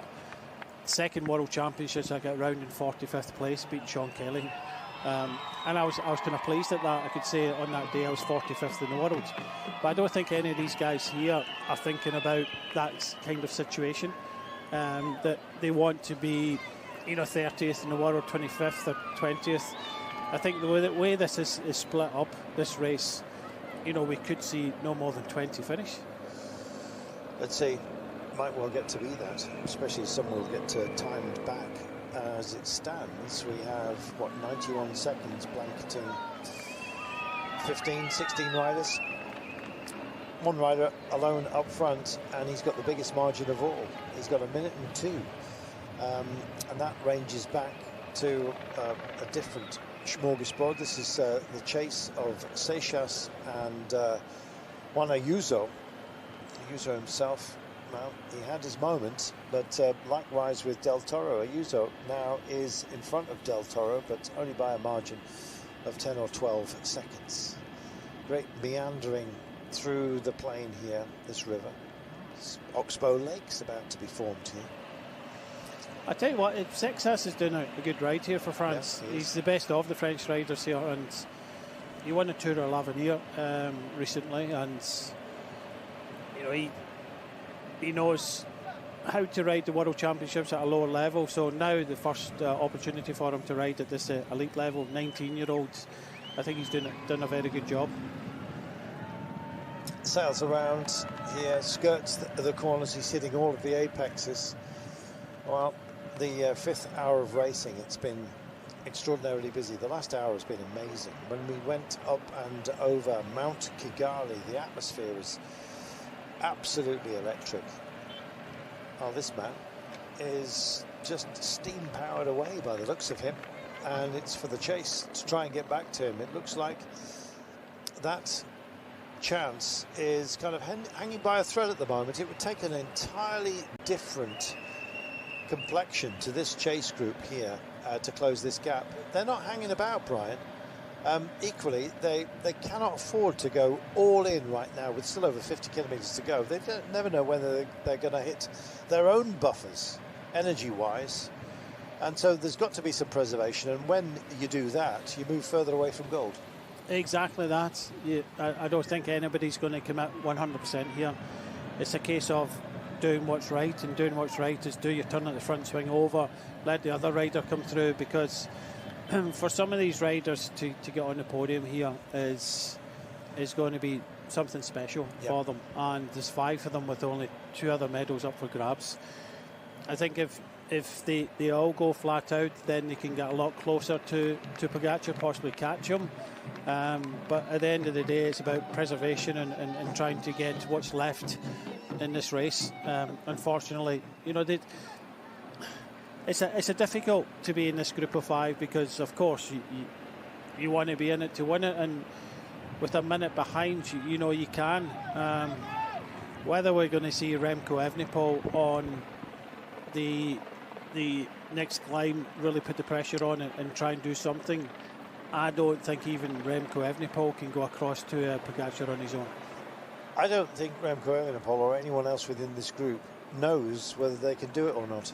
And I think the belief, if they have any, has got to be shaken by the fact that Tadej Pogačar is just hanging out there. There's no way he is going to let this gap come back down, and you feel that he's got something left. This is a little bit earlier on, all the animation and the trials and tribulations that Remco Evenepoel has gone through. I think this is the second bike swap. We saw the banging of the bars as well, the pounding of his power meter, and indeed the frustration raining down upon him. Look at that. This is, he was, by the way, a footballer. Could have represented, in fact, I think he captained the junior national team at football. Chose, of course, cycling. You often get exceptional sports people transferring within sports. We know about Primož Roglič and his winter sports credentials as a ski jumper. Right now, Remco Evenepoel has parked up the anguish and has just got on with the job, and he is the fighting force within this group. He's prepared to do most within it. He might actually get boxed out of all of the medals because of the anger that's pushing him on, maybe spurring him to put a bit too much into this cause. That would be almost a tragedy if he comes in with this group battling for silver and gets no medals at all. Well, he's putting the pressure on, which is putting the pressure on the others. But when you look at that sequence, he had the toilet break earlier on, he had to change at the pit area, and then he was asking for support. Neutral service tried to stop, he waved him away, he kicked a bottle out the road, got his bike, shaking the head, coming up to the line. That would suggest he just like game over, but I don't know where it came from. But whatever happened in his mind is made this race a little bit more interesting for me. Can you imagine this could be a roll away, but because of Remco Evenepoel and his mood swings, whatever recentered him, I think it was just, come on, do it for the team. We're all here for you. You've already got one world title. Finish this job. And he has actually speared through the field. He spent more time with his nose in the wind than just about anybody else here, because Tadej Pogačar, of course, had quite a sequence of exchanges with Isaac Del Toro. Not something in the gift of Remco Evenepoel, because every group he got to, he's been forced to work, Brian. He's doing it again now. Just a moment ago he said he just went down, eased it into the big ring, got out the saddle, went, and looking at the faces of the 4 other riders behind, Remco Evenepoel is putting them in the hurt locker, and he just has to be wary, because I really do think that he's the strongest of the group of 5 there. Easily. And I really do think he can take the silver medal, which would be something for Belgium. Not too sure how Evenepoel would think about it after being a world champion, but he's the time trial champion, of course. He's double Olympic champion. You know, what else has he got to prove? But I think saying about what else has he got to prove? I think he's proven something to himself today, that no matter what's thrown at him, he can still turn it around in a race and perform at the highest level. Very much so. Listen, if he comes to the Worlds and he gets a world title, so a gold and a silver, that's actually more than Tadej Pogačar. Let's not forget that. He was 4th in time trial, Tadej Pogačar. Yep. Remco Evenepoel can possibly, in his own mind, claim to be the best in the world if you coagulate all of the titles. And look at the riders who've been left in the wake here. Oh, there's top riders here. This is Sivakov coming up to his young teammate now, but you know, such is the life and tribulations of professional athletes. You go through a lot of different emotions. We're talking about one-day races, and it's in the past, sometimes we've seen Remco Evenepoel just throw his toys out, moan at riders for not doing what was expected. You know, I like that. He's definitely a character. He definitely believes in himself, plenty of confidence.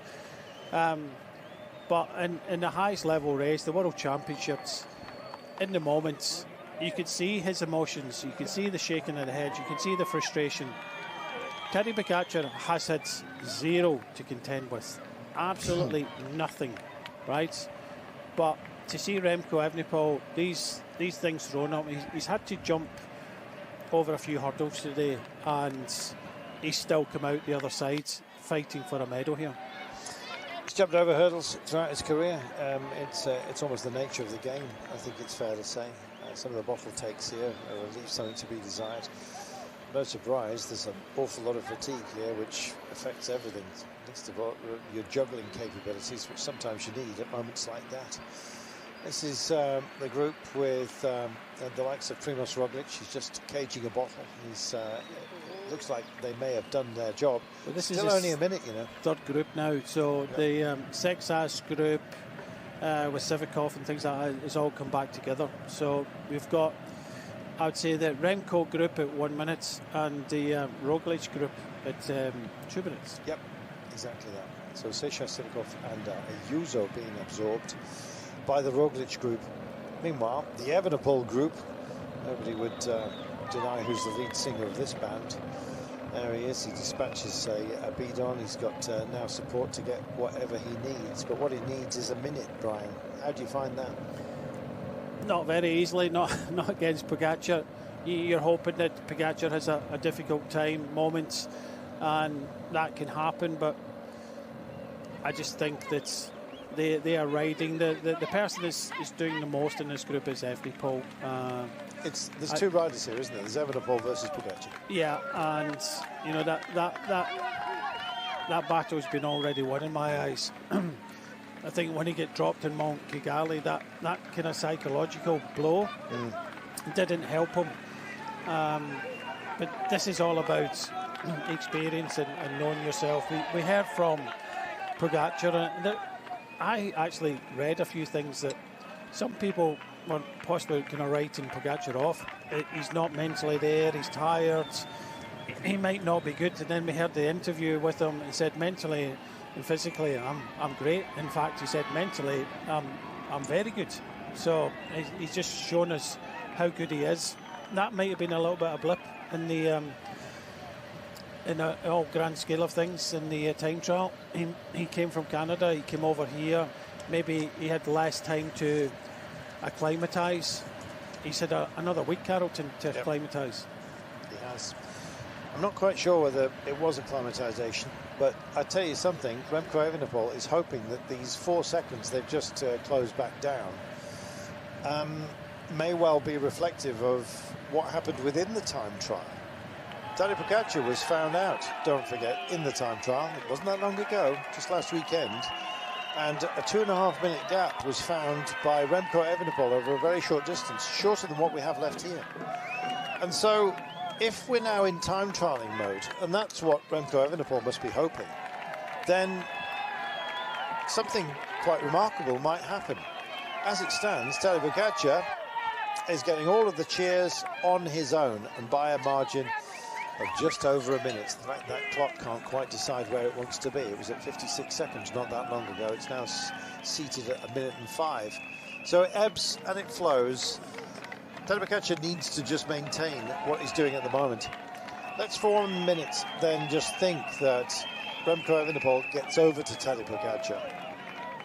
If it's a 2-up sprint on the final climb, your money has to be on Pogačar.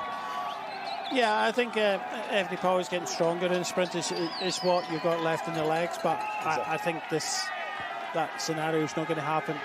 I was just about to say, when the gap was coming down, you've got to remember that if they're riding a little bit behind and the downhill, Pogačar will be taking it a little bit easier. You know, he's got this course in his mind where he can hold back a little bit, push on. He's pushing on now, and you know, come the finishing line, this could be 115, 120 by the time we get there. Let's see, he's digging in. He's coming up through the cobbles, and it's started to fray. This is great. This is Jan Christen, I think, who's come out of the Roglic group, and there is Roglic behind him, actually wondering whether to mark this one out. I'll be bound. So he's gone off. Seixas has been extremely lively so far today. No sign of him, I'm afraid, but he will be within that group. But good to see Jan Christen as well, suddenly thinking, well, I've got 45 kilometres here. What he's got to do is find, what, a minute and 10 seconds. So he'll be within a medaling group. Yeah, he's trying to come across to them. It's one of these things, in this cobble climb here, you can see them. Whether he can go across on his own is a bit of a tall order. The reason why he's in this back group is because he cannot go with the guys here. So it's a real interesting one now. Jai's off the back. Oh, that's desperate. That's what, 20 bike lengths? That doesn't feel retrievable. Jan Christen will be finding him on the road if this carries on. So Jai Hindley shares a sponsorship with Tom Pidcock. Tom Pidcock stays with what is now a quartet, including Pidcock. Ugh, I say that. It's now a trio. Goodness me. Evenepoel doesn't want passengers. I don't think this is almost by design. His mind is further up the road, focused on this man, the big green meanie, and away he goes. And let's see, a minute and 8, we'll get a definitive clock as they cross the line, but it is Tadej Pogačar that will hit it first now. The clock begins. Here we are then. Tadej today in charge all the way. It begs the question, what happened in Mont Kigali? He couldn't go with you know, the leaders over the top, Pogačar and Del Toro. Then he started kind of bouncing around. Did he have a slow then? Did that affect him? We'll only know afterwards, but he has turned it around, and you know, he's going to come up to the line over a minute down on Pogačar. I just thought earlier on that he just cannot just do everything. He has to ask the others for a little bit of support, but you know, he's actually killing everybody in these climbs. He is. Pidcock staying doggedly with it. I thought momentarily there, because the foreshortening of the camera, that Ben Healy was going to go on the attack. Here comes Evenepoel.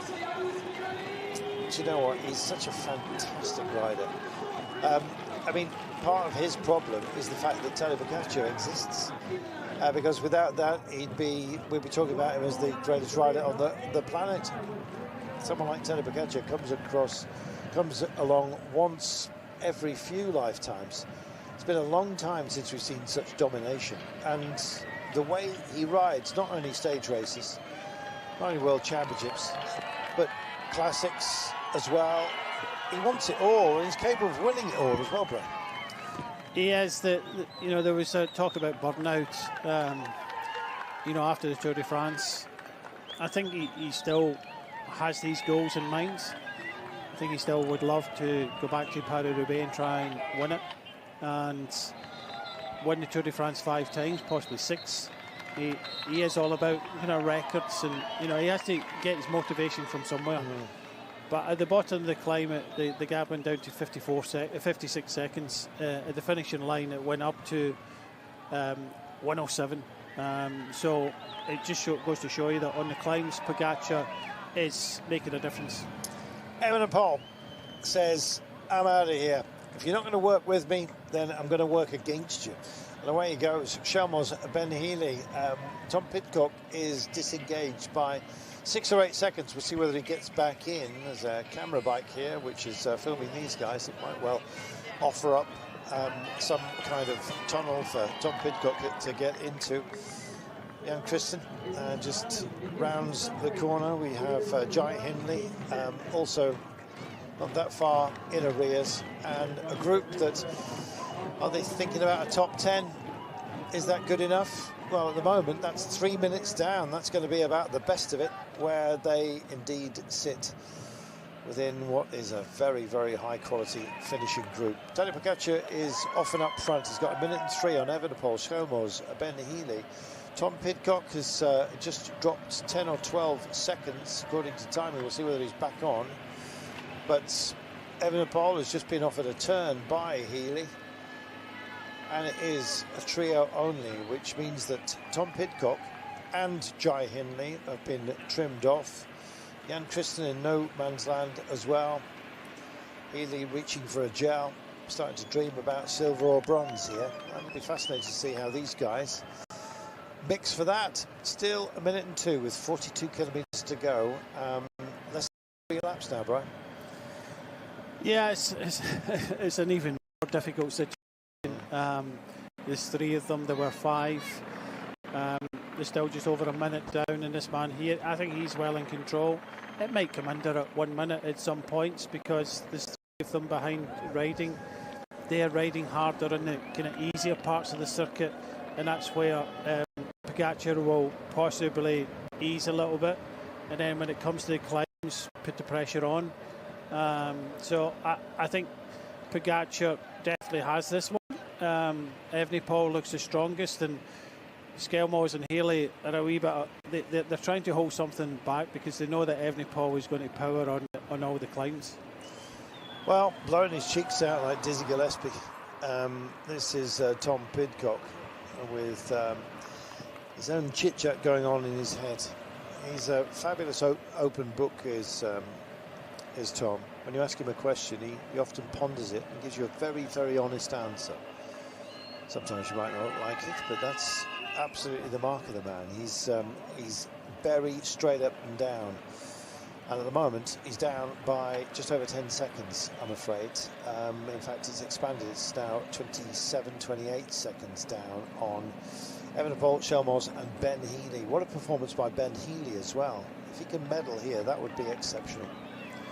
He's got every opportunity now, by the looks of things. You know, we were talking about Healy as an outsider contender going from distance, but he never got that choice, did he? Because Pogačar decided that he was losing all his teammates.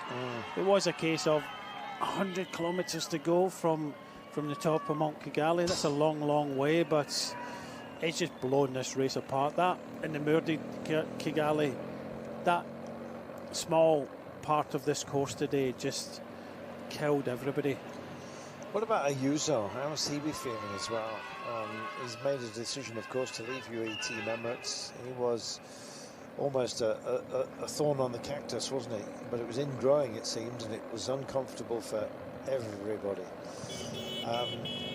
It was almost a relief to Ayuso that he found himself a contract at Lidl Trek. He'll be leaving at the end of the season. It's essentially already done. He's going to do the Worlds and then the European Championships. He will take part in Lombardia for the end. I think that will draw out his time. But for next year, he will be with Lidl Trek, and it's a long contract as well for him. Part of the problem for Ayuso, and I suspect possibly for many in UAE Team Emirates, is Tadej Pogačar. He's the man that everyone has to fall in behind. And it's almost like when the king is not at the top table, then a riot breaks out as all the dukes decide to duke it out to find out who's best behind Tadej Pogačar. It's not a pleasant environment sometimes to operate within, although highly successful. And the team, UAE Team Emirates, they gave themselves the best chance of taking as many stage wins as they possibly could. That didn't really work out for the likes of Ayuso. It was a late call, and the disquiet came to the surface during La Vuelta, and it's left with Noneho leaving the party. Same thing, incidentally, more or less happened to Primoz Roglic in Visma Lease. He himself found himself rubbing up against Seb Kuss and Jonas Vingegaard in a battle for a pecking order. Roglic lost out. Seb Kuss was declared Welter champion 2 years ago, and indeed Roglic left the scene.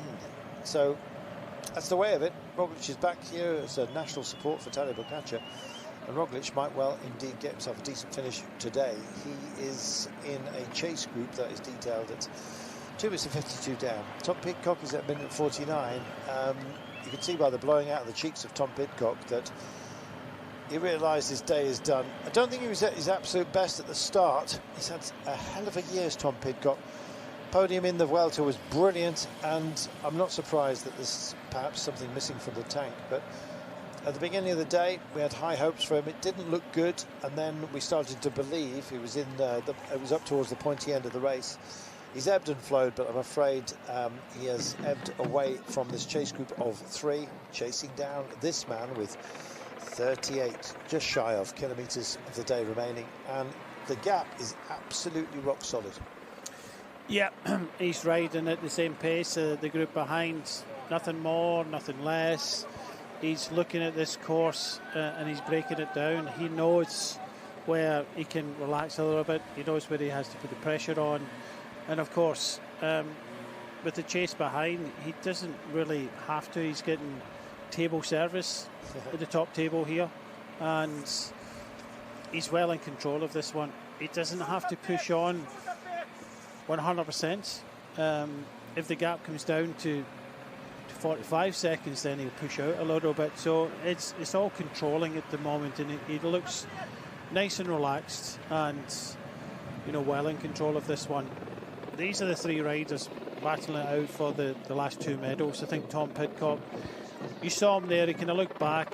I think he realises that I don't think he's interested in maybe finishing, 5th in the World Championships. I think he's just looking at how can I get to the finish as easy as possible. He'll be looking around to see if there's any riders coming up, and that's what sometimes happens. You don't want to be in your own. You'll look around and maybe combine with someone else to make it easier just to get round this.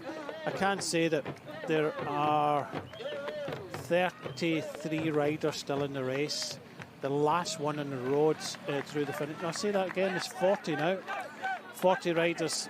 Fausto Masnada is the last one across the finishing line, and more coming in. Yeah, Fausto Masnada is the 43rd rider still on the roads at 9 minutes and 53 seconds.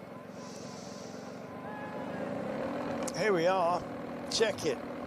Even gaps, and now it's 2 minutes to Tom Pidcock. That was what we were saying about the Roglic group. They're now over 3 minutes down, so it's almost minute margins. Well, he was his 2.5 minute man in the time trial, was Pogačar for Remco Evenepoel. The hope of him closing this down is now just ebbed. So it looks like Pogačar, you just saw Tom Pidcock there, is at 2 minutes and 5. Unless something dramatic happens up front, I think Tom Pidcock is going to be out of the medals. But a top 5, if he was to be blessed with that, he'd probably take it. It's been an amazing season for Tom Pidcock. What about Tadej Pogačar? Well, he has some big holes in the season. He designs them in. That's not to say he doesn't go all in, and when he turns up, well, he usually wins. He won at the UAE, then went to the Strade Bianchi. He won the Strade Bianchi, had a blip in the San Remo, finished 3rd. Then he won Flanders, runner-up in Paris-Roubaix, runner-up in the Amstel Gold Race. Then he won Flèche Wallonne. Then, of course, he won Liège-Bastogne-Liège. Goes to the Dauphiné, wins that. Goes to the Tour de France, wins that. Comes back for the GP Quebec, 29th. Goes to GP Montreal, 2nd. Comes to the time trial, misses out on the medals, and thinks, you know what, I need to just step it up on the final day. It looks like he's heading for the rainbow bands, so important to him. Something you can wear every day on the road for the rest of the season. He's loved doing it. And of course, he's worn the bands as part of the Tour de France. He reminds you so beautifully. You talk about bands, Carlton. I think that's an elastic band he's got in the back of his jersey there. That might have catapulted him up the Mount Gali. Brian is, of course, joking. He's done it all himself.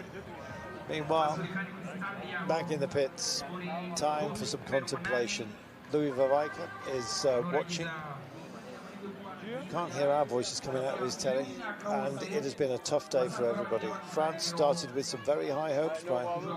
Yeah, Madouas on the right-hand side, Pari Pantra there as well. It's been a real tough day for everybody, and not many people are going to finish this one, but it's where they're going to finish.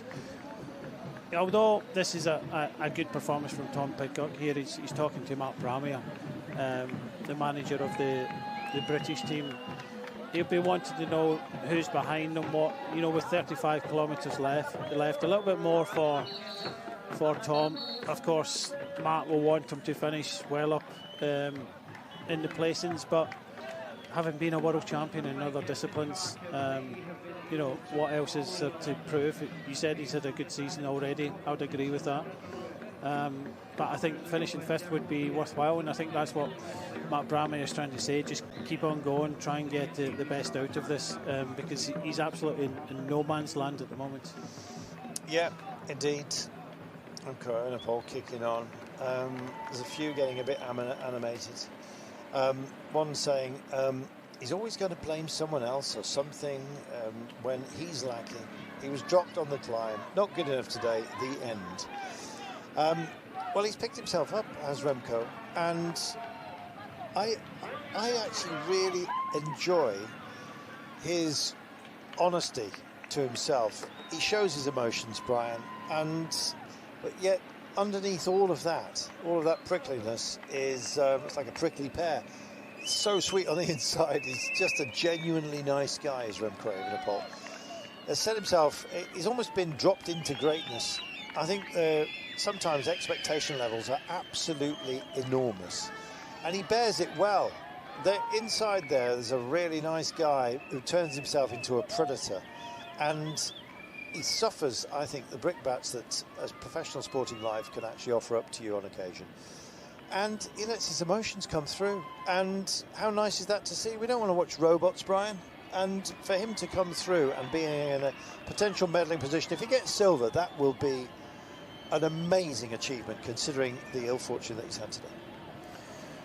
Well, his former sport was football. I'm not saying he's going to score the winning goal today, but I think what he's done today is shown us that no matter where you are in sports, that if everything is going against you, you have to keep on going, keep on trying, and hopefully the tide will turn. And you know, it has turned. Okay, he's not going to be winning the race today, but to go through what he has gone through in quick succession, getting dropped, that doesn't help.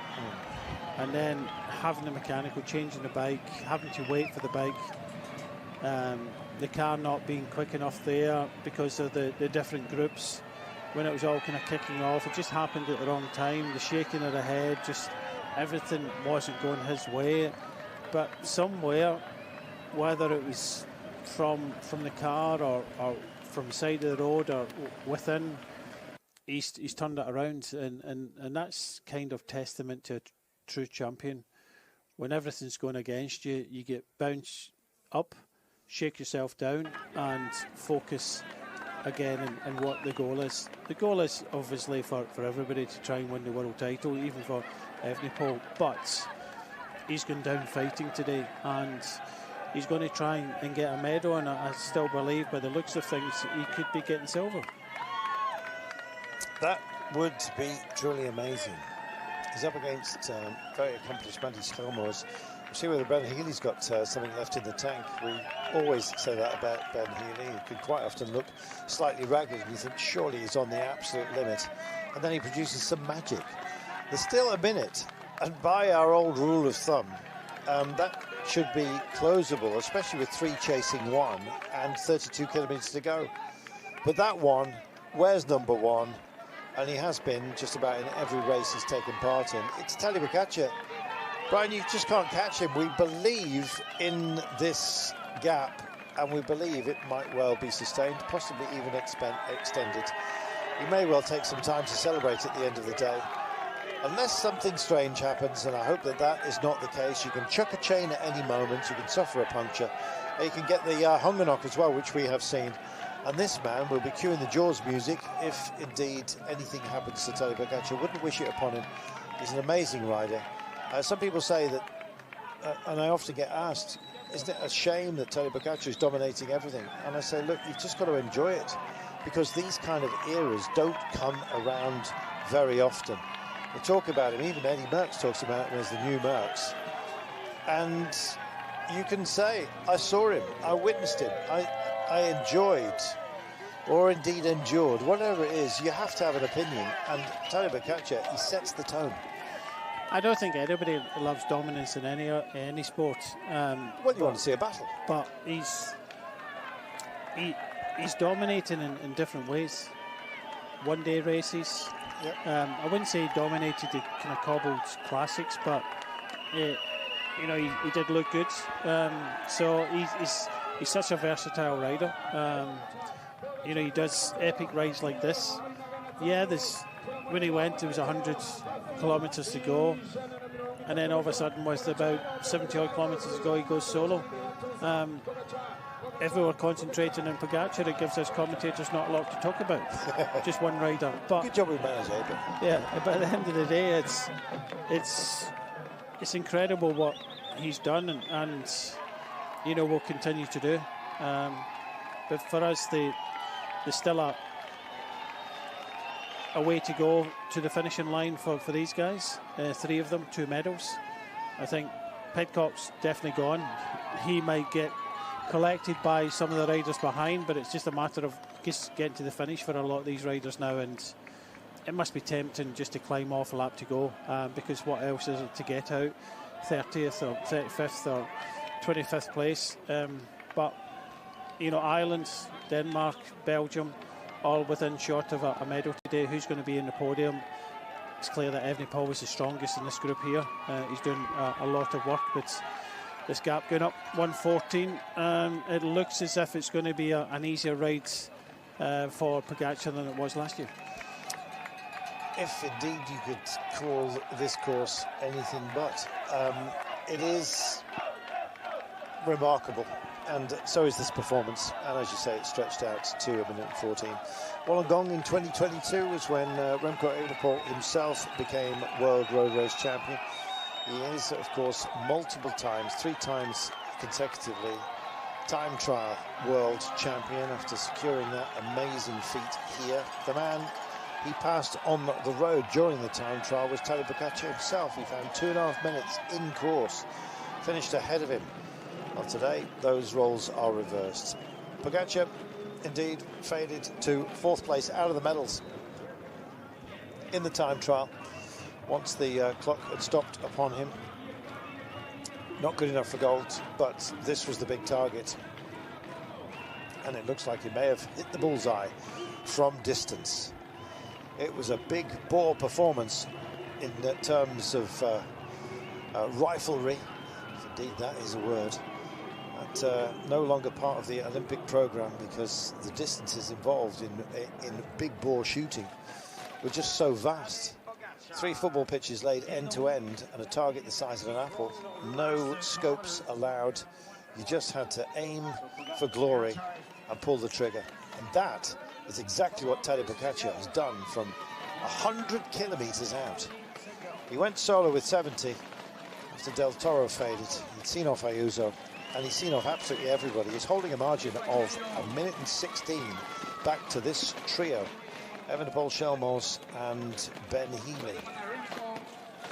I mean, the quality of the chase, apart from anything else, but moreover, those who he has seen off Tadej Pogačar.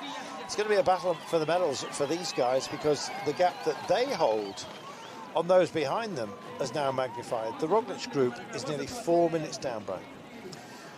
Yeah, there's not going to be many people finishing this World Champion. I think that was predicted anyway. Such a difficult course. It was just surprising to see the Pogačar going from 100 kilometres out, and I think the reason was he was he lost quite a lot of teammates on that climb and decided to kind of test it out. He was hoping that Del Toro would have been able to stay with him. He did try to kind of nurse him through at one point, kind of waited on him, but you know, there's only so much you can do. And you know, he's pushed on, and you know, he's got 120 now, well in control of this World Championships. Anybody else, you'd say, a minute and 20. This is still up for grabs with just shy of 29 kilometres to go. But it isn't just anybody, is it? It's Tadej Pogačar. And when he's in this kind of mood, from this kind of distance, and after this kind of day, he's in his element, Brian. Yeah, clear that he wants to keep a hold of that world title. Won it last year.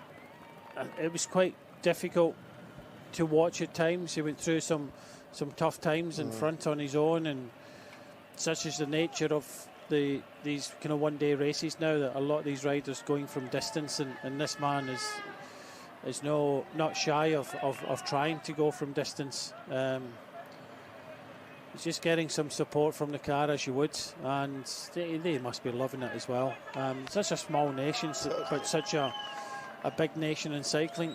Decided last year that he wasn't going to go to the Olympics. His partner wasn't selected, so he decided that, well, if you're not selecting her, I'm not going either. I wonder what the selectors thought of that.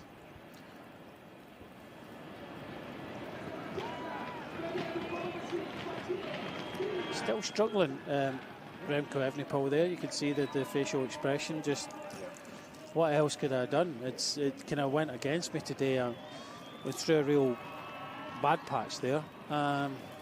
Nothing was going well for me, and what else can I do? I can't catch this man here. I can't go for the world title, but I think he's keeping his demons at bay, and you know, trying best by his team, and I think his team are demanding that he gets a medal today, and that medal should be silver. Well, as it stands, it won't be a medal for Tom Pidcock, but what a brave ride. 3 minutes and 36 down. Haven't seen Jai Hindley for a while, neither Jan Christen, and indeed we wait to see as they cross the line. The Roglic group will come through. Giulio Ciccone still up there with Seychelles and Sivakov, I believe. Tom Squinch is bravely holding on, possibly. Knowing Tom Squinch, you'd be looking for a top 10 position, and that would be worthy of the man. He's been a great rider. By the way, well worth following on social media.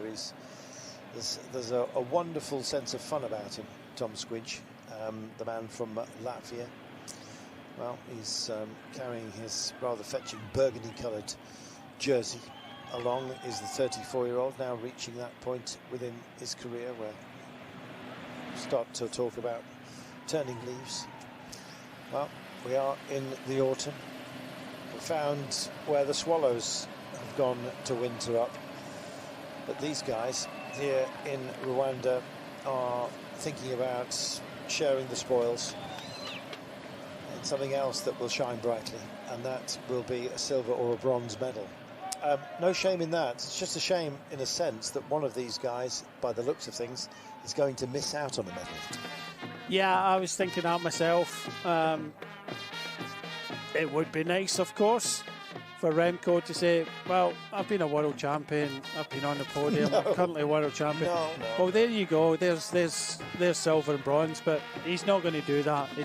I know that they are going to fight it out, and I think Remco would be the best, but like you say, it's either Healy or Skelmos that are going to miss out on being on the podium. I can say that Jai Hindley is about 30 seconds behind Pidcock on the road in 6th place, and then we've got a group of 10 riders. Ciccone, Sexas, Eulalio, Del Toro, Roglic, Sivakov, Jan Christian, Tejada, Honoré, Squinch and Ayuso, and they're at just over 5 minutes, so they're about 40 odd seconds behind Jai Hindley. Well, I reckon we've got about 35, possibly 40 minutes to go of this effort. Depends on how... What else do you know about Pogačar? I know an awful lot about Tadej Pogačar, and you know what? It is just a basket of the impressive. I mean, I remember when I wrote my first book, Magic Spanner, and we were talking about some of the dominance. And things come in waves, and we were talking about the wave, of course, of British riders. Still enjoying some of those waves, of course, reaching the shore. But it was almost a tsunami of success, it seemed, from Great Britain. And there was a cycling nation, of course, in Slovenia that are absolutely nuts about all things cycling. And it was the only language that translated my book into their home language, and it was really nice when I liaised with the person who was doing the translation, and we spoke about the great riders that Slovenia had, of course, as well. And at that time, of course, primary in our thoughts was Primož Roglič, and of course the likes of Matej Mohoric and Luka Bezgets, etc. And the editor said, "And what about Tadej Pogačar?" I said, "Oh, the youngster," because he was such a kid at the time. And he said, "Yeah, we all think that he's going to be the greatest ever." And I didn't chuckle or anything, but the belief that had washed over from his performances, even as a sub-junior at club level, was so exceptional. Go over to Paul, just apologising. Didn't mean to get out of shape in the corner there. It wasn't about upsetting the apple cart of the trio that are chasing. But yeah, they talked about me in glowing terms, and of course everything they said about him came to be. That was well before any of the successes, the racing successes, of which he's had so much, came to pass. He's 27 years of age now, Tadej Pogačar, and it seems like he's been around for decades, but he hasn't, Brian. And it's not over yet, this story. No, not at all. I think one of the first times I covered the Crow race, the Tour of Croatia, and I was tipped off by a few kind of local people that, you know, look out for this young lad called Pogačar. He did okay, not brilliant. And then, of course, a couple of weeks later, he went on and won the Tour of l'Avenir. And that gives us a little bit of a guide. But even then, I think he's just progressed very, very quickly through the ranks. And I think at the moment, he's in his pomp. The only weakness I've seen this year was burnout mentally. He addressed that this morning in an interview, saying that he was more than good when it comes to mentality. Physically, he was good. I don't think he was too worried about the time trial. He said at the time, maybe if he'd have known he was within, you know, a couple of seconds of the bronze medal, he might have, you know, tried that a little bit harder. But he does what he does as long as he keeps kind of focused on the goals that he wants and enjoys what he does, because there must be a certain element that you need to have your downtime. You need to have time to enjoy yourself. I know that he does train with just white kit on or black kit on. He doesn't want to be kind of recognised, because when you're a superstar like him, and cycling is #1 sport across many countries, are up there with football, gets recognised everywhere. And you've seen a little bit of that when you're working with Sean Kelly. All he wants to do is go out, spend time with his partner, Ursula, and just have a normal life. But I don't think he can have a normal life because of what he does in cycling. Campaign Against Genocide Museum, and the building itself showing some of the scars which have been left to remind us of the conflicts that took place here. I don't know whether these indeed impact marks are indeed recreated, or it doesn't matter. Quite a sight indeed. A reminder of the dark times that have passed over this nation back in 1994, but also acting as almost a pivot, how this nation has renewed itself and brought such joy to the world of cycling. And You come here and miles of smiles. They call it the land of 1,000 hills, but 1,000 smiles as well. And we have had such fun as far as this amazing World Championship is concerned. And we thank the good people of Kigali in particular, of Rwanda most definitely, and the UCI for taking the decision to bring it to Africa for the first time. It has been an amazing festival. This day as well, although it seems set, you just never know, but let's see how it pans out over the next 20 kilometres or so. Tadej Pogačar, well, his first real big noise that he made when he beat the drum was the Tour de l'Avenir, as Brian was mentioning, back in 2018. And look at the riders who are around him as part of that cohort: Arnsman, Mada, Vlasov, Champuzan, Souza, Almeida, Dunbar. You know, these are proper rivals, yet he maintains. Just one thing, just as you're going through that, Arnsman is the last man in the road at 8 minutes and 56 seconds in 31st place. There you go. So the top two back then in 2018, when he was still a teenager. I can't remember whether he was 18 or 19, Tadej Pogačar, back then. Right now he's 27. And in fact, he's only just turned 27. That was, what, a week ago today, actually. So it wasn't much of a birthday when it came to the individual time trial. But boy, oh boy, he's blown the candles out today, hasn't he? Yeah, he was 20 when he won the Tour de l'Avenir. So, but even just before that, he was showing signs when he was 18, 19. In Ljubljana. Yeah, he wasn't like Remco was. Remco, I think, was a little bit better when he was younger, because he was winning everything at junior. He went to Junior Worlds, but here he goes. He's off for silver. I'm out of here. This is a silver medal up for grabs, and I don't want passengers anymore. Now then, 1:17. Let's see what happens to this gap, shall we? Because this, essentially, is going to be a 20-kilometre time trial by Remco Evenepoel to limit the damage and the gap that he has suffered in this race at the hands of Tadej Pogačar. Fabulous. Lights up the blue touch paper and goes the light blue touch paper, I think you might say. That's not an instruction, that's a colour. Meanwhile, what about this pairing? One of them right now is thinking, well, does it have to be bronze? And it looks like that. Think of it as rose gold, and you can kick on, but kicking dust in the face of those around him. Remco Evenepoel, he's dug in for a little bit of glory. Runner-up in the road race and time trial world champion. I think you probably take that after all the difficulties that he has suffered. And the gap comes down. He finds very short order, 11 seconds. So when he went, there was 100 kilometres to go, and then all of a sudden, with about 70 odd kilometres to go, he goes solo. If we were concentrating on Pogačar, it gives us commentators not a lot to talk about.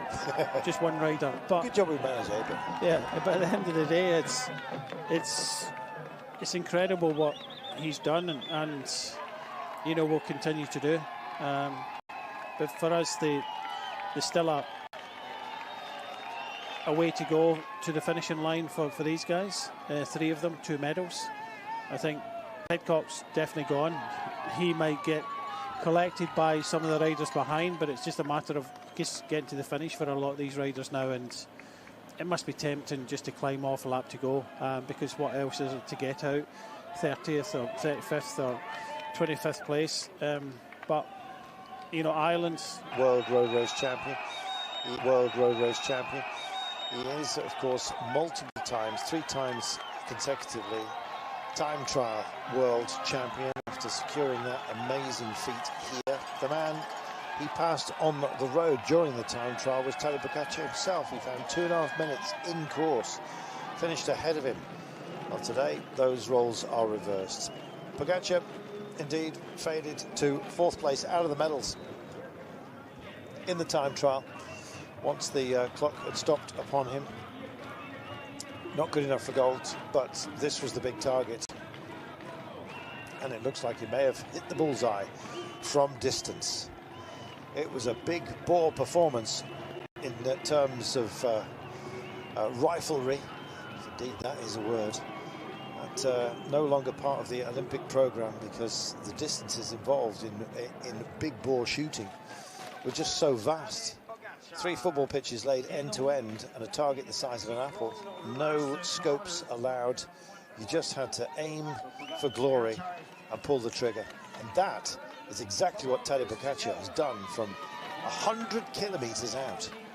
He went solo with 70 after Del Toro faded. He'd seen off Ayuso, and he's seen off absolutely everybody. He's holding a margin of 1 minute and 16 back to this trio, Evenepoel, Chelmos and Ben Healy. I mean, the quality of the chase, apart from anything else, but moreover, those who he has seen off Tadej Pogačar. It's going to be a battle for the medals for these guys, because the gap that they hold on those behind them is now magnified. The Roglic group is nearly 4 minutes down, Brian.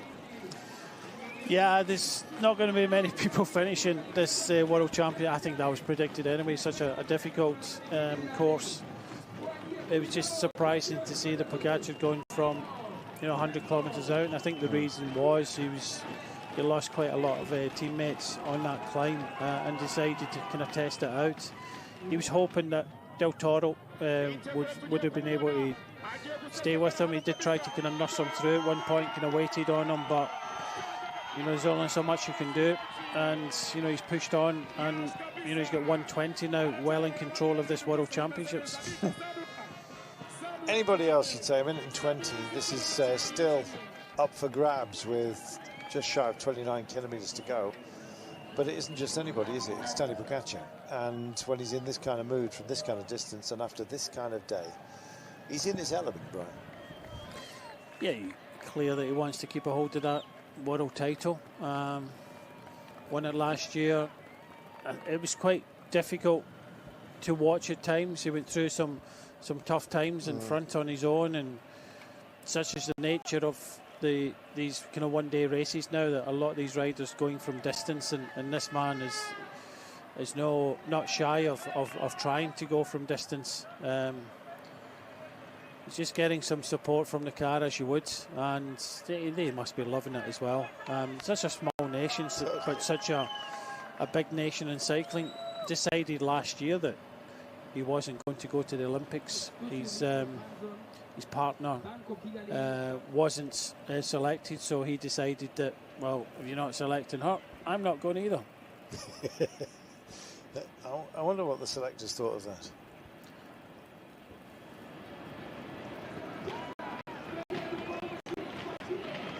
Still struggling, Remco Evenepoel there. You could see that the facial expression, just what else could I have done? It kind of went against me today. I went through a real bad patch there.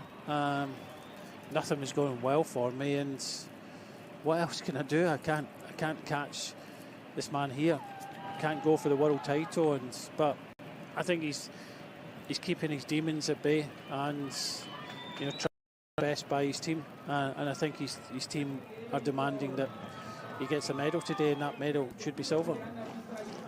Well, as it stands, it won't be a medal for Tom Pidcock, but what a brave ride. 3 minutes and 36 down. Haven't seen Jai Hindley for a while, neither Jan Christen, and indeed we wait to see as they cross the line. The Roglic group will come through. Giulio Ciccone still up there with Seixas and Sivakov, I believe. Tom Squinch is bravely holding on, possibly. Knowing Tom Squinch, you'd be looking for a top 10 position, and that would be worthy of the man. He's been a great rider. By the way, well worth following on social media. There's a wonderful sense of fun about him, Tom Squinch, the man from Latvia.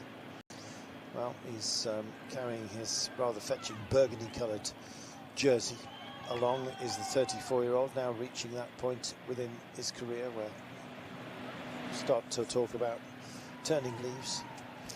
Well, we are in the autumn. We found where the swallows have gone to winter up. But these guys here in Rwanda are thinking about sharing the spoils and something else that will shine brightly, and that will be a silver or a bronze medal. No shame in that. It's just a shame, in a sense, that one of these guys, by the looks of things, is going to miss out on a medal. Yeah, I was thinking that myself. It would be nice, of course, for Remco to say, well, I've been a world champion, I've been on the podium, I'm currently a world champion. No. Well, there you go. There's silver and bronze, but he's not going to do that.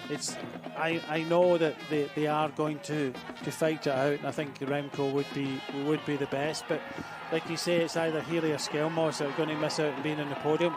I can say that Jai Hindley is about 30 seconds behind Pidcock on the road in 6th place.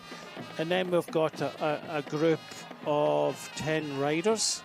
Ciccone, Sexas, Eulalio, Del Toro, Roglic, Sivakov, Jan Christian, Tejada, Honoré, Squinch and Ayuso. And they're at just over 5 minutes. So they're about 40 odd seconds behind Jai Hindley. Well, I reckon we've got about 35, possibly 40 minutes to go of this effort. Depends on how... What else do you know about Pogacar? I know an awful lot about Tadej Pogacar, and you know what? It is just a basket of the impressive. I mean, I remember when I wrote my first book, Magic Spanner, and we were talking about some of the dominance, and things come in waves, and we were talking about the wave, of course, of British riders. Still enjoying some of those waves, of course, reaching the shore, but it was almost a tsunami of success, it seemed, from Great Britain. And there was a cycling nation, of course, in Slovenia that are absolutely nuts about all things cycling.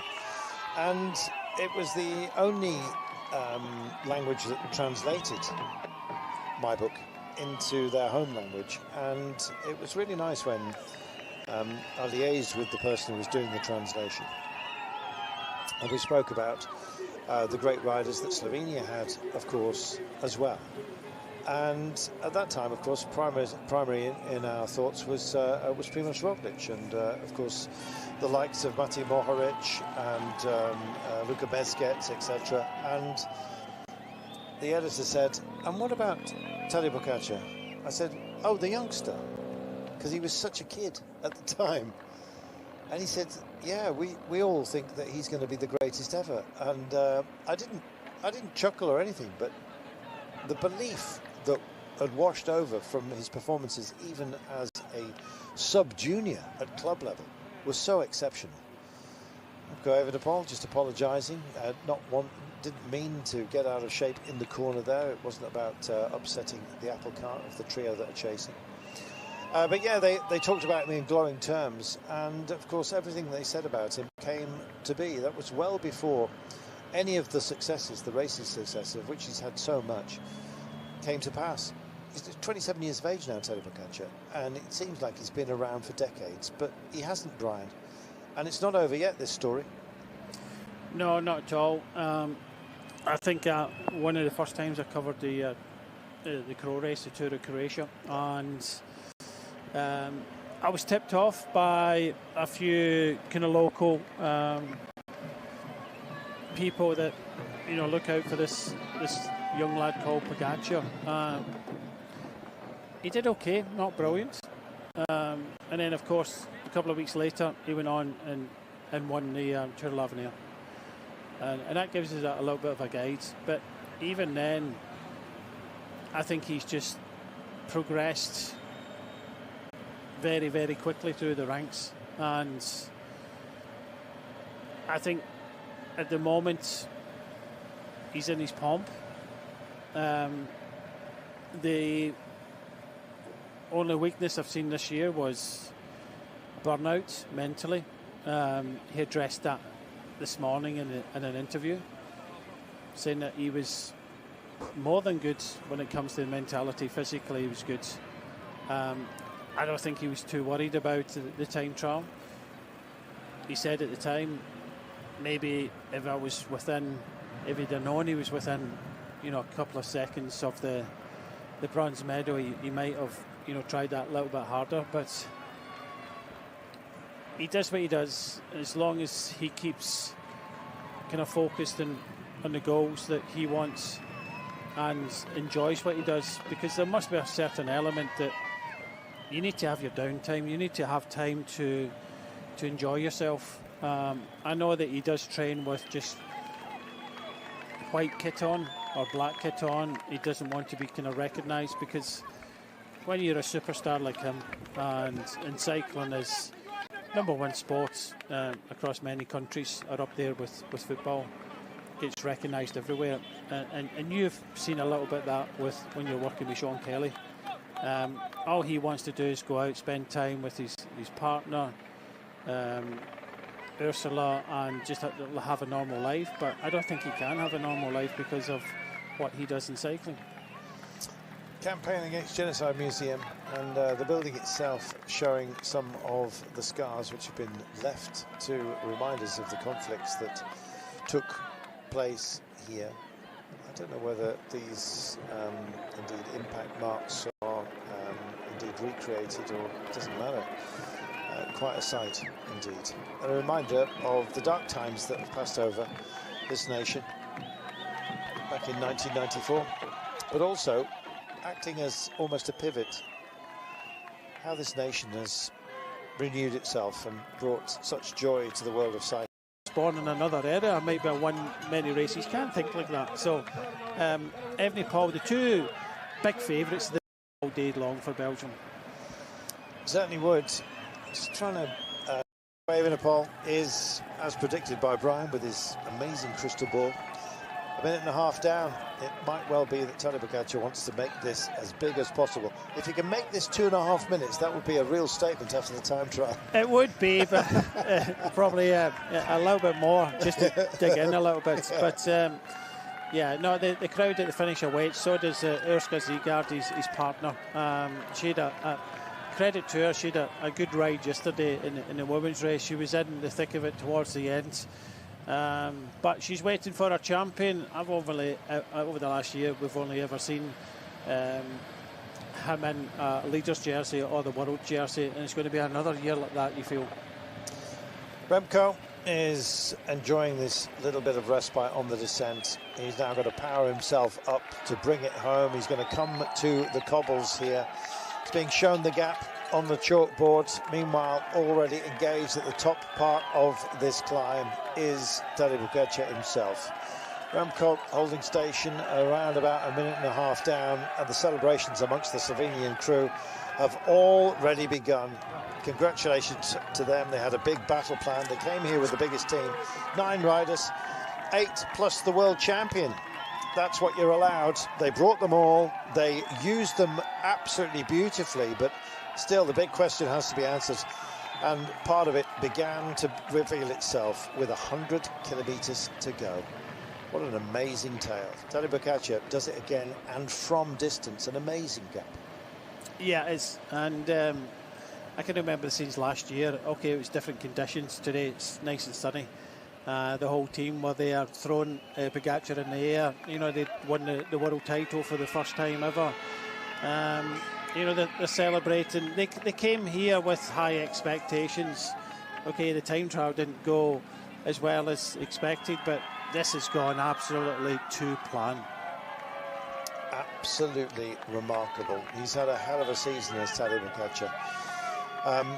Tour de France, of course, went his way. He pulled out of La Vuelta very, very late on. Wanted to concentrate on retaining the rainbow bands, which, of course, it looks like he's going to be wearing next year as well. What on earth can stop him? He could probably run it home from here. But he's on the cobbles for the last time. On the rack, you might say, the entire field behind him. He is going to finish alone, and he is going to finish from such an incredible distance where he started this drive for the line and for glory. And look at the smile. It is a smile that's bursting through the grimace here, Brian. Yeah, I think, you know, the first time you win a major title, I was fortunate to win a British title twice. The first time, it's great, you know, it's new. But the second time, it's about taking it in more, and I think that's what Pogačar is doing. He's got that a minute and a half. He can take it. He can breathe a little bit. He's done the job for the second time, and I think this will be kind of slightly extra special from him. You know, he did go through the emotions last year. He went through a difficult period, but for Pogačar to come back, you know, from last year and win this in a dominant fashion, This is extra special. Tadej Pogačar is bringing home his second consecutive world road race title. So much has been placed at the table of this man, but he has to pick it up every single time, and he did so from an incredible distance. 100 kilometers out, he imposed himself on this race, as he has done on the entire world of cycling. Ever since, as a young man, he rocked into our consciousness. He has stayed there, rock and roll all the way to the line. Tadej Pogačar in charge of his own destiny constantly, it seems. He measures himself against the very best and finds himself in clear space with nobody around him. It's become something perhaps he should get used to, but it doesn't. Him enjoying the moment. Has an awful lot to hear right now. Paul, he's had his troubles. Show from him. You know, he did go through the emotions last year. He went through a difficult period, but for Pogačar to come back, you know, from last year and win this in a dominant fashion, this is extra special. Tadej Pogačar is bringing home his second consecutive world road race title. So much has been placed at the table of this man, but he has to pick it up every single time, and he did so from an incredible distance. 100 kilometers out, he imposed himself on this race, as he has done on the entire world of cycling. Ever since, as a young man, he rocked into our consciousness. He has stayed there, rock and roll all the way to the line. Tadej Pogačar in charge of his own destiny constantly, it seems. He measures himself against the very best and finds himself in clear space with nobody around him. It's become... Healy for Ireland takes the bronze. Remco Evenepoel, despite all the adversity, the silver. And our champion is Tadej Pogačar again. And how many more times might we say that in a career that still has an awful lot to run?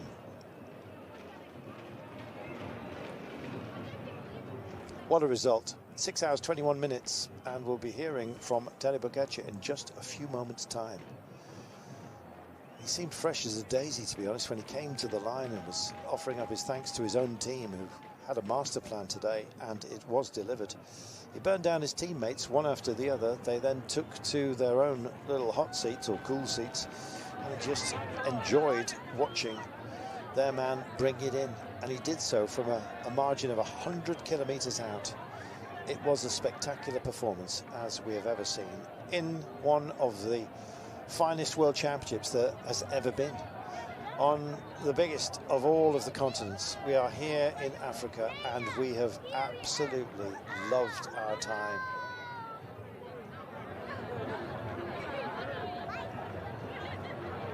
Brian, it's been brilliant. Yeah, I echo those words. Been brilliant from the time trials last weekend. You know, even some surprises this week, and in almost every race that we've seen possibly the favourite come to the front. Yesterday, maybe an outsider, a bit of a surprise, but I think the crowd have enjoyed themselves. I think we have, and the riders, well, after they finish, I think they'll be satisfied that this torture is over. Yeah, indeed. They continue to cross the line here, and Eritrea, I believe, the best placed African nation, and it's Mani Gebrselassie who comes home in 30th place, and all credit to him. 12 minutes off Tadej Pogačar, but with some great riders behind him. Riders like Aronsman, Richard Carapaz. I could go on and name those, but Gebrselassie rounding out the top 30. That's a great achievement in itself. Africa, continent of the future as far as this sport is concerned, and we've come here to fate them as they have indeed hosted us, and it's been an absolute privilege to have witnessed it. Rwanda, we thank you.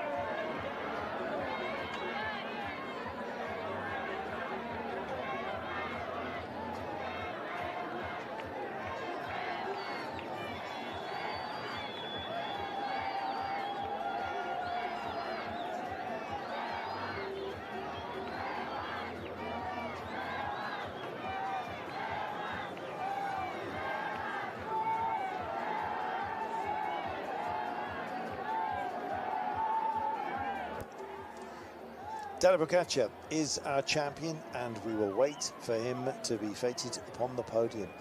This is how your top 20 rolled out. Roglic just beaten to the line by Pidcock, but the top 30 indeed completed with Mani Gebrishabiye of Eritrea, the top African rider after this amazing World Championships.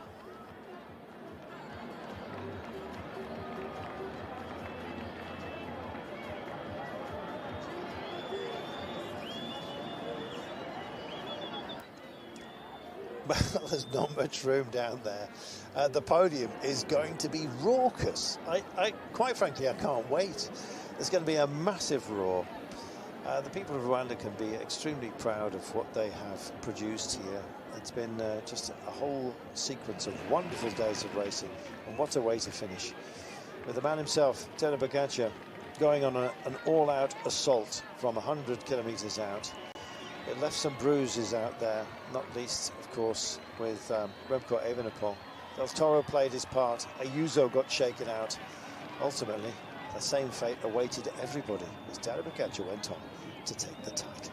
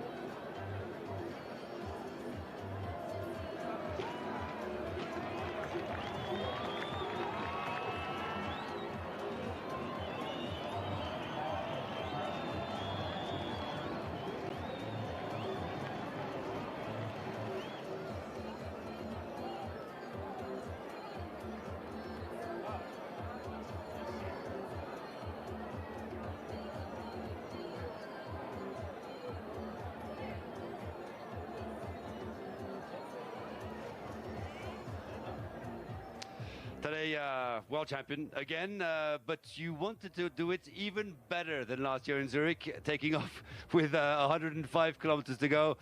Spectacular. I think the parcours was designed for this, but I was hoping that a small group would form like we did with Juan and Del Toro. Perfect combo. I was like, okay, this is like dreams, no, to ride together as far as possible as a trio, but Juan had a problem quite soon on the moor on the cobbles, and Del Toro had some stomach problems, I think, after the race. I mean, in the race, so I was left alone quite early, and was all over like like last year, just fighting with myself. But I'm so happy I made it. Were there moments where you doubted? Well, for sure, yeah, because the climbs were getting harder and harder every lap, and also on the downhills was not so fast. You still had to like pedal quite a lot. So yeah, the energy resources was going towards the end, and it was so hard. The few final laps, and of course you doubt a bit, but you have to push through and hope for the best. To do it here in Africa, to do it on this course, under 30 riders finished, makes it even more special. Yeah, no, it was an incredible experience altogether, and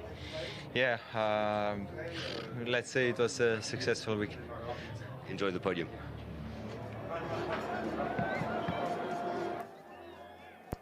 Piquet asking the questions of a great man and a great champion, Tadej Pogačar. We now wait for him to receive the gold medal, share the podium, of course, as he will with Remco Evenepoel, who I am certain must have cheered up, having realised just what he's achieved in these championships. Well, time trial champion, runner-up to Tadej Pogačar here at the Roads. The most successful rider, I guess you might say, of indeed these championships is Remco Evenepoel. A gold and a silver to his name, something that can't be matched by Tadej Pogačar, but Tadej has of course taken the big one, the elite road race. and he'll wear the bands with pride for the remainder, and indeed the rest of next season, and possibly beyond. Who on earth is ever going to unseat him? Remco gave it a good go. Ben Healy with a bronze medal, and we're going to meet them again in just a few moments' time. Wait for the trumpets.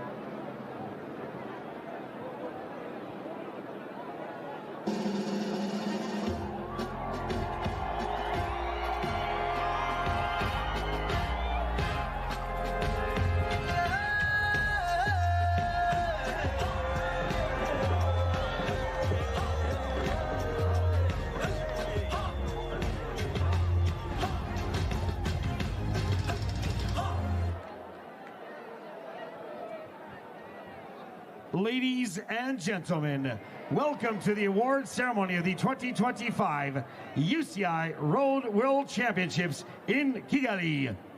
Mesdames et messieurs, bienvenue à la cérémonie protocolaire des championnats du monde route UCI 2025 à Kigali. Ikaze kuri mwese muteraniye hano, tubaye ikaze mwese mudukurikiye, ikaze mu biro byo gutanga ibihembo ku bakinnyi bitwaye neza muri shampiyona y'isi y'amagare mu 2025 UCI Road World Championship iri gukinirwa aha ngaha i Kigali.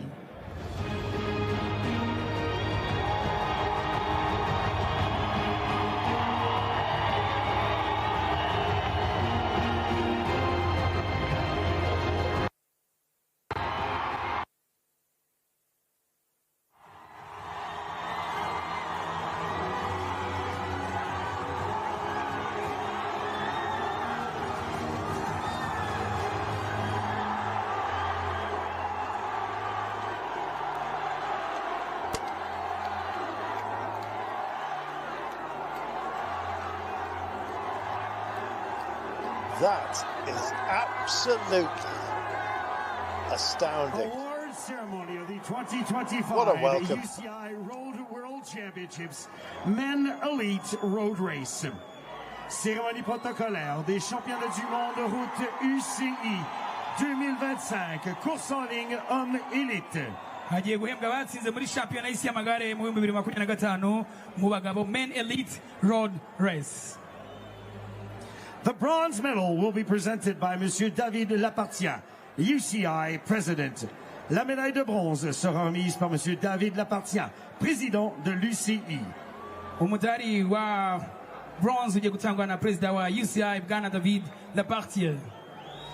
In third place and winner of the bronze medal, representing Ireland. À la troisième place et vainqueur de la médaille de bronze, représentant l'Irlande. Umudari wa bronze ugiye kwegukanwa n'umukinnyi ukinira Ireland, Ben Healy. It's a rock star atmosphere here, and Ben Healy is part of it. He's taken a bronze medal for Ireland. That is magnificent. The silver medal will be presented by His Serene Highness, Prince Albert II of Monaco. La médaille d'argent sera remise par Son Altesse Sérénissime, le Prince Albert II de Monaco. Umwanya wa kabiri n'umudari wa feza biratangwa na n'igikomangoma Albert wa kabiri wa Monaco. In second place and winner of the silver medal representing Belgium. À la deuxième place et vainqueur de la médaille d'argent en représentant la Belgique. Ku mwanya wa kabiri n'umudari wa feza yegukanywe n'umukinnyi ukinira Ububirigi, Remco Evenepoel. It's is, of course, also a champion, having won the time trial. And I think he will contemplate this ultimately and realise what an achievement it is. No shame in runners-up, especially the manner of which he took silver. That was an amazing ride.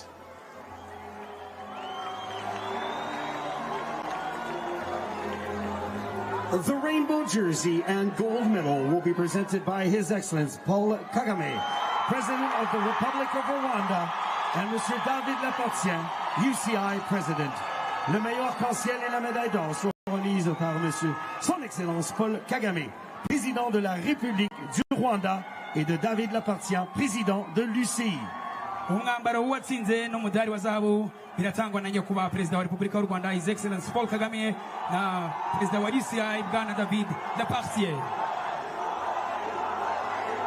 In first place, UCI World Champion and winner of the gold medal representing Slovenia. À la première place, champion du monde UCI et gagnant de la médaille d'or représentant la Slovénie. Shampiyona y'isi yo gusiganwa ku magare n'umudari wa zahabu yegukanywe n'umukinnyi ukinira Slovenia, Tadej Pogačar.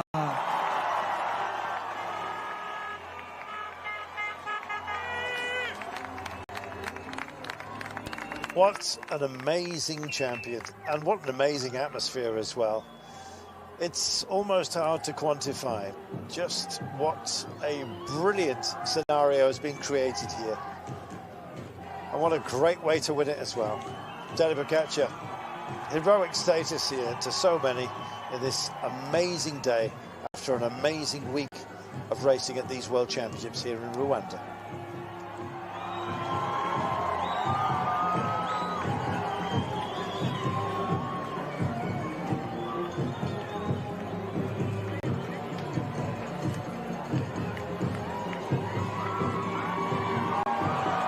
Tissot watch will be presented by Monsieur David Laportien, UCI President. La montre Tissot sera présentée par Monsieur David Laportien, Président de l'UCI. impano y'isaha ikorwa n'uruganda Tissot igiye gutangwa na bwana David Laportien, akaba ari umukuru wa UCI.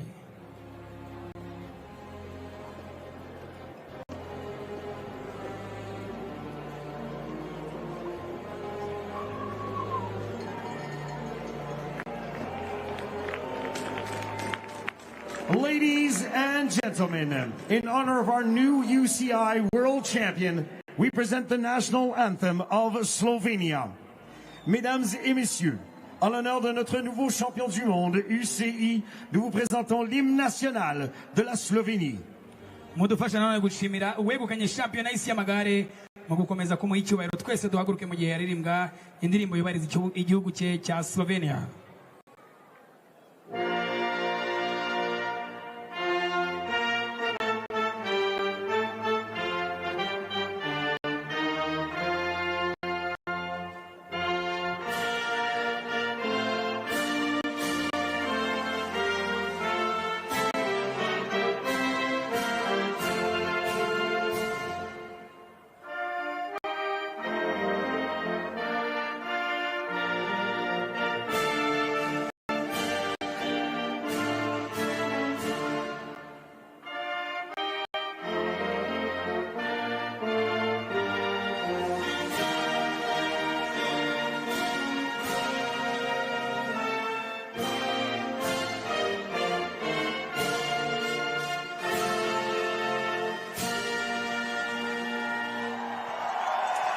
Ladies and gentlemen, please one more time your applause for our medalists. Mesdames et messieurs, veuillez applaudir une dernière fois nos médaillés. Murakoze cyane, twongere dushimira abegukanye imidari muri irushanwa mu byiciro bitandukanye ari bo gold medalist and world champion Tadej Pogačar, silver medalist and médaillé d'argent Remco Evenepoel, and bronze medalist and médaillé bronze Ben Healy. Brian, have you ever experienced an atmosphere like it? It's like a rock concert, for goodness sake. Oh, these are rock stars, so yes, maybe not in cycling, but certainly at a rock concert. But yeah, look, everybody's deserved their medal today. I know there might be some disappointment, especially from Remco, but I think when he looks back at it, he'll be happy. I am certain of it. We most certainly are. Well, we'll be hearing from Tadej Pogačar as he is interviewed as world champion in just a few moments' time. He's surely going to have to bite the medal again. No gold teeth, but plenty of gold medals, and indeed our appreciation as well.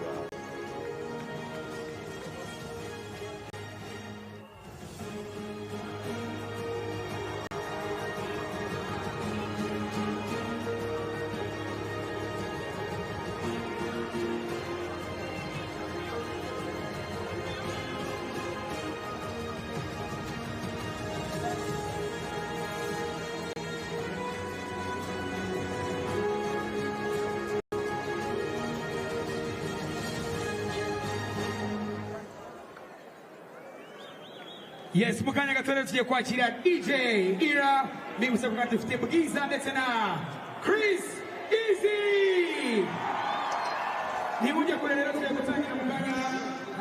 Well, we've got a DJ coming on called Chris Busy. I can't wait to hear the Wheels of Steel. As part of this group that have set sail, everybody else said now.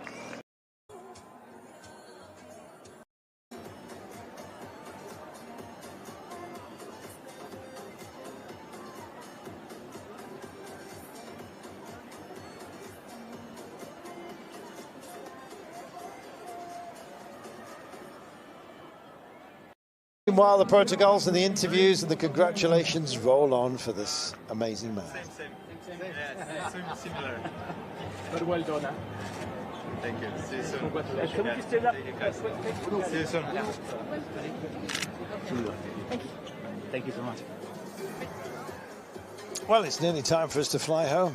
Thanks to you at home as well for joining us. If you've been here from the start today, give yourself your own medal. That is quite an achievement. A very, very long day, but extremely enjoyable. And indeed, for this man, extraordinarily profitable as well. Thank you, good man. Ao toque dou para eu.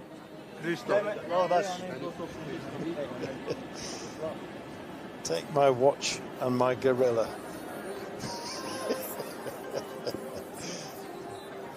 Let's hear from the World Champion, shall we? Good day at the office. 6 hours, 21 minutes and 20 seconds was all it took him to complete the task today. Plus the bit on the bike at the beginning of the day, of course, and the sign-on, but you get the idea. 267.5 kilometres completed in that time.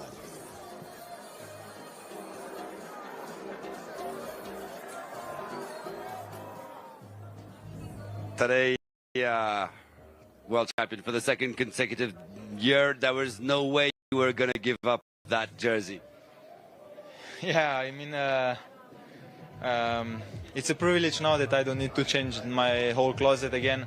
And yeah, I was chasing this the whole year again because I mean, especially after the tour with the rest, with some just it was big goal, and I'm so happy to retain this beautiful jersey. How special is it to do it here in Rwanda, here in Africa?